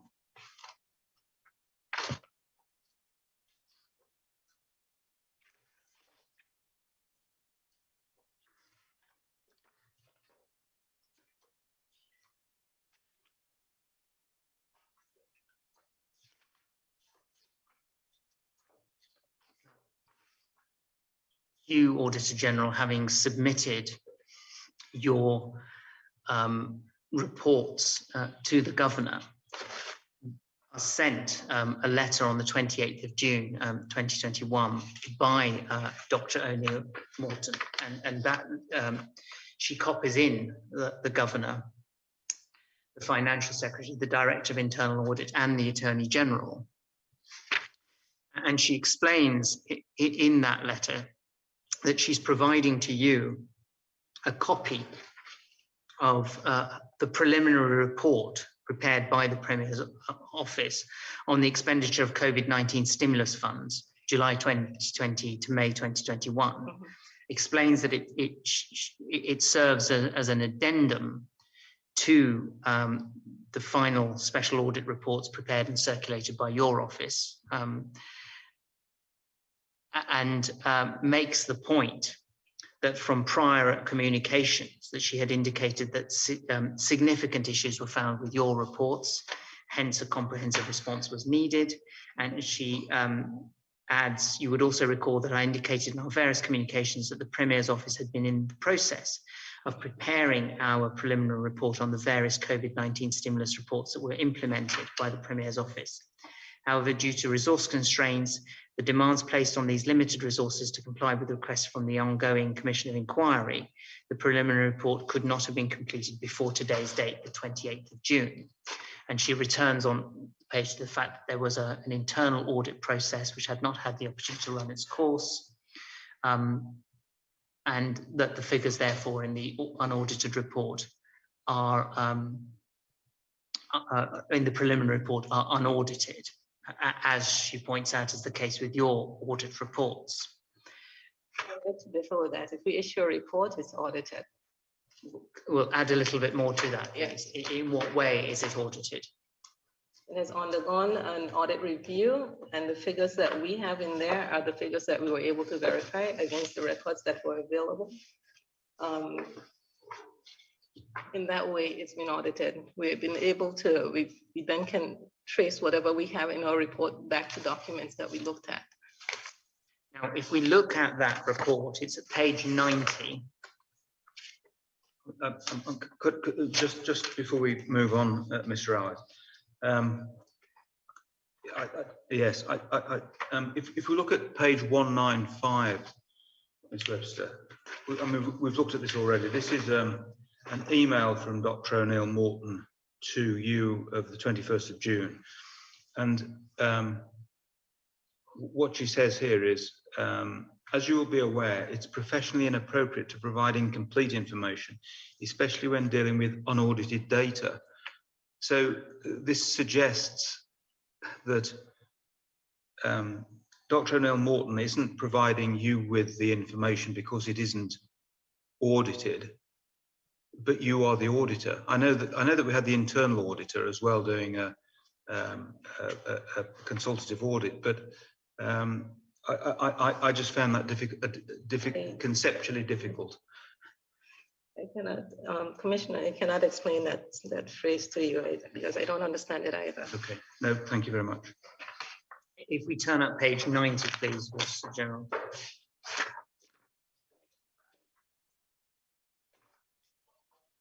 This is the first page of the report from the Premier's office.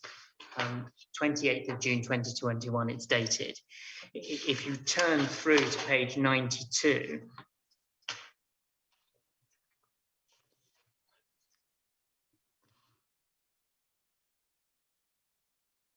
you'll see that what it's written as in its purpose is that it should serve as an addendum to your reports and should accompany them whenever they're circulated or referenced.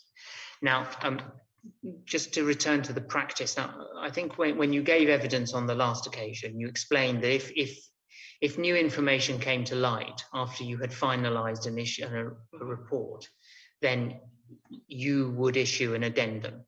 Yes. If you considered it appropriate. Is that right? That's correct. Have you ever done adopted the practice that Dr. O'Neill Morton is suggesting of annexing? No, we have not. And why would you not do that? Because we have not verified any of the information in here. And first of all, we decide what is attached to the report. We can't have some outside entity deciding what will be attached to an audit report. That would be irresponsible. But for us to put anything in as an addendum, we would have to go through and verify everything and be satisfied that it's up to a certain standard. And we looked at this and it didn't address the points that we were making in the report. There was no effort to actually look at the issues that we highlighted and address those, or even explain them.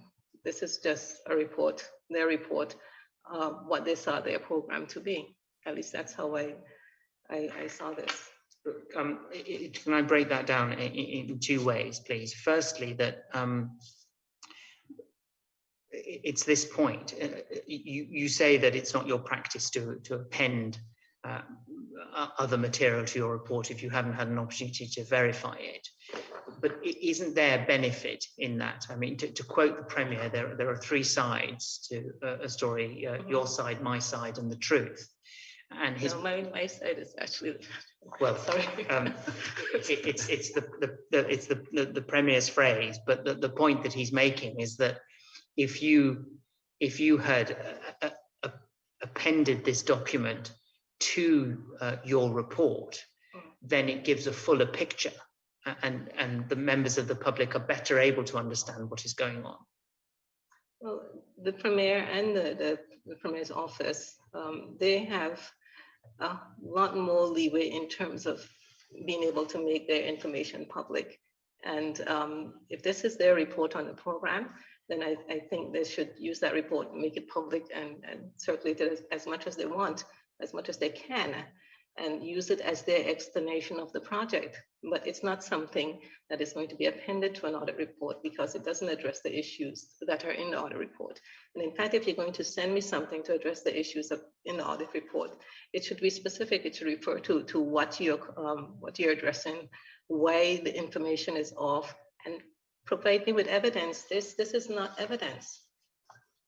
This is simply not something that we can append to a report. I mean, did you give this report proper scrutiny? I went through it and I didn't see it as something that satisfied a response to the issues that we raised in the report. The issues that are raised are specific. And this is an example of what I was referring to when I said to you, we would issue a report and we would get back something, we would issue a draft and get back something that is vaguely related, and in a lot of cases it's just something completely tangential, off on a tangent, and people expect that we would just take this information and put it into a report, and it doesn't serve any purpose. They have the wherewithal to put this information out. So this is what our program did. It might differ from what we have, but you know, it's their prerogative. They can put this information out, but it's not a part of my report.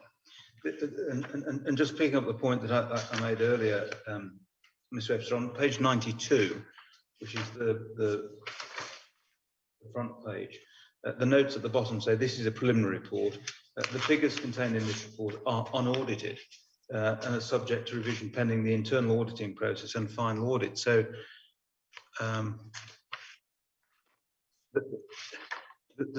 it seems to me that there's a sort of conceptual mismatch. You produced an audit report. I mean, for good or ill, that's what your report was. But this is a report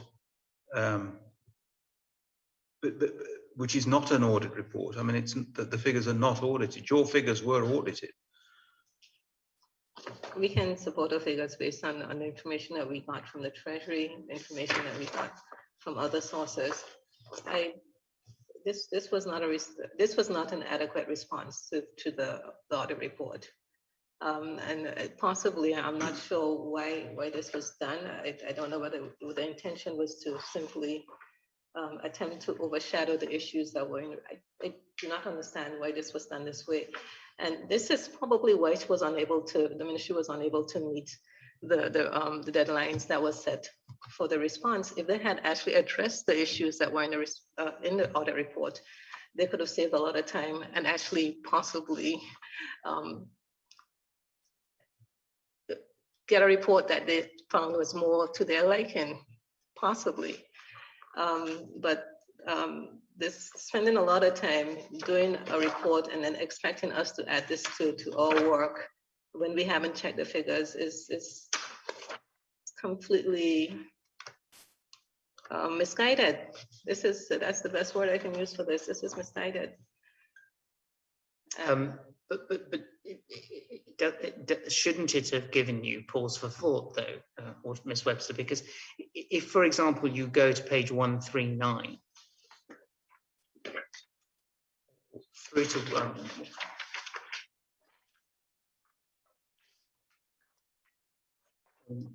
141, for example, actually. This is a section of the preliminary report from the Premier's office where it's dealing with farmers and fishermen, and it makes the point at 141 where it says basic formula applied, and that gives you the fact that there is a banded process being used. So isn't that? Sorry, where are you reading from? I'm on page 141. You've got I think 4 paragraphs down, beginning the basic formula applied. Yeah, but we have that in our report. We actually said that payments were made in these various bands. This does not explain what the bands were or how they came by the amounts. And this is what I mean. If you're going to put this in here, why not say, in fact, that's what we would expect to get back in terms of a response to our report. Information as to how they got to these bands, why they used the criteria that they did, and how this was beneficial. That's what we would get back. Saying exactly the same thing as we have in our report isn't helpful. So your position is that this didn't add essentially to the knowledge that you could use, or the information that you could use to produce a report? It didn't add to what we had, and it didn't address the issues that were brought forward. So are you really saying that whatever value this document may have in other contexts, it sort of passed like a ship in the night with your report? It didn't really engage with the... Didn't. It's as if they didn't read the audit report and they simply went ahead and did something completely separate, and then asked us to add this to our report. But they have the wherewithal and the means to actually write their report and put it out the same way that we would put out our report. I don't understand why there is this need to add this to our report when it doesn't address what we brought forward in ours, and which is what I would have liked if they had looked at the issues and said, okay, that might be the case, but it's because of this or because of that. Give us explanation. And this is the supporting information we have for that particular issue that you highlighted there. And if you had been given such explanations, what would you then have done? We could incorporate some of those explanations if, in fact, we could verify that that was the case. If you said to me the policy was changed, then the policy must have been changed in cabinet. Do you have a copy of that cabinet paper? Send it to us, then we can make that change in our report. So just on this example that Mr. Rawat's referred to about the banding for the farmers and fishermen, putting together the various strands that you referred to, what, as I understand your evidence, what you would have found helpful in response to your report would have been things like, firstly, as you've just said, any document, cabinet decision or other document,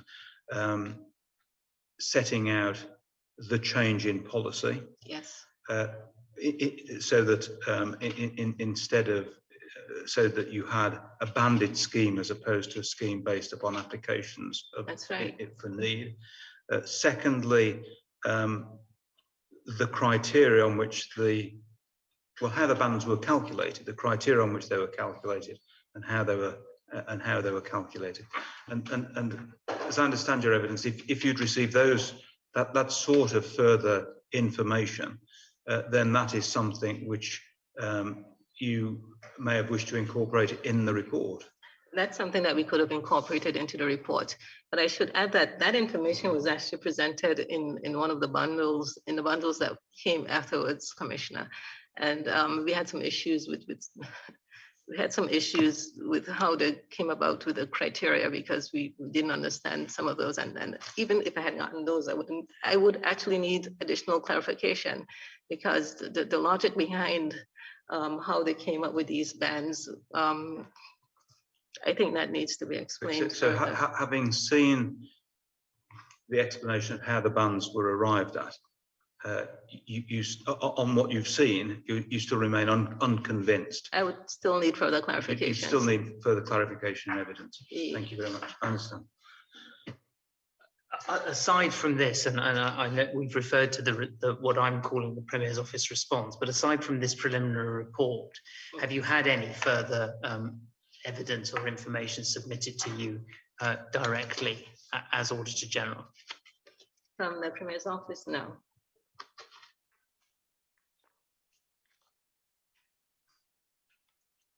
But can I now take you to page 191 in the bundle?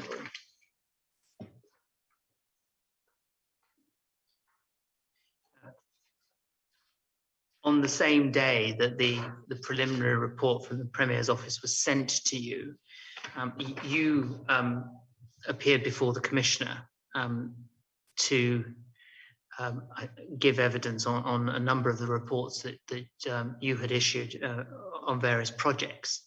And this is a letter sent to you on the 29th of June from Dr. O'Neill Morton. And it's headed Further Addendum to the Auditor General's Special Audit Reports.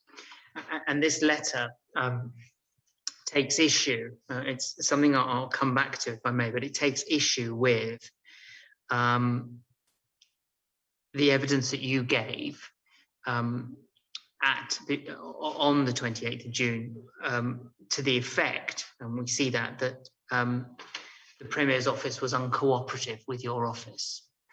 And Dr. O'Neill Morton doesn't mince her words. She says that your statements were untrue, and she then evidences email exchanges between your office and her office. She explains that she had sought the advice of the Attorney General because it was her understanding that the initiatives would be, this is on page 192, would be audited by the Internal Audit Department, and that should be, and what she was seeking advice on from the Attorney General's office was, Attorney General's chambers, forgive me, was whether the internal audit procedure should be completed before a post-audit is done. Because she was confronted with simultaneous audit requests from both the Director of Internal Audit and the Auditor General. And that advice wasn't forthcoming until the 25th of June, some 4 days after you finalised your reports and submitted them to the Governor. And so what Dr. O'Neill Morton again repeats is that there were numerous factual inaccuracies observed in your reports, and that these would be more efficiently clarified in a report being prepared by her office, which is the report we've just looked at. And so in total, she asks that this letter form a further addendum to your report. Now, we'll come back to the question of cooperation in a moment, but it's the question of timing, Auditor General, because 21st of June, you submit your reports to the Governor. 28th of June, you're appearing in front of the Commissioner to speak to those reports. And in the course of that, you say, and this is something that Dr. O'Neill Morton in her own evidence has explained to the Commissioner, something she disputes strongly. You say that the Premier's Office was uncooperative with you. It might be suggested to the Commissioner that the timing of your completion of your report was quite convenient, and that you essentially rushed to complete your reports on the 21st of June so that they would be ready for you to use in front of the Commissioner.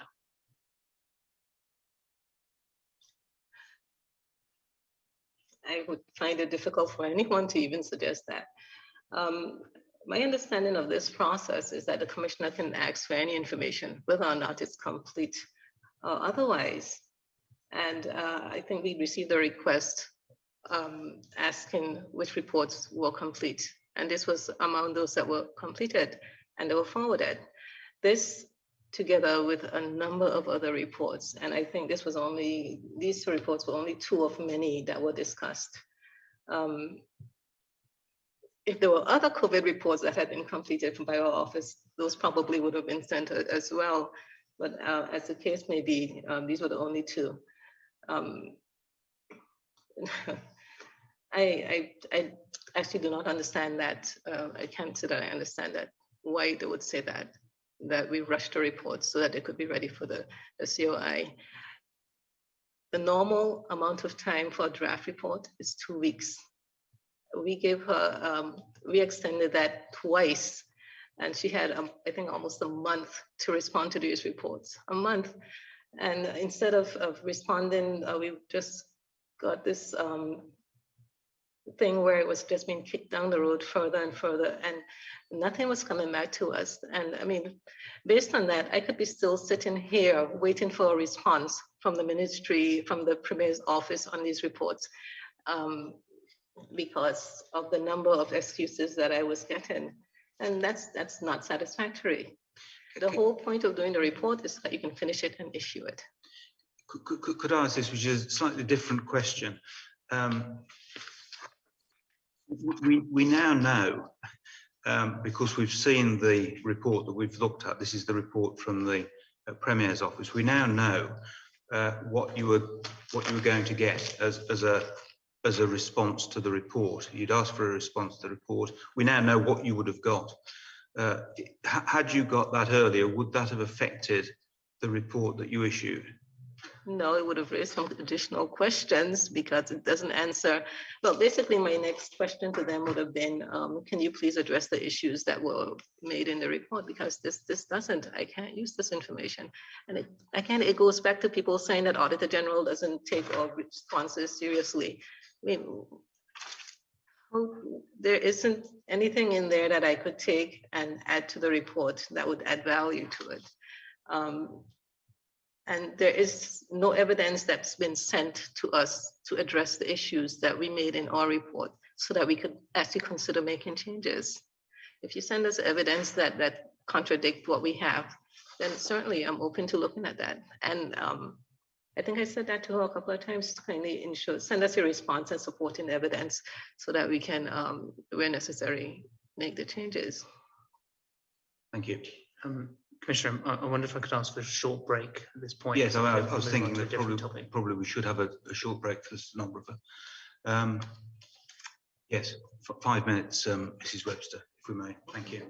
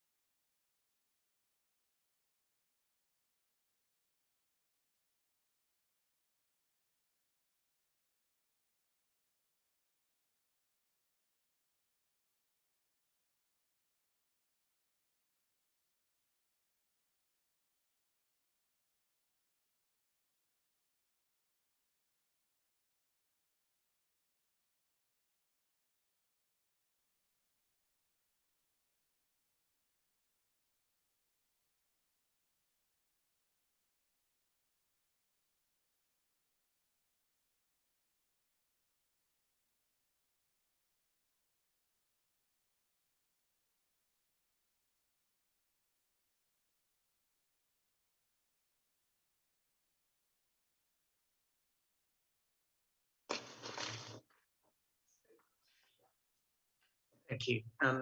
Page 220, I'm taking you back to something that we have looked at, but I haven't properly introduced to you, and that's the response of the Office of the Premier to the evidence to the reports of the Auditor General and the Internal Auditor concerning the farmers and fishers and schools and church grant programs.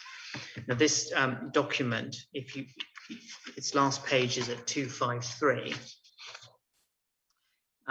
and it was undated and unsigned, but our understanding, and this is from the evidence of Dr. O'Neill Morton, is that it was prepared by officers within the Premier's office together with the IRU, which is a unit from Withers, which assists the Attorney General. It has been prepared specifically for the Commissioner, although it wasn't prepared at his request, but it deals with your two reports and endeavours to respond directly to those reports. Now, there are, as I've indicated previously, criticisms of you in this report as Auditor General, and you have responded to that. And you've responded in the way that, or in accordance with the approach that the Commissioner sets out for written responses, in that you have responded to the criticisms, but also produced additional documents. Now, the Commissioner will have read all of the material you've provided, so I don't want to read it out too much, but there are some points that I'd like to take through with you. And if you can have to hand your response and the Premier Office's response, we can deal with it that way. If you turn through, please, to page 231.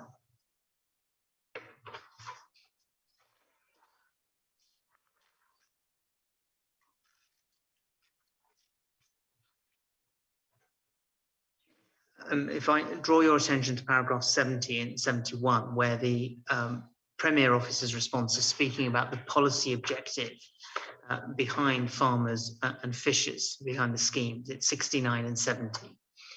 And it explains that this programme, Farmers and Fishers, was part of the government's package of immediate fiscal relief, intended to be an emergency response, where there was an immediate need to inject money into particularly vulnerable sectors of the economy to generate urgently needed economic activity, create employment, increase local food production. And then it says that for this reason, contrary to the impression that might be created by your report on farmers and fishermen, the programme was never intended to be confined to those who appeared or had appeared on the commercial register of farmers or fishermen, or who were licensed to fish, but to reach quickly and as widely as possible throughout the farming and fishing sector. Now, you've responded to that in this way. First, you say that in emergency situations, there are systems, processes, and instruments to protect government's resources, ensure transparency, reduce abuse and maladministration. For the Farmers and Fishermen Stimulus Programme, these instruments included the approved policy and criteria, and the articulated processes for administering the programme and awarding grants. These were all intended to ensure that the targeted individuals benefited and to reduce the risk of misapplication and misuse of public funds. Now, where you refer to the approved policy and criteria, firstly, did you see a policy paper on farmers and fishermen? We saw the criteria document of farmers and fishermen. And the policy, because some of the information that the criteria actually was drawn from the policy. And to answer that question, approved policy, we did not, I cannot recall seeing the policy, but definitely we have the criteria. And the criteria was what was publicized and what was in the cabinet extract that we saw, that we received. But the policy document, and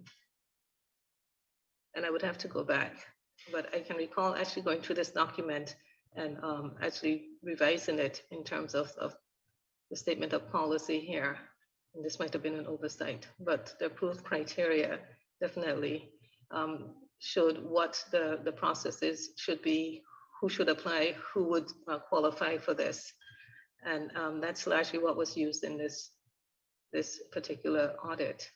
So you had evidence of the criteria that were to be applied to this program? We have the criteria, yes. And you indeed explained that the auditor's reports are based on the criteria advanced by the Premier's office and approved by Cabinet. There's no authority for a ministry to unilaterally change or vary a Cabinet decision. It should be done in the proper manner in Cabinet with reasons and full transparency. The approved and promulgated criteria required applicants to be commercial farmers and fishermen who are either registered, licensed for fishermen with the Department of Agriculture and Fisheries, or could provide a notarized letter of referral verifying their engagement in farming or fishing for the past 3 years. Did you take account of when you were looking, we don't need to go into the detail of your findings, but when you were looking, for example, when you said that a certain number of farmers who had received grants were not registered, did you, in reaching those figures, take account of the fact that some of the farmers who had received grants may have been the recipients of notarized letters? Yes, we did, actually. And I think that's mentioned further on, that we didn't receive any copies of these notarized letters that the ministry might have had. So because they didn't submit any information that we requested. So based on this, we were working on with the information that we had, which was the registers, but we did take into consideration the fact that there was the possibility that there might be notarized letters that the ministry didn't forward. And you were asking me what I would expect in terms of a response. That's the sort of thing I would expect in terms of a response from the ministry. These are the notarized letters for the farmers that were not registered. That's the sort of the way we expect the ministry to come back and address the contents of the report. Paragraph 71, the Premier's office response refers to a preliminary survey carried by the Department of Agriculture, because it was well understood the registers did not reflect current reality of those who were currently farming or carrying on commercial fishing activities, or those who had been doing so, but whose activities had ceased or reduced because of the 2017 hurricanes. You've responded in this way. If it was, quote, well understood that the registers did not reflect current reality, the stimulus grant process should have been used as an opportunity to update public records for legitimate commercial farming activity, and thereafter support these individuals to further develop the industry. Not updating the records is one of the major failings of the stimulus program. You say there's nothing in Department of Agriculture records to support that 49% of persons receiving farming grants are farmers. A similar statement can be made for 56% of persons receiving fishing grants. This accounts for a total of 2,672,000, or 52% of the monies issued in grants. This cannot be deemed acceptable. And you set out some detail there. But one of the points that is made in evidence is that, in fact, the approach of the Premier's office did encourage people to come forward, and you did have farmers who had not registered but were in fact farming, did come forward and get themselves registered. Would you accept that happened? Or I would accept that might have happened. But again, saying so, just simply saying that isn't enough. You have to come with evidence that this is in fact the case. It's more useful to say that this is a list of farmers that we verified are indeed farmers that are not on the list and received grants, rather than saying that people came forward and they were farmers. And as far as we know, there are a lot of people who came forward that were not. That's also a possibility. And the other thing is that saying that people came forward and they were farmers and then not actually ensuring that these people became registered, then that was a lost opportunity. We don't know who they are. Are they going to come forward again the next time we have another stimulus grant program for farmers? Would that be acceptable? Are they only farmers when there are grants that are being issued? So if we know that we have these people out there this would have been the perfect opportunity to capture who they are and to try to assist the legitimate farmers in actually building their farms, building their, I want to say practice, but farms don't really practice, but building their activity so that, you know, they can become more sustaining. And I think in that respect, the program really missed the ball. There was a real opportunity to help people who were legitimate farmers and to bring them into the system and to work with them. And we didn't do that. What all the Premier's office also say, and I'm calling it the Premier's office response. You'll have seen from it that sometimes it refers to the government, and I think Dr. O'Neill Morton explained that it's an all-encompassing phrase, and so this is on behalf of government. But it said that it was recognised that there were Virgin Islanders whose livelihoods had traditionally been wholly or partly derived from fishing and farming, who were not and may never have been registered. And this is the point I've made. One of the benefits of the scheme was perceived to be the encouragement it would offer to those farmers and fishermen to register, which is, it then goes on to say, you appear to have implicitly acknowledged that, and you've acknowledged it today. It then continues to say that the scheme was advertised on the radio and online. Okay, this is what I would say with respect to this, is that there is perhaps the suggestion, because there was an increase in the numbers of people registering after the program was announced. But a lot of the people who actually received grants still were not in the register. So, and I guess I'm belaboring the point, but the Premier's office at that stage, where they were having people come in and collecting checks, could have gotten information and gotten those people to actually get into the database. And you know, that didn't happen. As I understand your evidence, I mean, whatever databases they were in the Premier's office, you didn't have access to.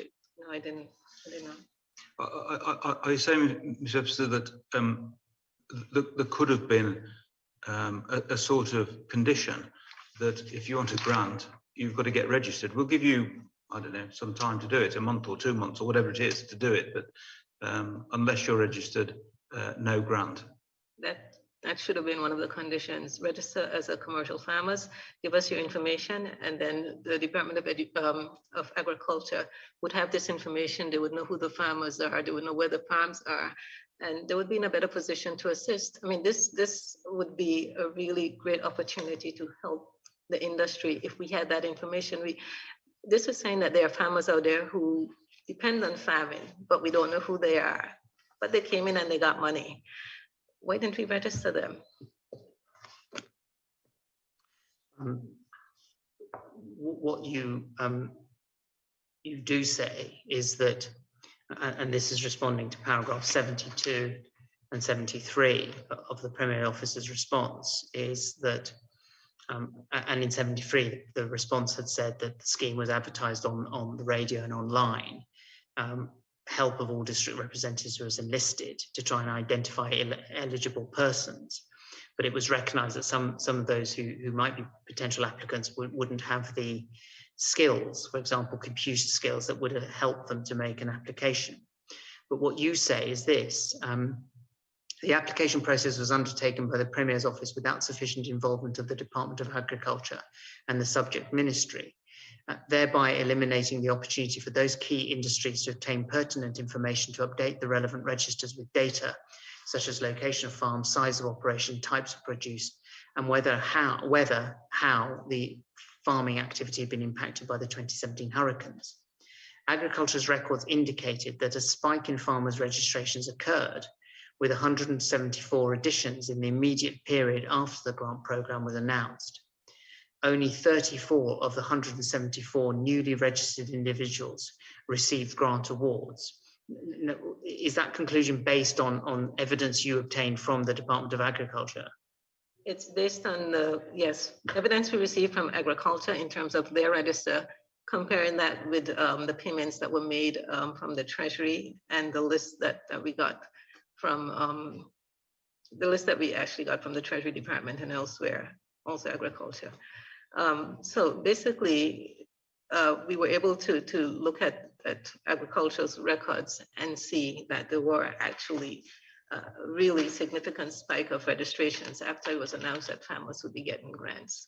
But then when we looked at that 174, we compared those to the payments that actually occurred in the period where the grants were issued, only 34 of those individuals actually got paid. So only 34 of those might have been farmers. Some of them may have been backyard farmers. Others may have been thinking of becoming farmers. We don't know, because nobody actually went through the process of finding out who they were and exactly what type of farming they did. And the point you make that there was insufficient involvement of the Department of Agriculture and the subject ministry, what evidence is that actually based on? Well, that's based on the interviews that we performed with the Department of Agriculture and the subject ministry.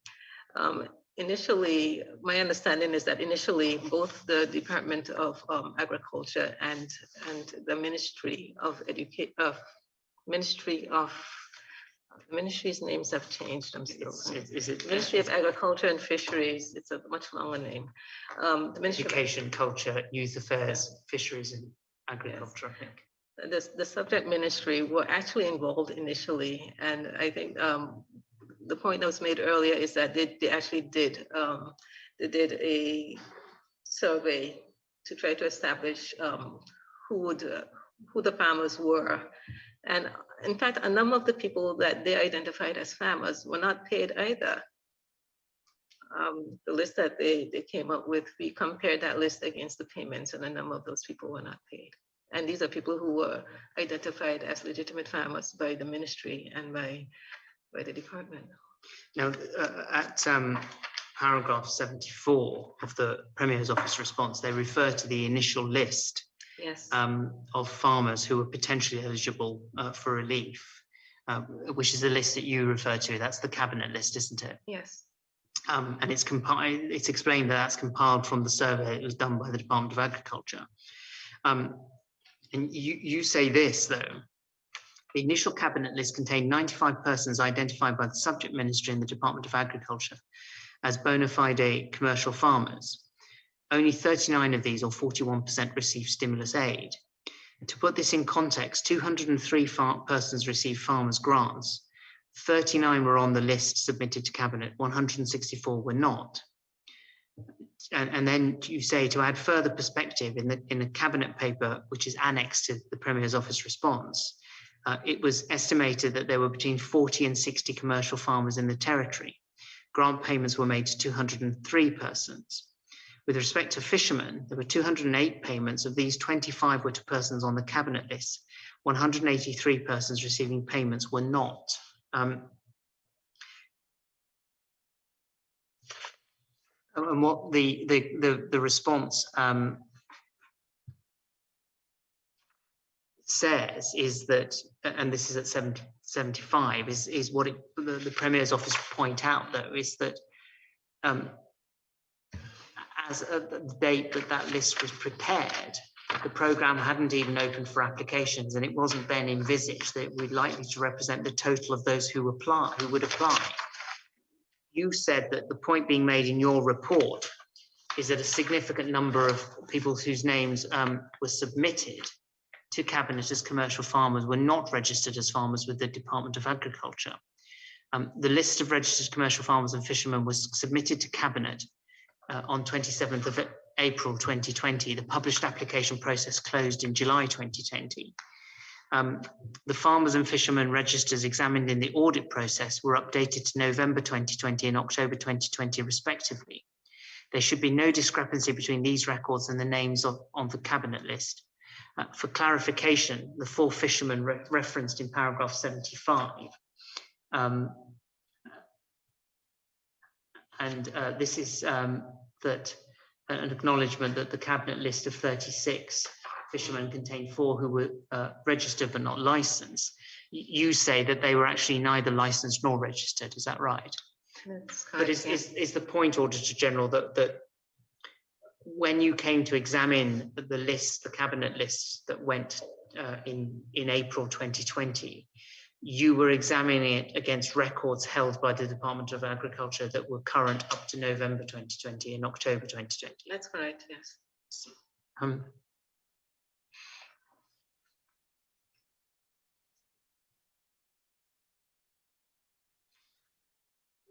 What's also said, and it's this paragraph 78,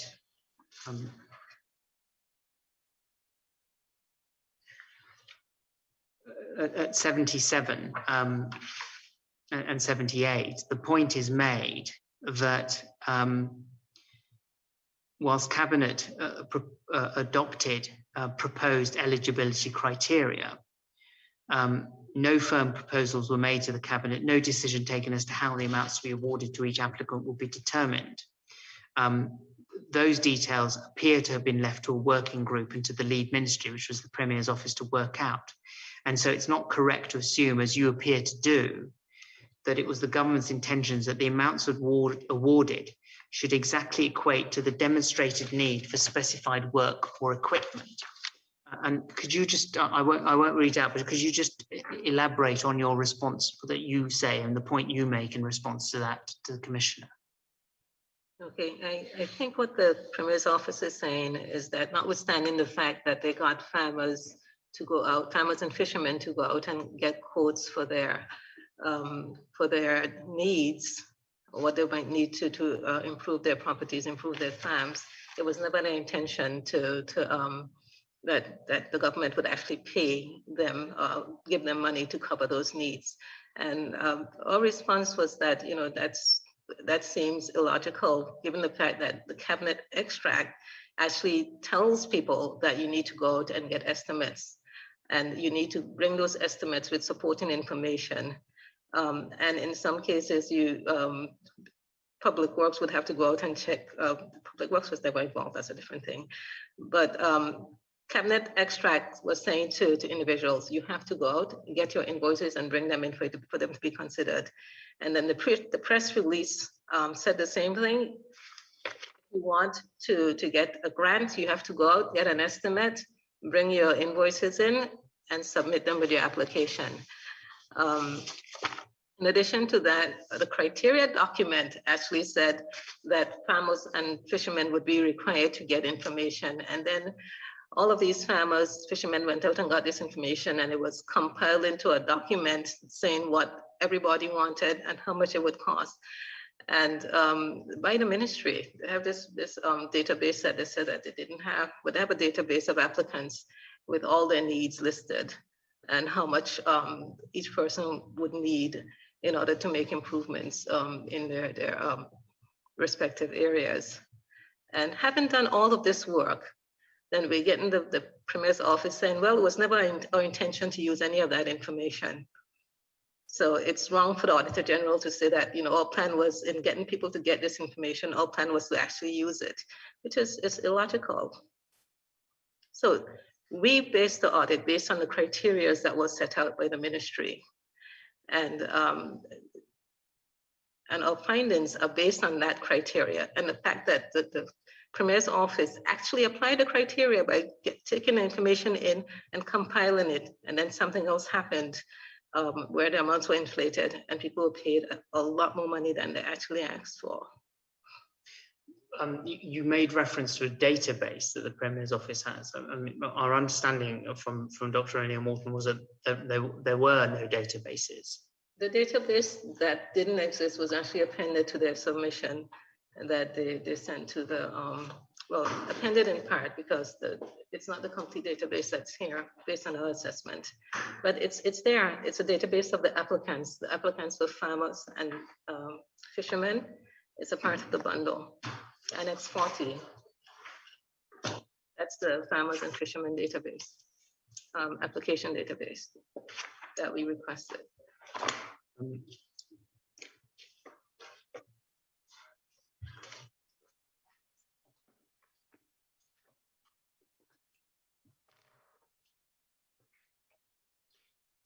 It's at, I think, 811. 811.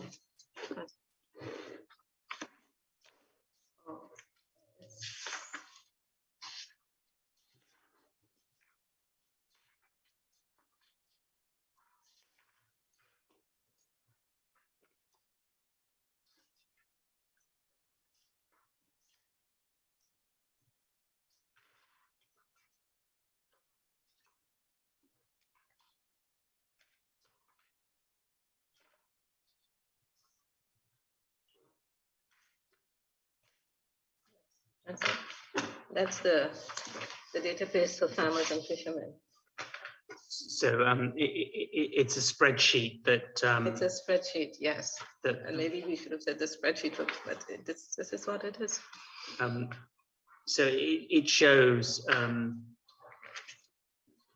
the names of applicants, whether they were farmers or fishermen or both, their locations, what their requested need was, the cost of each one, which I think you say would have meant that, given that they would have had to obtain quotes for those costs.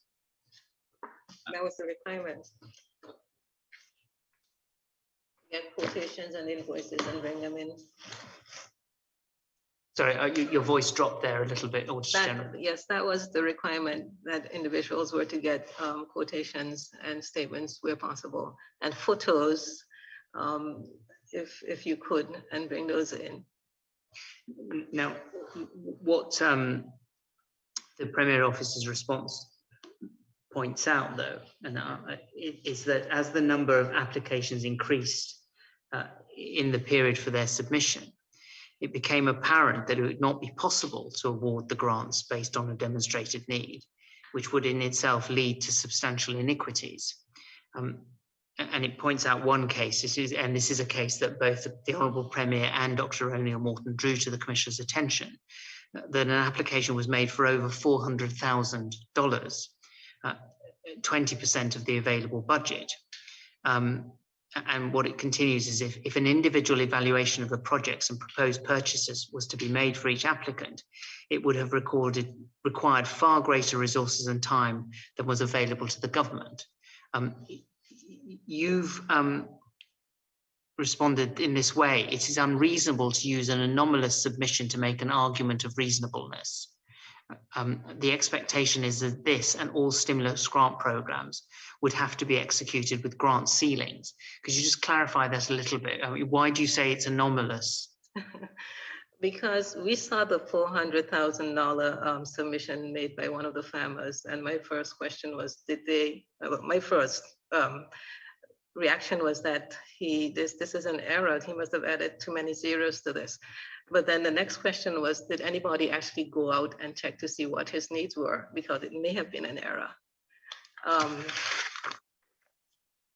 But the response really is saying that the expectation is that if you're going to do something like this, you will have people who will try to take advantage of the program, especially since it's government money, and put in ridiculous submissions just to test to see whether they will actually get the amounts. Not necessarily that they need it, but just to test to see whether they will get it. And, you know, something like this, you go and you check, you make a call, you ask them, you know, is this what you want? Why? And no, we actually cannot give you this. So you need to go back and have a look and see what exactly you really need so that we can address that particular need. It's like having a grant program at the House of Assembly and someone saying, well, can you pay me $300,000 so I can build a house? And you know, that's a level of ridiculousness that this is here. We know that that's not going to happen. You know, I can't pay my rent, so you know, I'm putting in a grant application for $300,000 to build a house. And so I find it strange that they would actually pick this up and use this as an example, because when we started, we just thought it was an error and that somebody needed to go back and check to make sure that it wasn't an error and probably give this person some guidance to understand what the process was about. Because the government isn't in the business of building farms for people. They just were offering to assist them in developing their operations. I'm going to summarize the next 2 points because what's made, and this is a point that Dr. O'Neill Morton made in evidence as well, was that the Department of Agriculture reported it was incapable of executing responsibilities assigned to it to assess commercial activities of applicants because it lacked both the personnel and the equipment, such as vehicles and fisheries vessels. And indeed, what's pointed out is that the department even requested monies from the stimulus package to purchase vessels, or vehicles rather. And it then goes on to say that the Ministry of Works, Public Works, lacks surveyors to evaluate each of the hundreds of applications that were made at the same time as service to the demands of the Ministry of Health, which was then leading the effort to contain the virus. What you've said is if the goal of the programme was to improve food security, then the starting point has to be ensuring that the government is in a position to monitor and assist that process. Paragraph 18 demonstrates the failure of the government to recognise the needs presented by the Agriculture Department and a missed opportunity to assist the process by providing this key department with the requested resources. You go on to say the Public Works Department has advised that it was never asked to perform any evaluations. Only they are able to assess whether their resources are accurate. Adequate. But just go back to the Agriculture Department point. I think in your report, you speak of going out and with the assistance of the Department of Agriculture to visit sites. You visited 11 out of 22, I think, that were identified to see whether they were working commercial farms. Were you aware through your contact with the Department of Agriculture that they were having resource difficulties? We were, yes. That was one of the things that they said, that they needed equipment and they need staff. But then isn't that the point, a valid one that's being made by the Premier's office, that in order to be able to implement the programme, you need to be able to monitor, and if you can't monitor, then you need to do something different? No, I think, again, the department didn't say that they wouldn't participate. They said that we need help in actually doing this, and which is why they put in an application to get certain resources. And at the same time, we were in the middle of the COVID situation, where you have a number, well, and after the hurricane situation, where you have a number of people who have been displaced. And this was an opportunity to see whether any of those people could have assisted in this particular process, with the whole monitoring, even with the grant process, checking to see who needed what. There are a lot of public servants right now who are displaced. But the point that's made here is yes, the Department of Agriculture needs resources, but also if you're going to do this, if we are actually going to build the industry, you have to start by building the department so that they're in a position to actually get out there and help farmers see what they need and make recommendations. And just giving people money and saying go farm and not having any kind of follow-up, it's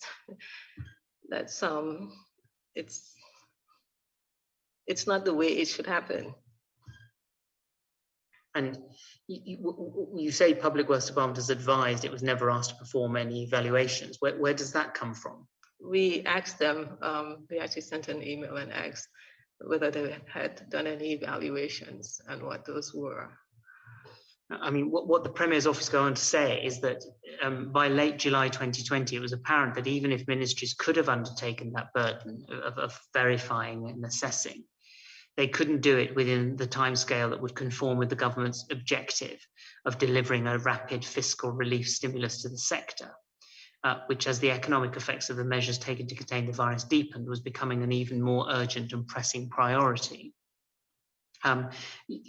Your response to that is no attempt was made to comply with the cabinet decision to have the Public Works Department or a licensed contractor perform assessment. It's therefore not known what delay, if any, would have resulted. Again, is that based on your contact with the Public Works Department? That's based on us asking them whether they had been contacted to do assessments, and they responded no, and then pointing out that the cabinet decision actually says Public Works Department or licensed contractor. So perhaps it was done by a licensed contractor because it wasn't done by us. And we haven't seen any indication that a licensed contractor was, in fact, they're indicating that didn't happen. Help us with this though. At 83, this is a point again made in evidence, is that One of the things that have been overlooked, and it refers to the working group, which is the group within the Premier's office designed to monitor and implement the programme. But a point that had been overlooked was that if payments were made direct to suppliers, which cumulatively exceeded $10,000, it would have been necessary to execute petty contracts. And once you're getting into executing petty contracts, you need certificates of good standing, which can take several weeks to obtain. It might have been even longer in the pandemic. And also at that time, and this was a point the Honourable Premier and Dr. O'Neill Morton made, suppliers were reluctant to accept a purchase order, which would have been the way to pay suppliers if the original idea of payments to suppliers rather than individuals were followed up. Can you just explain your response to that? Because you start off by saying petty contracts cover public procurement between $10,000 and $100,000. But then just develop what your response is for the Commissioner, please. Well, the first point that's made here is that most of the farmers' requests were below the petty contract threshold. So a petty contract would not even come into play. They would not require petty contracts. And this is for most of the individuals. And then we look at central government where departments routinely buy stuff. Each individual departments buy stuff for their departments. They buy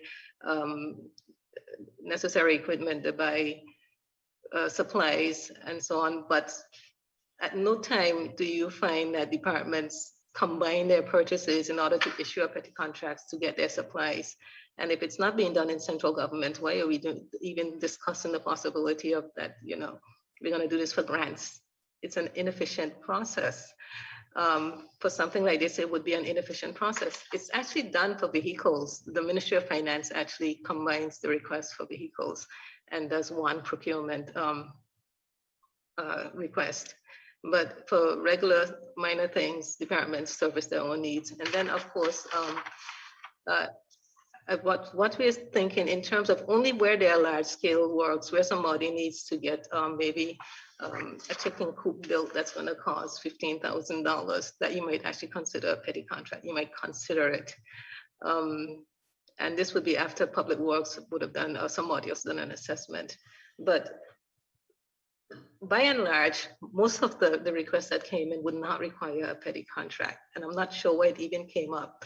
And when we look at the House of Assembly grants, for instance, where all the representatives were able to issue grants to their constituents and to individuals, some of the representatives actually just issued grants in large sums to various people. One or two actually made payments directly to the suppliers. And the representatives who made the payments directly to the suppliers were able to service a lot more people. And they were able to also be have a better accounting of how their money was spent, because I know an individual would know that we use our money to pay electricity for 15 people. We then use some money to pay off the mortgage or to assist with rent for another 10. So the people who actually made the representatives who actually made direct payments actually got more value for the money that they got. They have a longer list of people that they helped. And at no stage in doing that were they required to issue petty contracts. For instance, I know one person paid a lot of electricity bills. She didn't combine them and decide, oh, I'm going to issue a petty contract to electricity to pay all these bills. That would have been a nonsense. But isn't there validity in the point that if you are a government department and you've embarked on a program where the plan is to place suppliers, but you're in a pandemic and the suppliers turn around and go, we don't want purchase orders. You have to think of a way around it. I have to say that our office does not have that problem with suppliers. And I don't know if other departments do, maybe they do, but we've never had a vendor saying we don't take government money, sorry. We've had vendors say, well, government takes a long time to pay, and that might be the case. But we haven't had people saying that we're not going to take a government check. And is it right the government does take a long time to pay? Sometimes. Sometimes it does. I don't know what the situation is right now as we speak, but government is one of the biggest suppliers, one of the biggest clients on this island. It is the biggest client.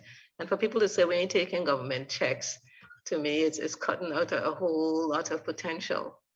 And you have contractors who are constantly vying to get government contracts. So this is, it seems strange to me that, to say that government vendors are not taking government vouchers, because our experience has been different. Can I just ask you to just go to page 234, please?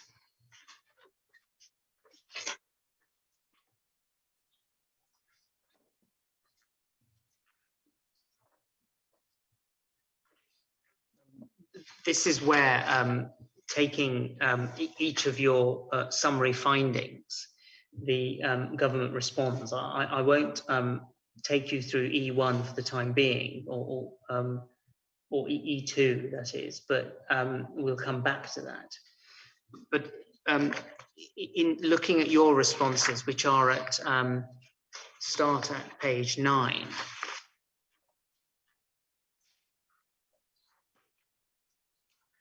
I think it's right to say that you don't accept at least many of the points that the Premier's Office response makes.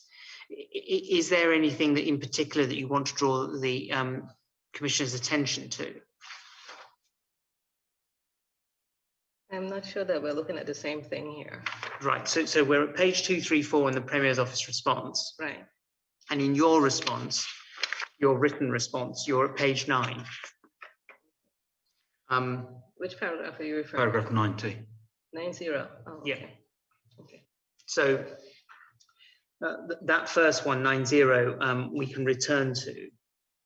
But in terms of the others, which is, this is your findings in relation to farmers and fishers, or your conclusions in relation to farmers and fishers.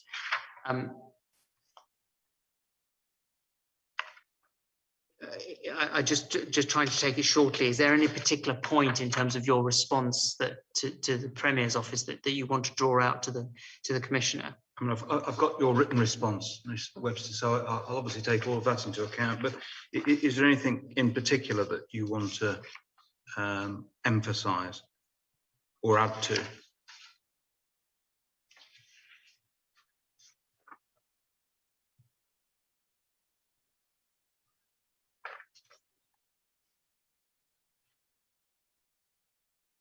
Well, I think 91 speaks to the fact this office is saying that they never intended to restrict the program to commercial farmers.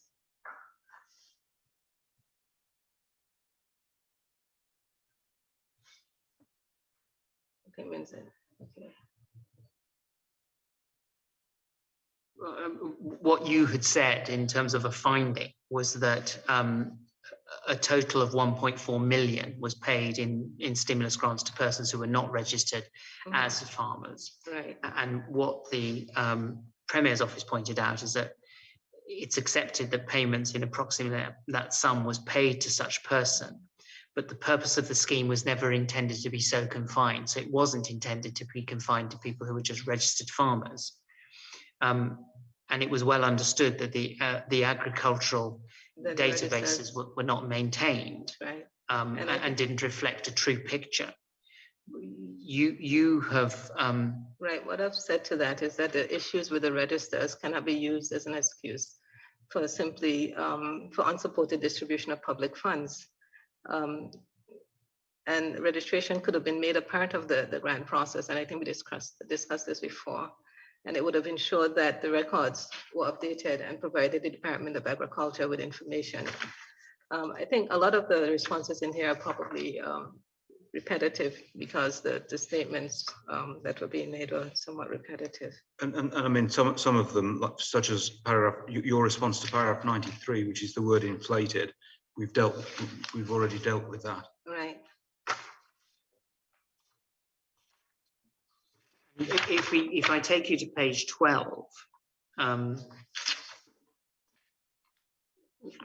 what's said is that you there, and it's paragraph 94, but you have made a mistake in your concept of Cabinet's policy, because you appear to assume that, and it said without evidence to support your assumption, that Cabinet's policy was to allocate monies originally set aside for the scheme in the sums requested, provided that the need for the money, which you do not define, but is presumably that which is needed to pay for the project contemplated, could be demonstrated. And what said it was not Cabinet's intention necessarily that grants should be made in that way. So I think the question. We addressed this earlier, did we? Yeah, this is, yes, I think we did.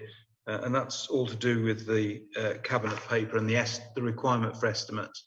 They're required to put forward, as it were, capital expenditure really, with estimates and eventually invoices. Right, have an individual go out and get the estimates and invoices. And so, I mean, your point is that your starting point has been Cabinet's policy. Right. I think what the Premier's office is trying to avoid, it seems to not be embracing, is the fact that the audit is actually based on the Cabinet criteria that was set out.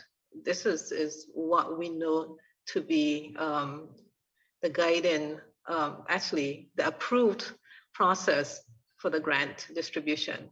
Cabinet's policy, this is what we used in doing the audit. There isn't anything else that we can go by unless there was an approved change to that policy. If there wasn't an approved change to that policy, then again, if they're addressing our report, that they should send us a copy of that approved change. That would make all of the difference. Send us the Cabinet paper that changed the policy and changed how the amounts were to be distributed. And so you simply audited against the Cabinet policy and the Cabinet criteria. Yes. If there had been a change, an authorised change by Cabinet or some authorised change, then you would have audited against that new policy. But exactly. There was nothing there that you were given. There was nothing provided, and even in the response that we got there, it's not provided. There's nothing in there to say that Cabinet changed the policy. And there was a free for all for everybody who thinks that they're a farmer, that they can come. And this is important because if the policy was changed, then this should have been made public. The change policy should have been made public so that other people who might have now qualified would know that and then be able to apply. But you can't change the policy, and well, there's no indication that it has been changed, but you can't change it and keep it secret. If it's going to be changed, it has to be publicized so that people would know what it is, and that information has to be shared with everybody, including people like me and internal audit, so that they would know what the policy is. When we're looking at this, we would know that the policy has changed. If you go to page 13 and paragraph 95, and this relates to, it's the inflation point again. And what's said is that that the adoption of standardized grants, which is what we know happened, was a legitimate approach to a difficult problem which all governments have to grapple. There's no evidence at all upon which so grave an allegation of falsification could or should have been made. And you repeat here the example of the someone purchasing a weed eater. Someone who brought in the estimate for a weed eater, yes, and this is the amount here, $285.99. He said he needed money to buy a weed eater. And then the information that actually went to the Treasury says that this person needs $4,085.99 to purchase a weed eater. So it went from $285 to $4,085. And so that's the point you're making, that when one examines the records, I mean, if one keeps a hypothetical, if I come in and ask, I have a quote for $300 to buy fencing, and I get $13,000. I'm not getting $13,000 for being a farmer. I'm getting $13,000. On the records, I'm getting $13,000 to buy fencing. The information sent to the Treasury says that we're paying this person $13,000 to buy fencing. And so what the accounting officer is doing at the end of it all is saying it's legitimate to spend $13,000 on fencing. Or $4,000 on a weed eater. I mean, it's, that's really quite important, is it? Because the Treasury don't simply pay out money; they pay out money on the basis of some authorization, and the authorization ultimately is the cabinet is the cabinet policy, the cabinet decision to recompense farmers for, I mean, what I would call capital expenditure. Well, it's not called that here, for fencing or whatever. And so the fact that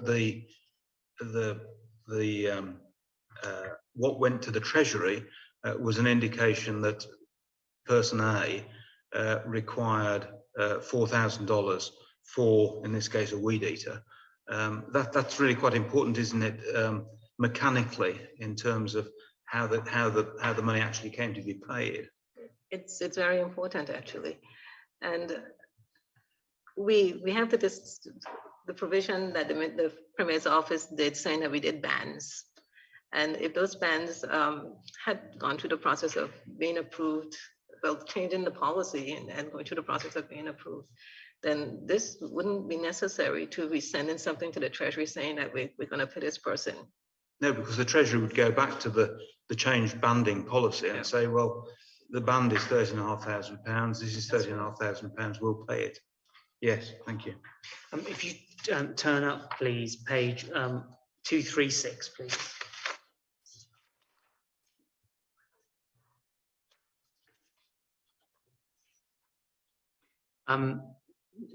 This is a part of your findings, your conclusions, Auditor General, was that fishermen grants were intended to assist with equipment and material costs. Payments were, however, made to both vessel owners and crew members, resulting in multiple members on the same vessels receiving grants. This included grant awards to multiple vessel members requesting assistance for the same equipment. And what's said is that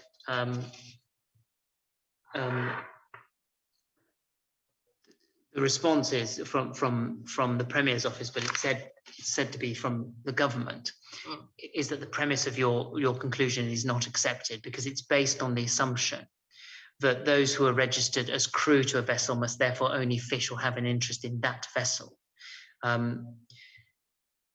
And you assume, therefore, that without any evidential base, that the applications must have been duplicated for the same equipment. And the point that was made in evidence is that you can have someone who is crew on a boat in 2020, but actually has a boat themselves which was damaged in the hurricanes, and this is an opportunity to purchase an engine for that boat. And the response then continues that, and it points to the prime example you've given, where 3 individuals, master and owner and 2 crew members on a boat, applied separately for engine and material, and you note that all 3 were awarded grants. And it said that your assumption that this is evidence for is the assertion that multiple vessel members requested assistance for the same equipment is what you use this for. But it continues then to say you appear to have carried no basic checks to see whether your assumption is accurate. In fact, the crew of that vessel each own their own boat, and therefore different engines and material for which the crew applied were for those boats, which have been unable to operate since being damaged in hurricanes. And this was what it points out is this was precisely one of the purposes of the policy. So I mean, and this was an example that is features. It does spring to the eye from your report. You have 3 men on a boat, all applying, it seems, for 3 engines. But what the Premier's office point out is you've made a fundamental error, that these are 3 men applying for 3 different boats. Okay, the Premier office says that we did not carry out any basic checks to see whether the assumption that it was one boat or 3 boats. Yes, there's no need to mention any of the boats. Yeah, whether it was 1 or 3 boats, that we didn't carry out any fundamentals. I would say that we actually carried out checks on the farms and we couldn't find farms. How are we going to find the boats? Because at least the farms are supposed to be stationary, boats move around. So it would be nonsensical for us to be out there trying to find boats. But in response to this complaint, yes, we did actually, in doing the audit, we recognized that there was in fact a number of cases where individuals worked on several different boats. Some people who own boats would actually work as crew on a different boat. And this was actually common throughout the industry. It's fairly common. And actually, in looking at this particular boat, we did take that into consideration. And the audit observation was that 3 people made applications for engines, and all 3 got them for this particular vessel. But for this particular vessel, what the audit report doesn't say, because we actually found this, what the audit report doesn't say is that it was actually 4 people who made requests, 4 people from this boat actually made requests for engines. And we didn't include the 4th person because we were able to trace him to another boat and realize that he was actually a master of a separate vessel. So while 4 people applied for engines, he was not included in the audit observation because we recognized that he had a boat and he probably needed an engine for that. The other 3 people, we were able to identify from the records at the Department of Agriculture that there was 1 boat owner and the other 2 were crew. We haven't seen anywhere in the records that these other 2 people who were crew actually own boats or were registered as having owned boats. So if they actually own boats, they were unregistered and they would not show up in the records. So this information that we have in our report, again, it's based on verifiable information that comes from the departments that would have the records. If the Premier Office has information otherwise, then this to me is a good example of where they could bring that information and say, hey, look, this is the situation with this particular person. He actually has a boat and he shouldn't be on this list. And if they're able to bring that information, then certainly that's something that I would change in the reporting addendum because it would contribute to making information more consistent with what's out there. But again, we haven't gotten any information to actually verify that this is in fact the case. If I take you through to page 237, please.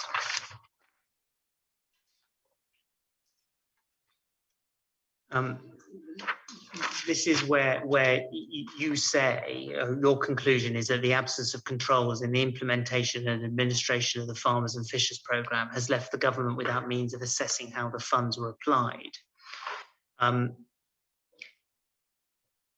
And what's pointed out by the response is that there's no basis for a statement that the government has no means of assessing how funds were applied because each of the recipients will have provided their details and they will be required to demonstrate how they have applied the money. Duplicate payments of the same grants are being followed up and in almost all cases have been returned. And what's said against you is that as a conclusion, you fail to consider the overall policy context and extreme challenges faced by government at a time of unprecedented emergency, and you're muddled in your understanding of policy goals that informed the development of the scheme, within which it was in the circumstances inevitable that there would be trade-offs. And what's said finally is that you make untested and inaccurate assumptions on the basis of which serious criticisms are leveled in a language that is neither consistent with the evidence nor with reasonable professional objectivity. Now that points a number of fingers, but if you deal, and you have dealt with it, and this is at your page, I think particularly at your page 17,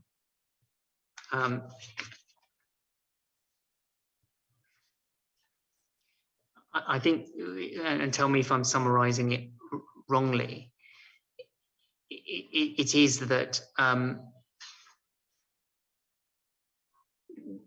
what your point is, firstly, that the Premier's office has disregarded cabinet approved, publicly promulgated policies that underpin the programme. And you found during your audit no evidence of a change in cabinet's approach. That's correct.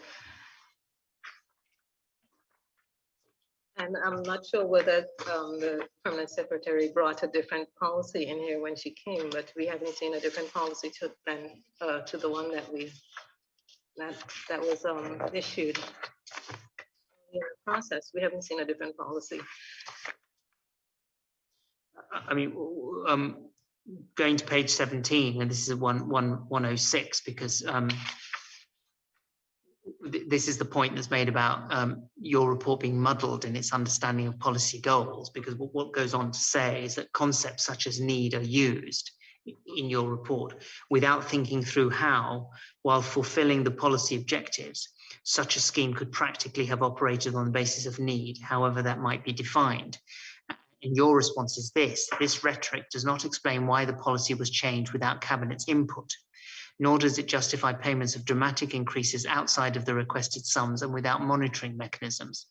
Further, there is no ambiguity as to the use of the word need in the report. No one should be challenged in understanding the context in which this word is used. Need in all cases, it is refers to needs indicated by the applicants and demonstrated in their submissions. This is unambiguous. Right.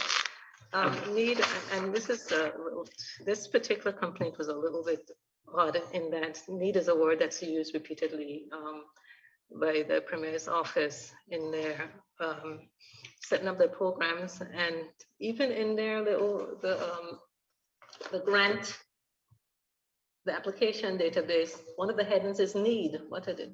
So need is a word that's used repeatedly by the Premier's office, and it's used in the same context in the report. The same context that they use it is used here. We have not imported anything different in the report. And I found it odd that they would be complaining about us needing to define what need is. It's the same ordinary definition that has been applied in their policies, in their schedules, in their the press releases that are put out. It's the same meaning. We haven't changed it, and we haven't attempted to import a different connotation, a different meaning to this word. So it was odd that they would take object to us using the word need in the report. That means. But your response to this really is the same as to other criticisms, and that is that your lodestone, your it comes from them. It comes from the policy. Yes. It comes from the cabinet policy. That's what you refer the audit to. And this is what the audit is based on. It's based on the policy that has been approved, and everything else that comes outside of that policy, you have to be able to support that also has been approved. And we haven't gotten anything to show that all of this activity that occurred outside of the policy was actually approved. Yes. But return to 107, which is that you make untested and inaccurate assumptions. And your language is lacks reasonable professional objectivity. You've written in response to that, the gravity of the Premier's office's failure to cooperate with the constitutional requirement of review and transparency cannot be sufficiently underscored. Breaches of this nature result in serious undermining of this territory's democracy and erode the principles of good governance. The language in the report reflects the gravity of those infractions. So just which infractions are you referring to? The absence of transparency, the failure to cooperate with the constitutional process, failure to cooperate with the audit. And without question, if you go through all of the audit reports, what you're going to find is that the language changes when there's the absence of cooperation. because we view that as a grave infraction where people are withholding public information. Public information is not something for someone to treat as if it's personal property. Some people treat it as personal property. We find that it's a grave disservice when people fail to provide public information on public spending. And this is information that we need in order to perform our duties. And this is what happened in this particular case. I think for 11 months, we were asking for information, asking for access, asking for documents. And this office failed to provide even one piece of information, one piece of document, one page. Nothing, we got nothing from the Premier's office for 11 months, repeatedly sending emails asking for information. And the constitutional requirement and review you refer to is the role of the Auditor General under the Constitution. Right, the role of the Auditor General, and the Constitution actually stipulating and the Audit Act stipulating that the Auditor General should be provided with the information she needs to do her job. She can ask for whatever information. Once it's public information, we do not ask people for their personal information. This is government's information. This is government spending. And it should be accessible. But if you step back, Ms. Webster, and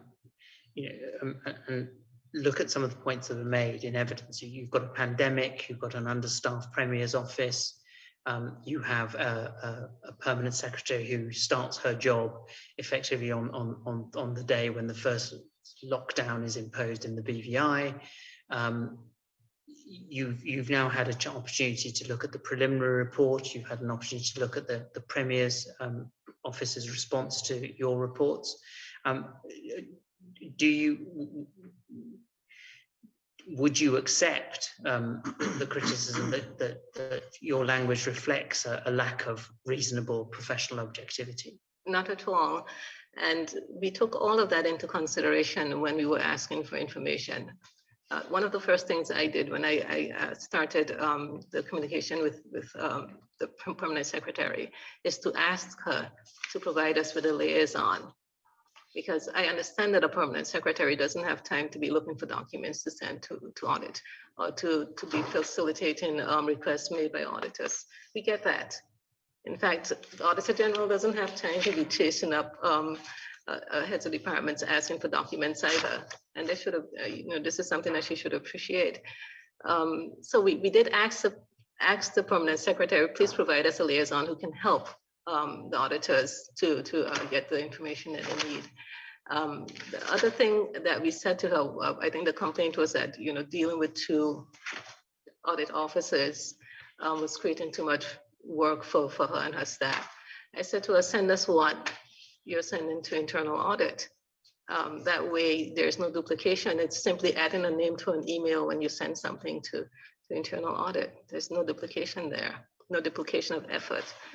The other thing had to do with a related audit that we were doing with one of the departments that fell underneath the Premier's office, where we were basically being shut out from getting information because the individual was not being given the authority that she thought she needed from the permanent secretary.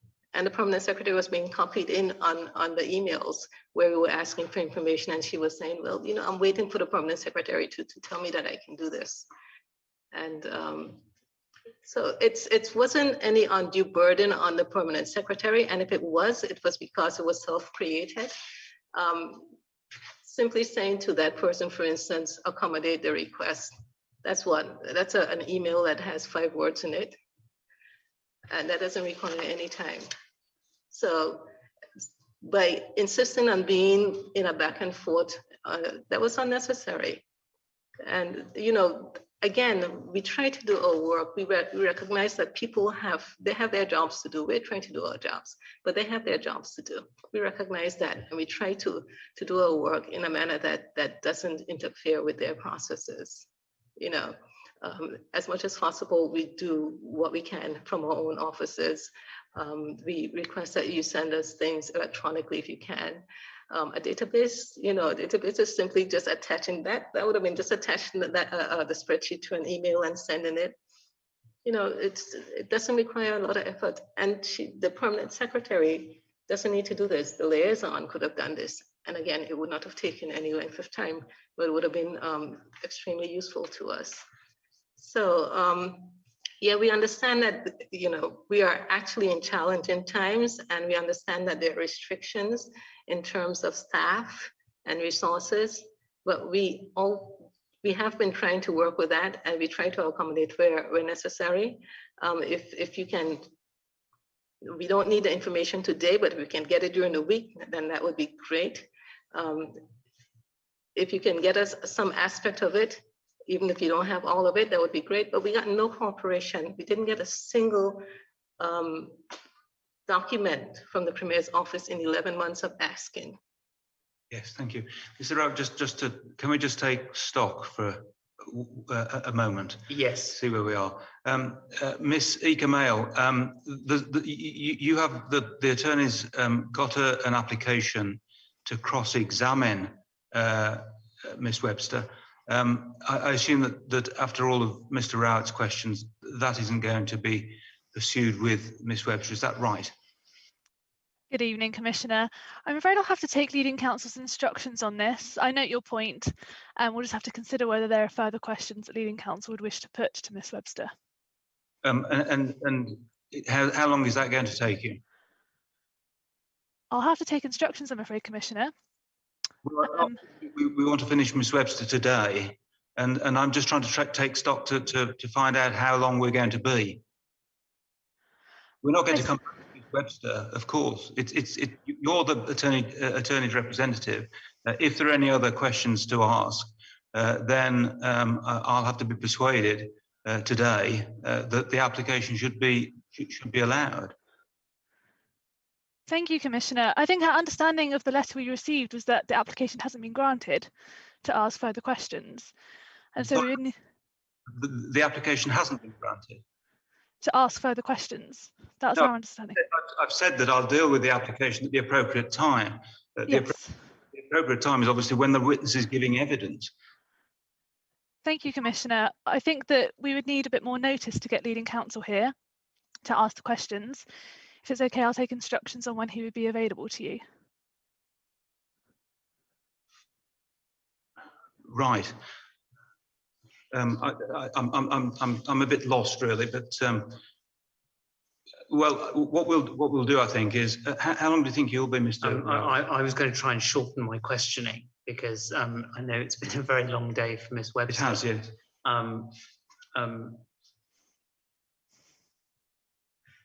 I'm just slightly baffled about the situation we find ourselves in. I'm equally baffled. We have a representative, the Attorney General here. We have the witness here, but apparently we don't know whether there are any further questions to ask. And leading counsel, unless he's watching this, isn't going to be much help, is he, Miss Ika Mail? Commissioner, I can take instructions on this from leading counsel and let you know what the situation is. I'm afraid until I've done that, I can't give you an answer about whether we have further questions, whether those are today or at a later date, and we'll make an application for that. I'm sorry, I'm completely lost. What we'll do, Ms. Ika Mail, is we'll have a 5-minute break now because we've been going quite a long time, a 5-minute break for the stenographer. If you can take your instructions in those 5 minutes, we'll come back and then we'll complete Ms. Webster's evidence. Thank you, Commissioner. Thank you.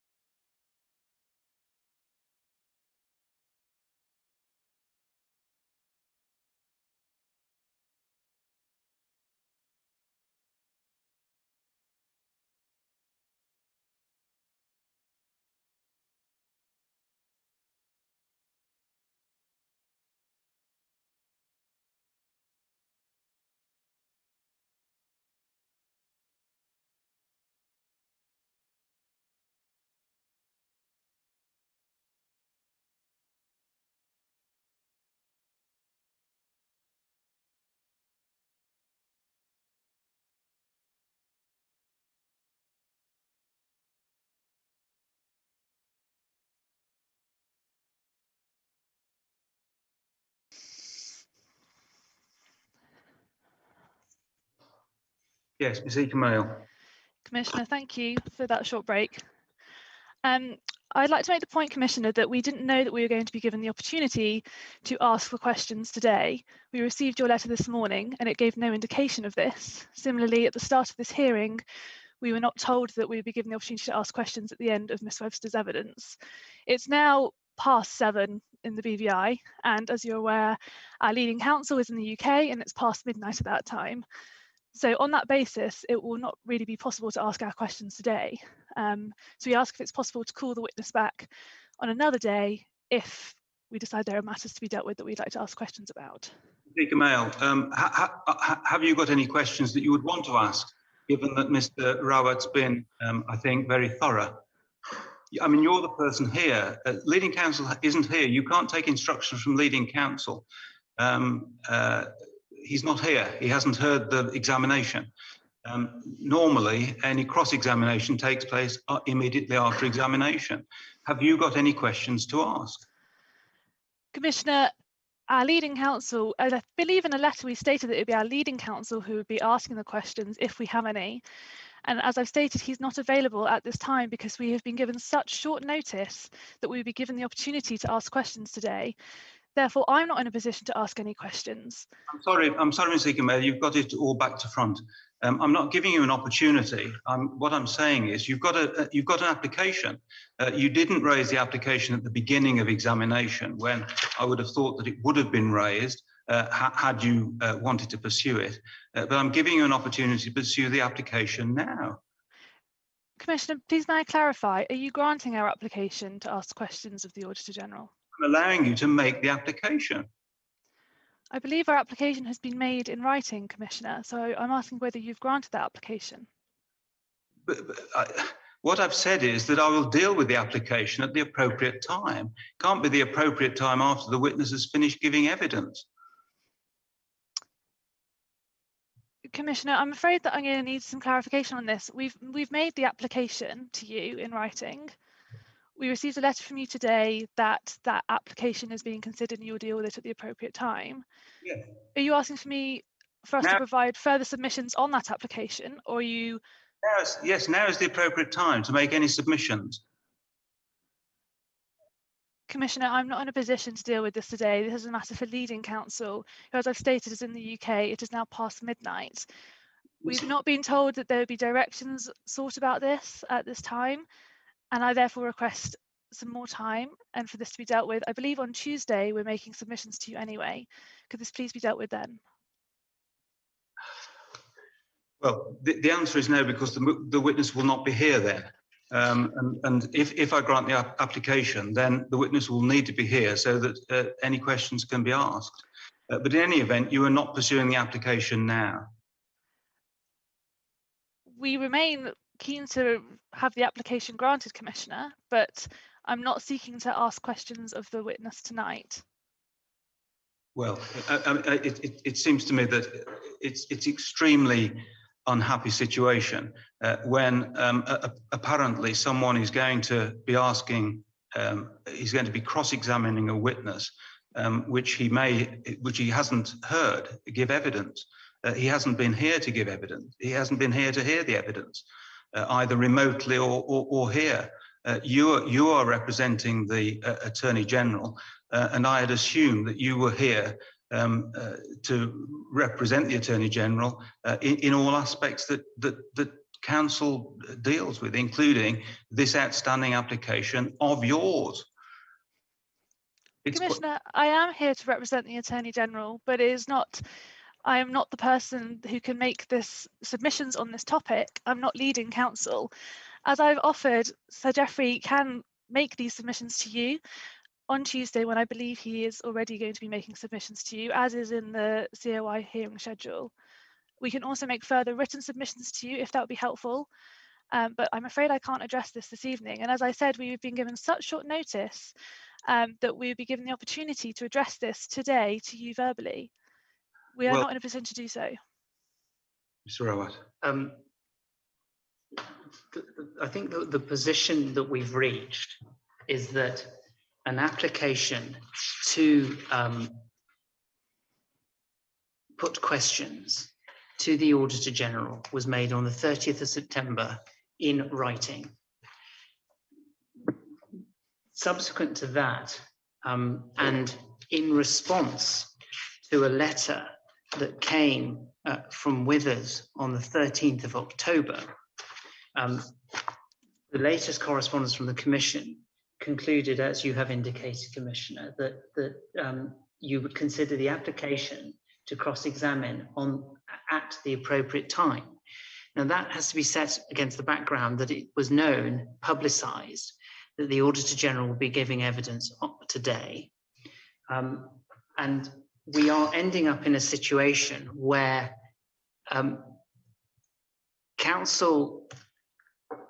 leading counsel is the only person who can make submissions on the point, which is to make the application to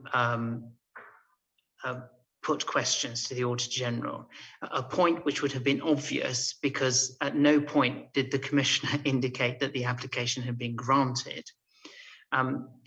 Nor has leading counsel been here to hear the evidence on what I understand to be is a very narrow issue to be canvassed with the Auditor General, and which I have canvassed today. And so what we are in the position of is that we are going to have to rearrange a witness in order to cater for the availability for counsel's convenience, because counsel, or it was decided by the Attorney General that her counsel did not, who was the person who was going to make any application or put any questions, did not need to be present at any point during the Auditor General's evidence today. And so what we're being asked to do is to end up in a situation where we will have to have the Auditor General on standby in case an application is granted, and then to be ready to deal with questions, which inevitably will affect the rest of the timetable. Well, and that is if the Attorney General in one of her forms wishes to ask the witness any questions. We're not even sure that there are any questions left to be asked. Well, Commissioner, I do make that point that I understand that Mr. Rawat's lines of questioning have been very thorough, and we will need to consider whether there are further questions for leading counsel to ask. Commissioner, I'd also like to point out that many witnesses have been called back on multiple dates. That is something that the Commission of Inquiry has been doing, and so therefore I do ask your understanding that this could be something in this case, if there are further questions for us to ask, that this is followed. I can give you no comfort, I'm afraid, Ms. Eka-Mail. If you wish to pursue the application in relation to the Auditor General, then I will not formally refuse the application. But if this matter is raised again by you, you will need to write to us saying if you would like to make further oral submissions, and then I'll consider those.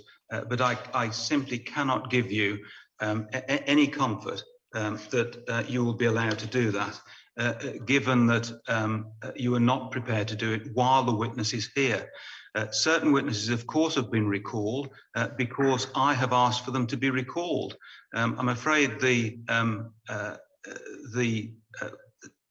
COI is not driven by counsel's convenience, and particularly in the circumstances that we find ourselves in now, when the Attorney General is represented and there is an opportunity to pursue the application now. You are simply not in a position to do that. That is not my fault. That is the fault of those who instructed you to appear today, who appear not to have given you proper instructions as to what to do. That is not my fault, Ms. Eka-Mail.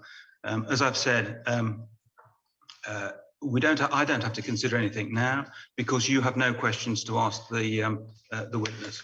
So what I'll do now is to ask Mr. Rawat to proceed to ask the remaining questions that he has.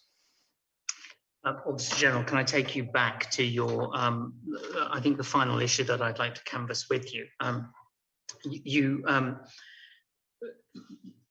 Amongst the documents that you have provided as part of your written response, is an email. And if you go to those documents, if you go to page 38, please, I think I just want to pick it up on a point you made.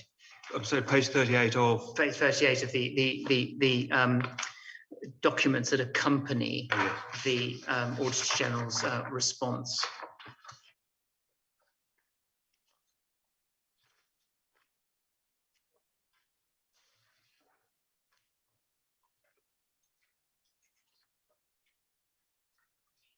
You may have, I think this goes to a point that you were making before we had the short break, Auditor General, but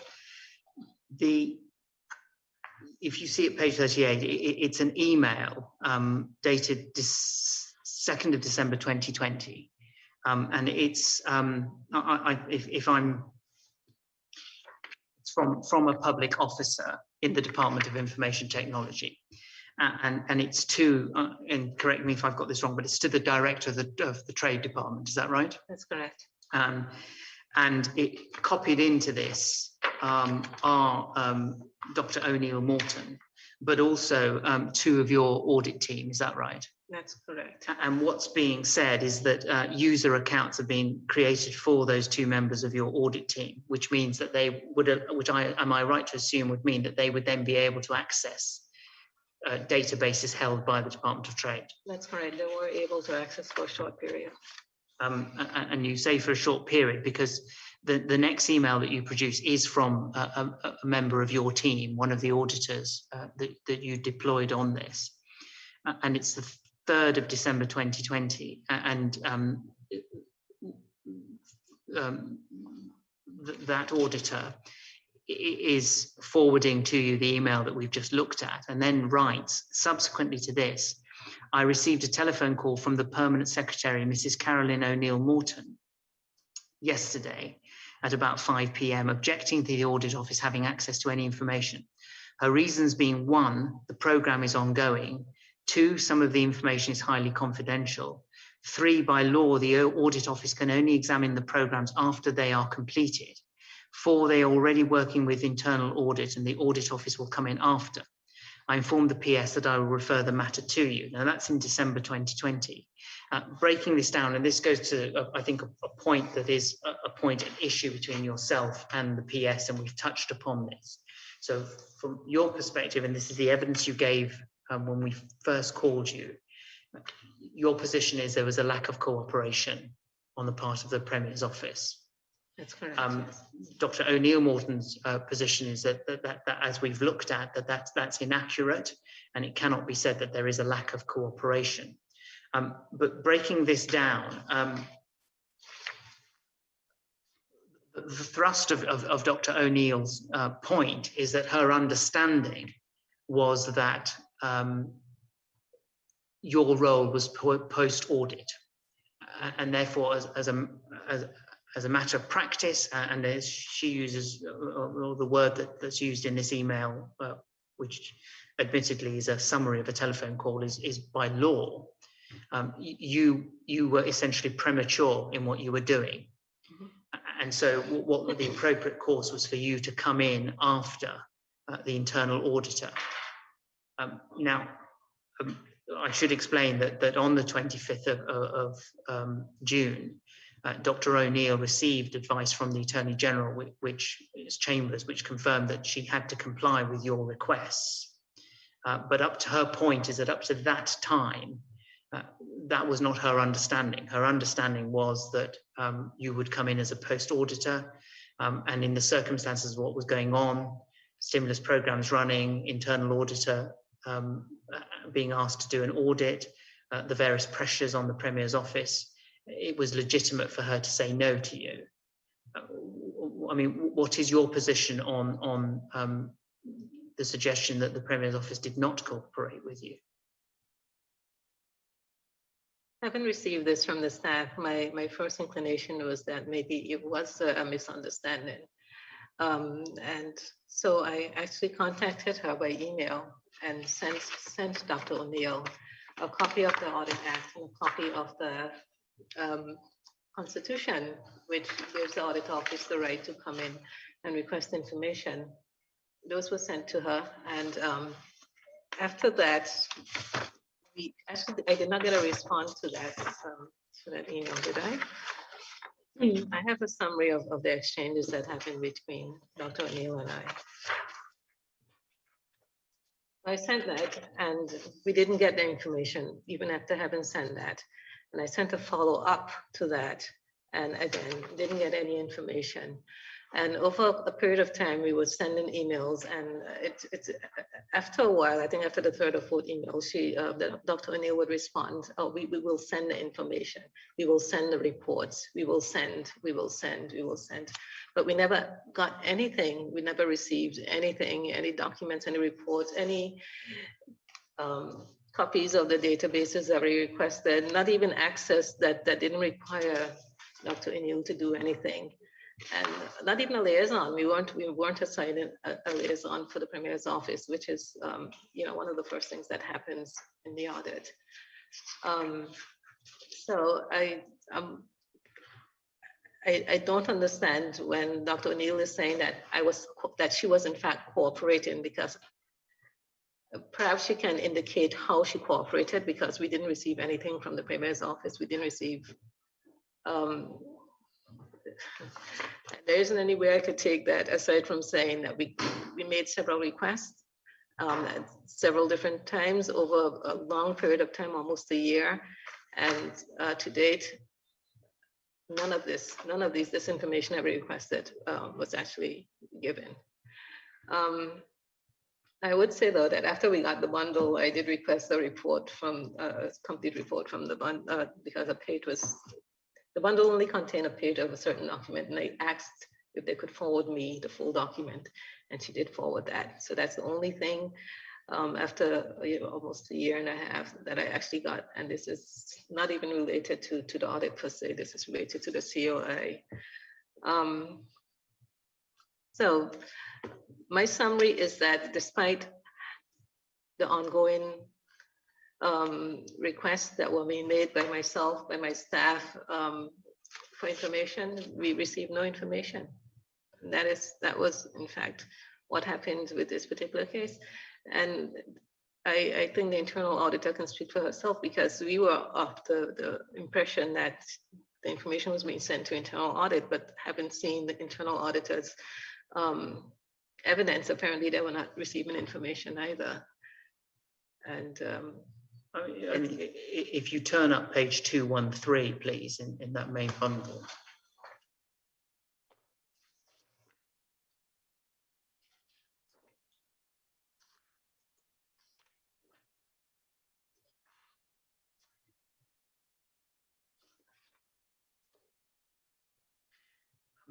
I did take Dr. O'Neill Morton through the chronology of contact, because she explained to the Commissioner that she had done a search of all of her emails to identify any relevant emails and to produce them to the Commission.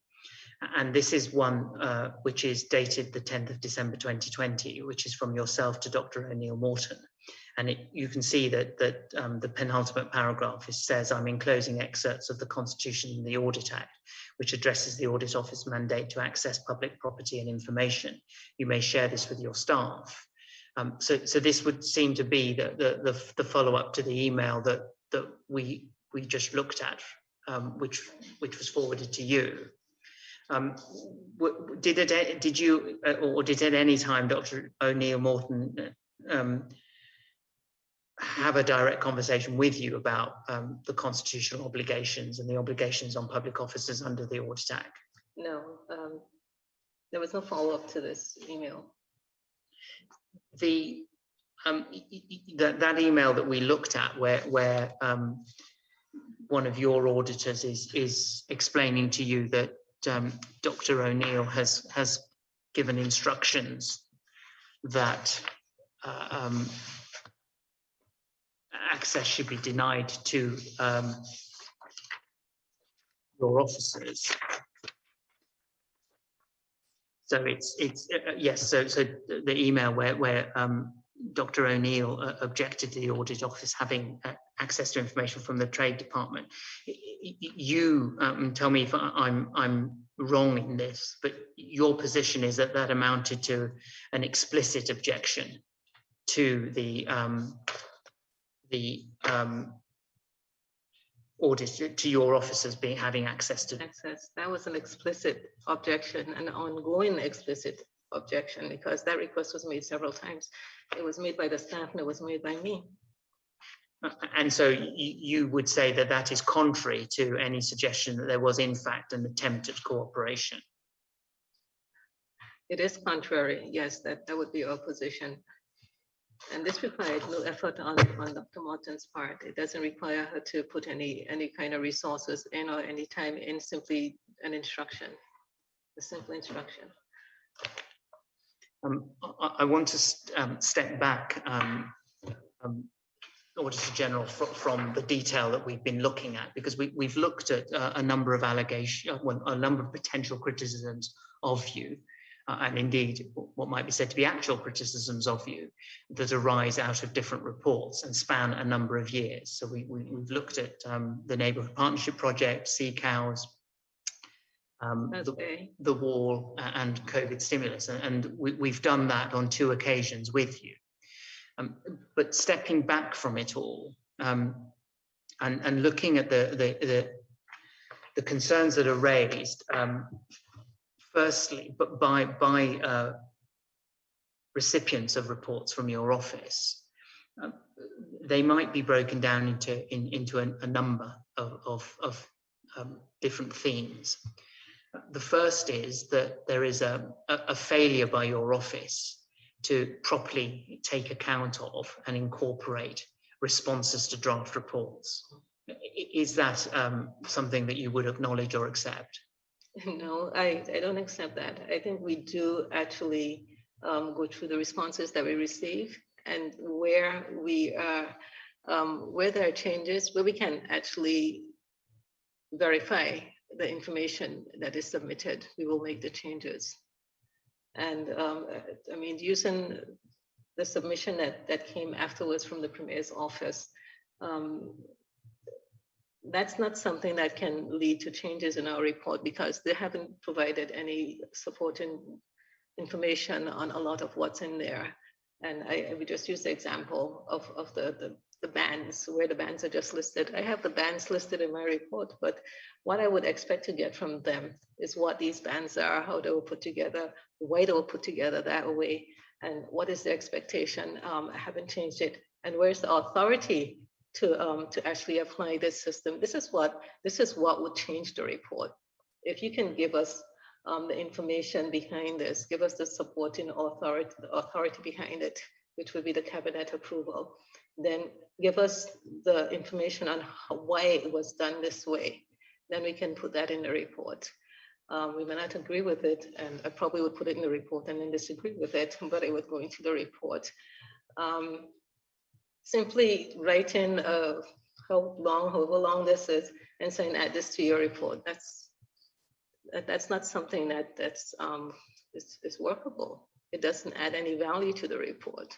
And they have their own ways of putting out their own information, which they should do. Have you, I mean, that submission to the Commissioner, the Premier's office response, it runs to 34 pages, but it has a considerable number of annexes. I think nearly 900 pages worth of annex. Have you been able to consider those annexes? Adding them to the report? Well, not just adding them to the report, but did you find anything in those annexes that informed your report or caused you to rethink the conclusions you reached from that audit? No, again, when we put out the report, we expect you to send back. We expect the officers to send back a focused response to what's in the report. We don't expect to be adding paragraphs in order to accommodate what other people felt that their experience was on this project. We try to keep the reports brief and factual. I mean, we understand that permanent secretaries are busy, heads of departments are busy. If we send them a 200-page report, they're not going to read it. We know that. So we try to keep the information factual, brief, to the point. You can read it, We try to also make sure that it's completely supported. It's supported in this particular report is supported based on the records that we were able to get from the departments that took part or that were related to this, in particular the Treasury. And I think people forget that the Treasury exists, and the Treasury is central. You can't make a payment without the Treasury, and certain documents have to be appended in order to get a payment done. And we have access, complete access to those and that information. So am I losing my way here? So basically, what we expect when we send out a report is for people to look at the complaints, look at the issues, and address those issues. And if there's something in there that we missed, if there's a policy that we didn't consider, make that available. That's what would change a report. Not something that's somewhere out on a tangent that's somewhat maybe barely related. That's not going to change a report. Or something that somebody thinks they remembered. If you think you remember that, you need to have some sort of fact, some documents to support it for us to change a report. It has to be supported. I cannot change a report based on something somebody thinks they remembered or something that they think happened. Because when I write something, it's supported by the information that we have, whether it's an email or whether it's policy or whether it's a statement or something from the Treasury. It's supported by that. And if there's something that's contrary to that or something that has superseded that, send us that information, and that we can take into consideration. And despite the response we got from the Premier's office, what we didn't get and what I was hoping to get from this was, actually, this is the policy that it was changed to. You didn't have this, that I can work with. If I got that, it would be a big oops, there's a new policy, because our work is based on the policy that we know to be out there. We don't know there to be a different policy. And in fact, nobody has sent us a different policy. The policy is that these people would benefit from the program. Then when we're doing our work, we're checking to see whether the people who got money under this program actually met those criteria. Another theme that flows from all the totality of the evidence that the Commissioner has, and this takes us back to the sort of language that appears in some of your reports, and that is that there is a lack of professional objectivity in the way you approach your work. Is that something that you would accept? No, I don't accept that at all. And I think I explained the language, and you would see it vary from report to report. And even where there are certain criticisms in certain projects, the language probably would be somewhat less critical. You can criticize in a mild way because this is something that went wrong and we know that it needs to be addressed. But there are certain infractions that are, to me, from where I sit, are worse than others. And not providing information on government projects is a big one of those, because this is government money that's being spent, and you're telling the Auditor General that she can't see how the money was being spent, or she can't see what the motives were behind the spending. That is not acceptable. So when that happens, the language changes, because it affects the transparency of that project, of that program. And it raises a red flag where we are concerned, where people are not sharing information, hiding information as to how government money is being spent or what is behind the figures. That raises a red flag, and the language changes. And so, returning to the COVID stimulus reports, was your choice of language deliberate there? Yes, because the language was deliberate because there was a marked lack of cooperation in terms of providing information. Now, you've seen the Premier's office response, not the preliminary report, the more recent response to the Commission. Did you have any observations on the language used in that report about your conduct? Like I said, I expected a response from the Premier's office, but what I would have expected from him was to say, well, this is the change policy. You didn't have the change policy. And look, this is how much we've achieved from this program. We have farmers now that can feed the territory based on what we just did. That's the start of response that would make me think, oh, okay, and you know, take note. But what we got was just basically a lot of attacks without any kind of substance, without any kind of supporting information, without any kind of any indication that there were changes that we needed to take into consideration, that we missed something somewhere. So we got a lot of attacks, but we didn't get the substance that I would have expected from a response.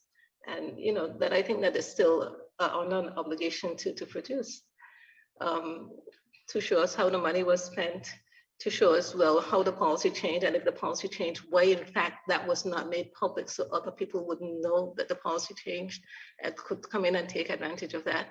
You know, those are things that I would have expected to see in a response from the Premier's office. The next point that arises is that looking at your reports in the round, it does indicate an Auditor General who ventures outside the scope of what an auditor should be doing and into the realms of policy formulation. Is that something that you would accept? No, I don't accept that. I think this position is one of the few that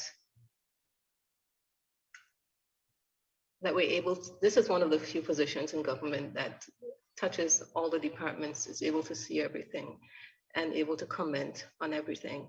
And if we have that that level of access, that level of if we have that and we're not able to use it to actually promote good governance, then I think we've failed. If we are not able to comment on when we think something is going wrong or something isn't being applied as it should be within the realms of good government, then I think we have failed. And I don't think it's going outside of what the Auditor General does, because I don't believe we've actually said the policy should be this or the policy should be that. That has never happened. We've said that you haven't applied a policy that was actually approved. And in fact, you making amendments to the policy without actually going back to cabinet. And I think amendment was made to the policy and then they went to cabinet. Is that the right way around? You know, so I don't think that we've stepped outside of what we should do. And I think they're really not anybody else. If we don't say it, who's going to say it? No one is going to say it. That there are other offices that have a similar reach and they're not going to say it. So it's to me, it's an obligation and a responsibility to say something when something is off. Otherwise, it just goes from bad to worse. But it isn't. And the whole intention really isn't to be reprimanding people, but it's so that they would know that you know, this is considered to be a little bit off, and well, also to know that someone is actually looking at this, and that they need to manage the department, manage their affairs in a way that is considered correct for a public office. And it can't be that any government department can take a position that they can spend government money any old way. There's a policy, you have to apply that policy. There's a reason why that's there. It's a control. You can't decide to change that just so. If you're going to change it in the right way. But do you accept that the line that you cannot cross is in determining policy? I can't determine policy, that's correct. I mean, you can ask what is the policy. I accept that. And yes. then the processes that sit underneath the policy. And that's what your focus will be, presumably, is on the processes. That's correct. But it is not for an Auditor General, is it, to start either formulating or changing or reading policy to be whatever she wants it to be? That's correct. And you don't, it's not you, is it your evidence that that's a line you've never crossed? That's the line I don't think I've crossed.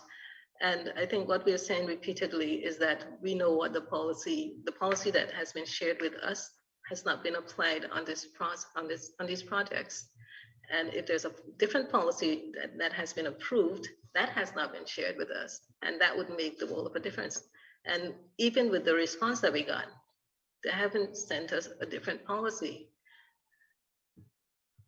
Have you asked for, returning to the COVID packages, have you asked for the current policy? After recently? Yes. After the reports have been issued?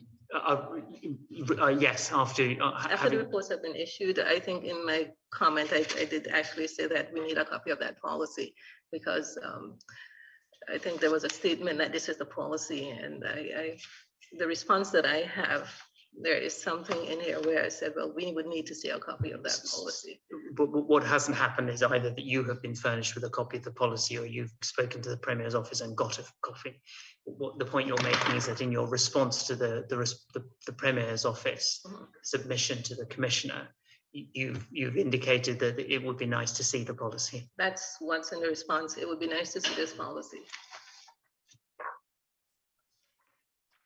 In fact, that whole statement that has been submitted, all they had to do is submit the policy. That would have answered a lot of questions. The new policy, the approved policy. Thank you. Commissioner, if I could have a moment, please. Certainly, yes, thank you.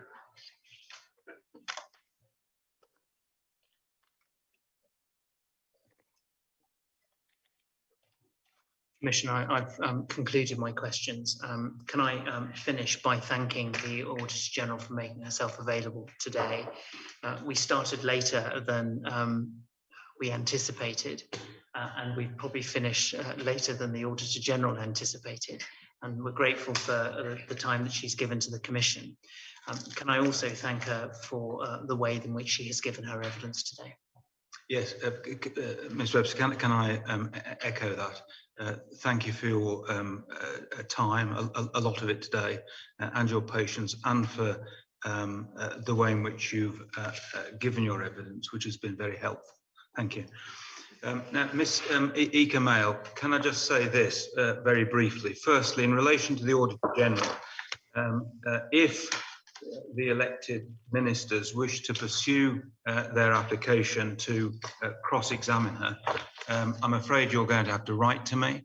And if I need to hear any oral submissions, then I'll hear those on Tuesday morning when we hear the submissions on other matters.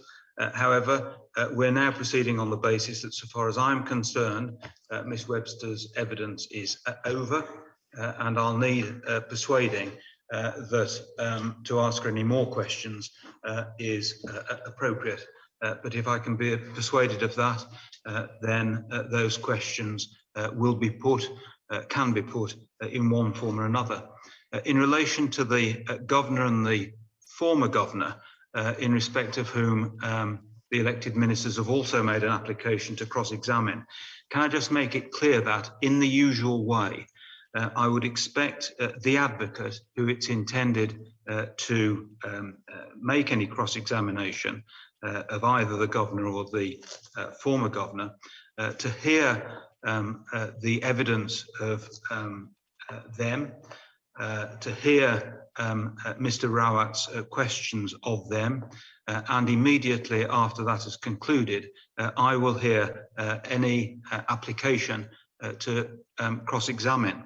I can't hear the application before then, because for all I know, there will be no questions left to answer. But I certainly don't propose to wait any longer than that. That is the appropriate time to deal with the application, and that is when I will deal with it in respect of the governor and the former governor.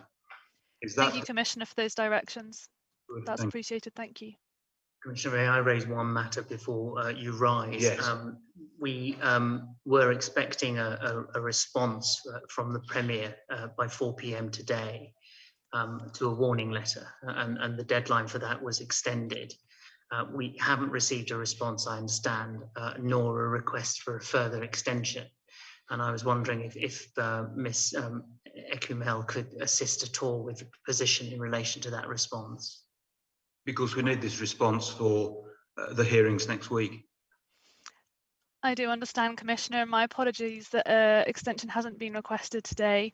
If I may request one already, please, or if more appropriate, I can follow up in writing. We will endeavour to get the response to you as soon as we possibly can. But the next working day, we may be dealing with radar barges again. It's a matter that that I propose is raised before both in respect of both the Governor and the Premier. That's the next working day. I understand that, Commissioner. My apologies. My sincere apologies that we haven't been able to get this to you today. I'm aware that it is being worked on as I speak, and so we will get it to you as soon as we possibly can. You can't give any indication of when that might be. I anticipate it will be provided to you over the weekend. There we are. Thank you for that. Yes. There we are. I can't say any more. It's very disruptive of preparation when these documents come in so very, very late. But we'll get it when we get it. Okay, Mr. Rawat. We resume again on Tuesday. I think it's at 10 o'clock. Okay, thank you very much, Mr. Rawat. Thank you, everyone.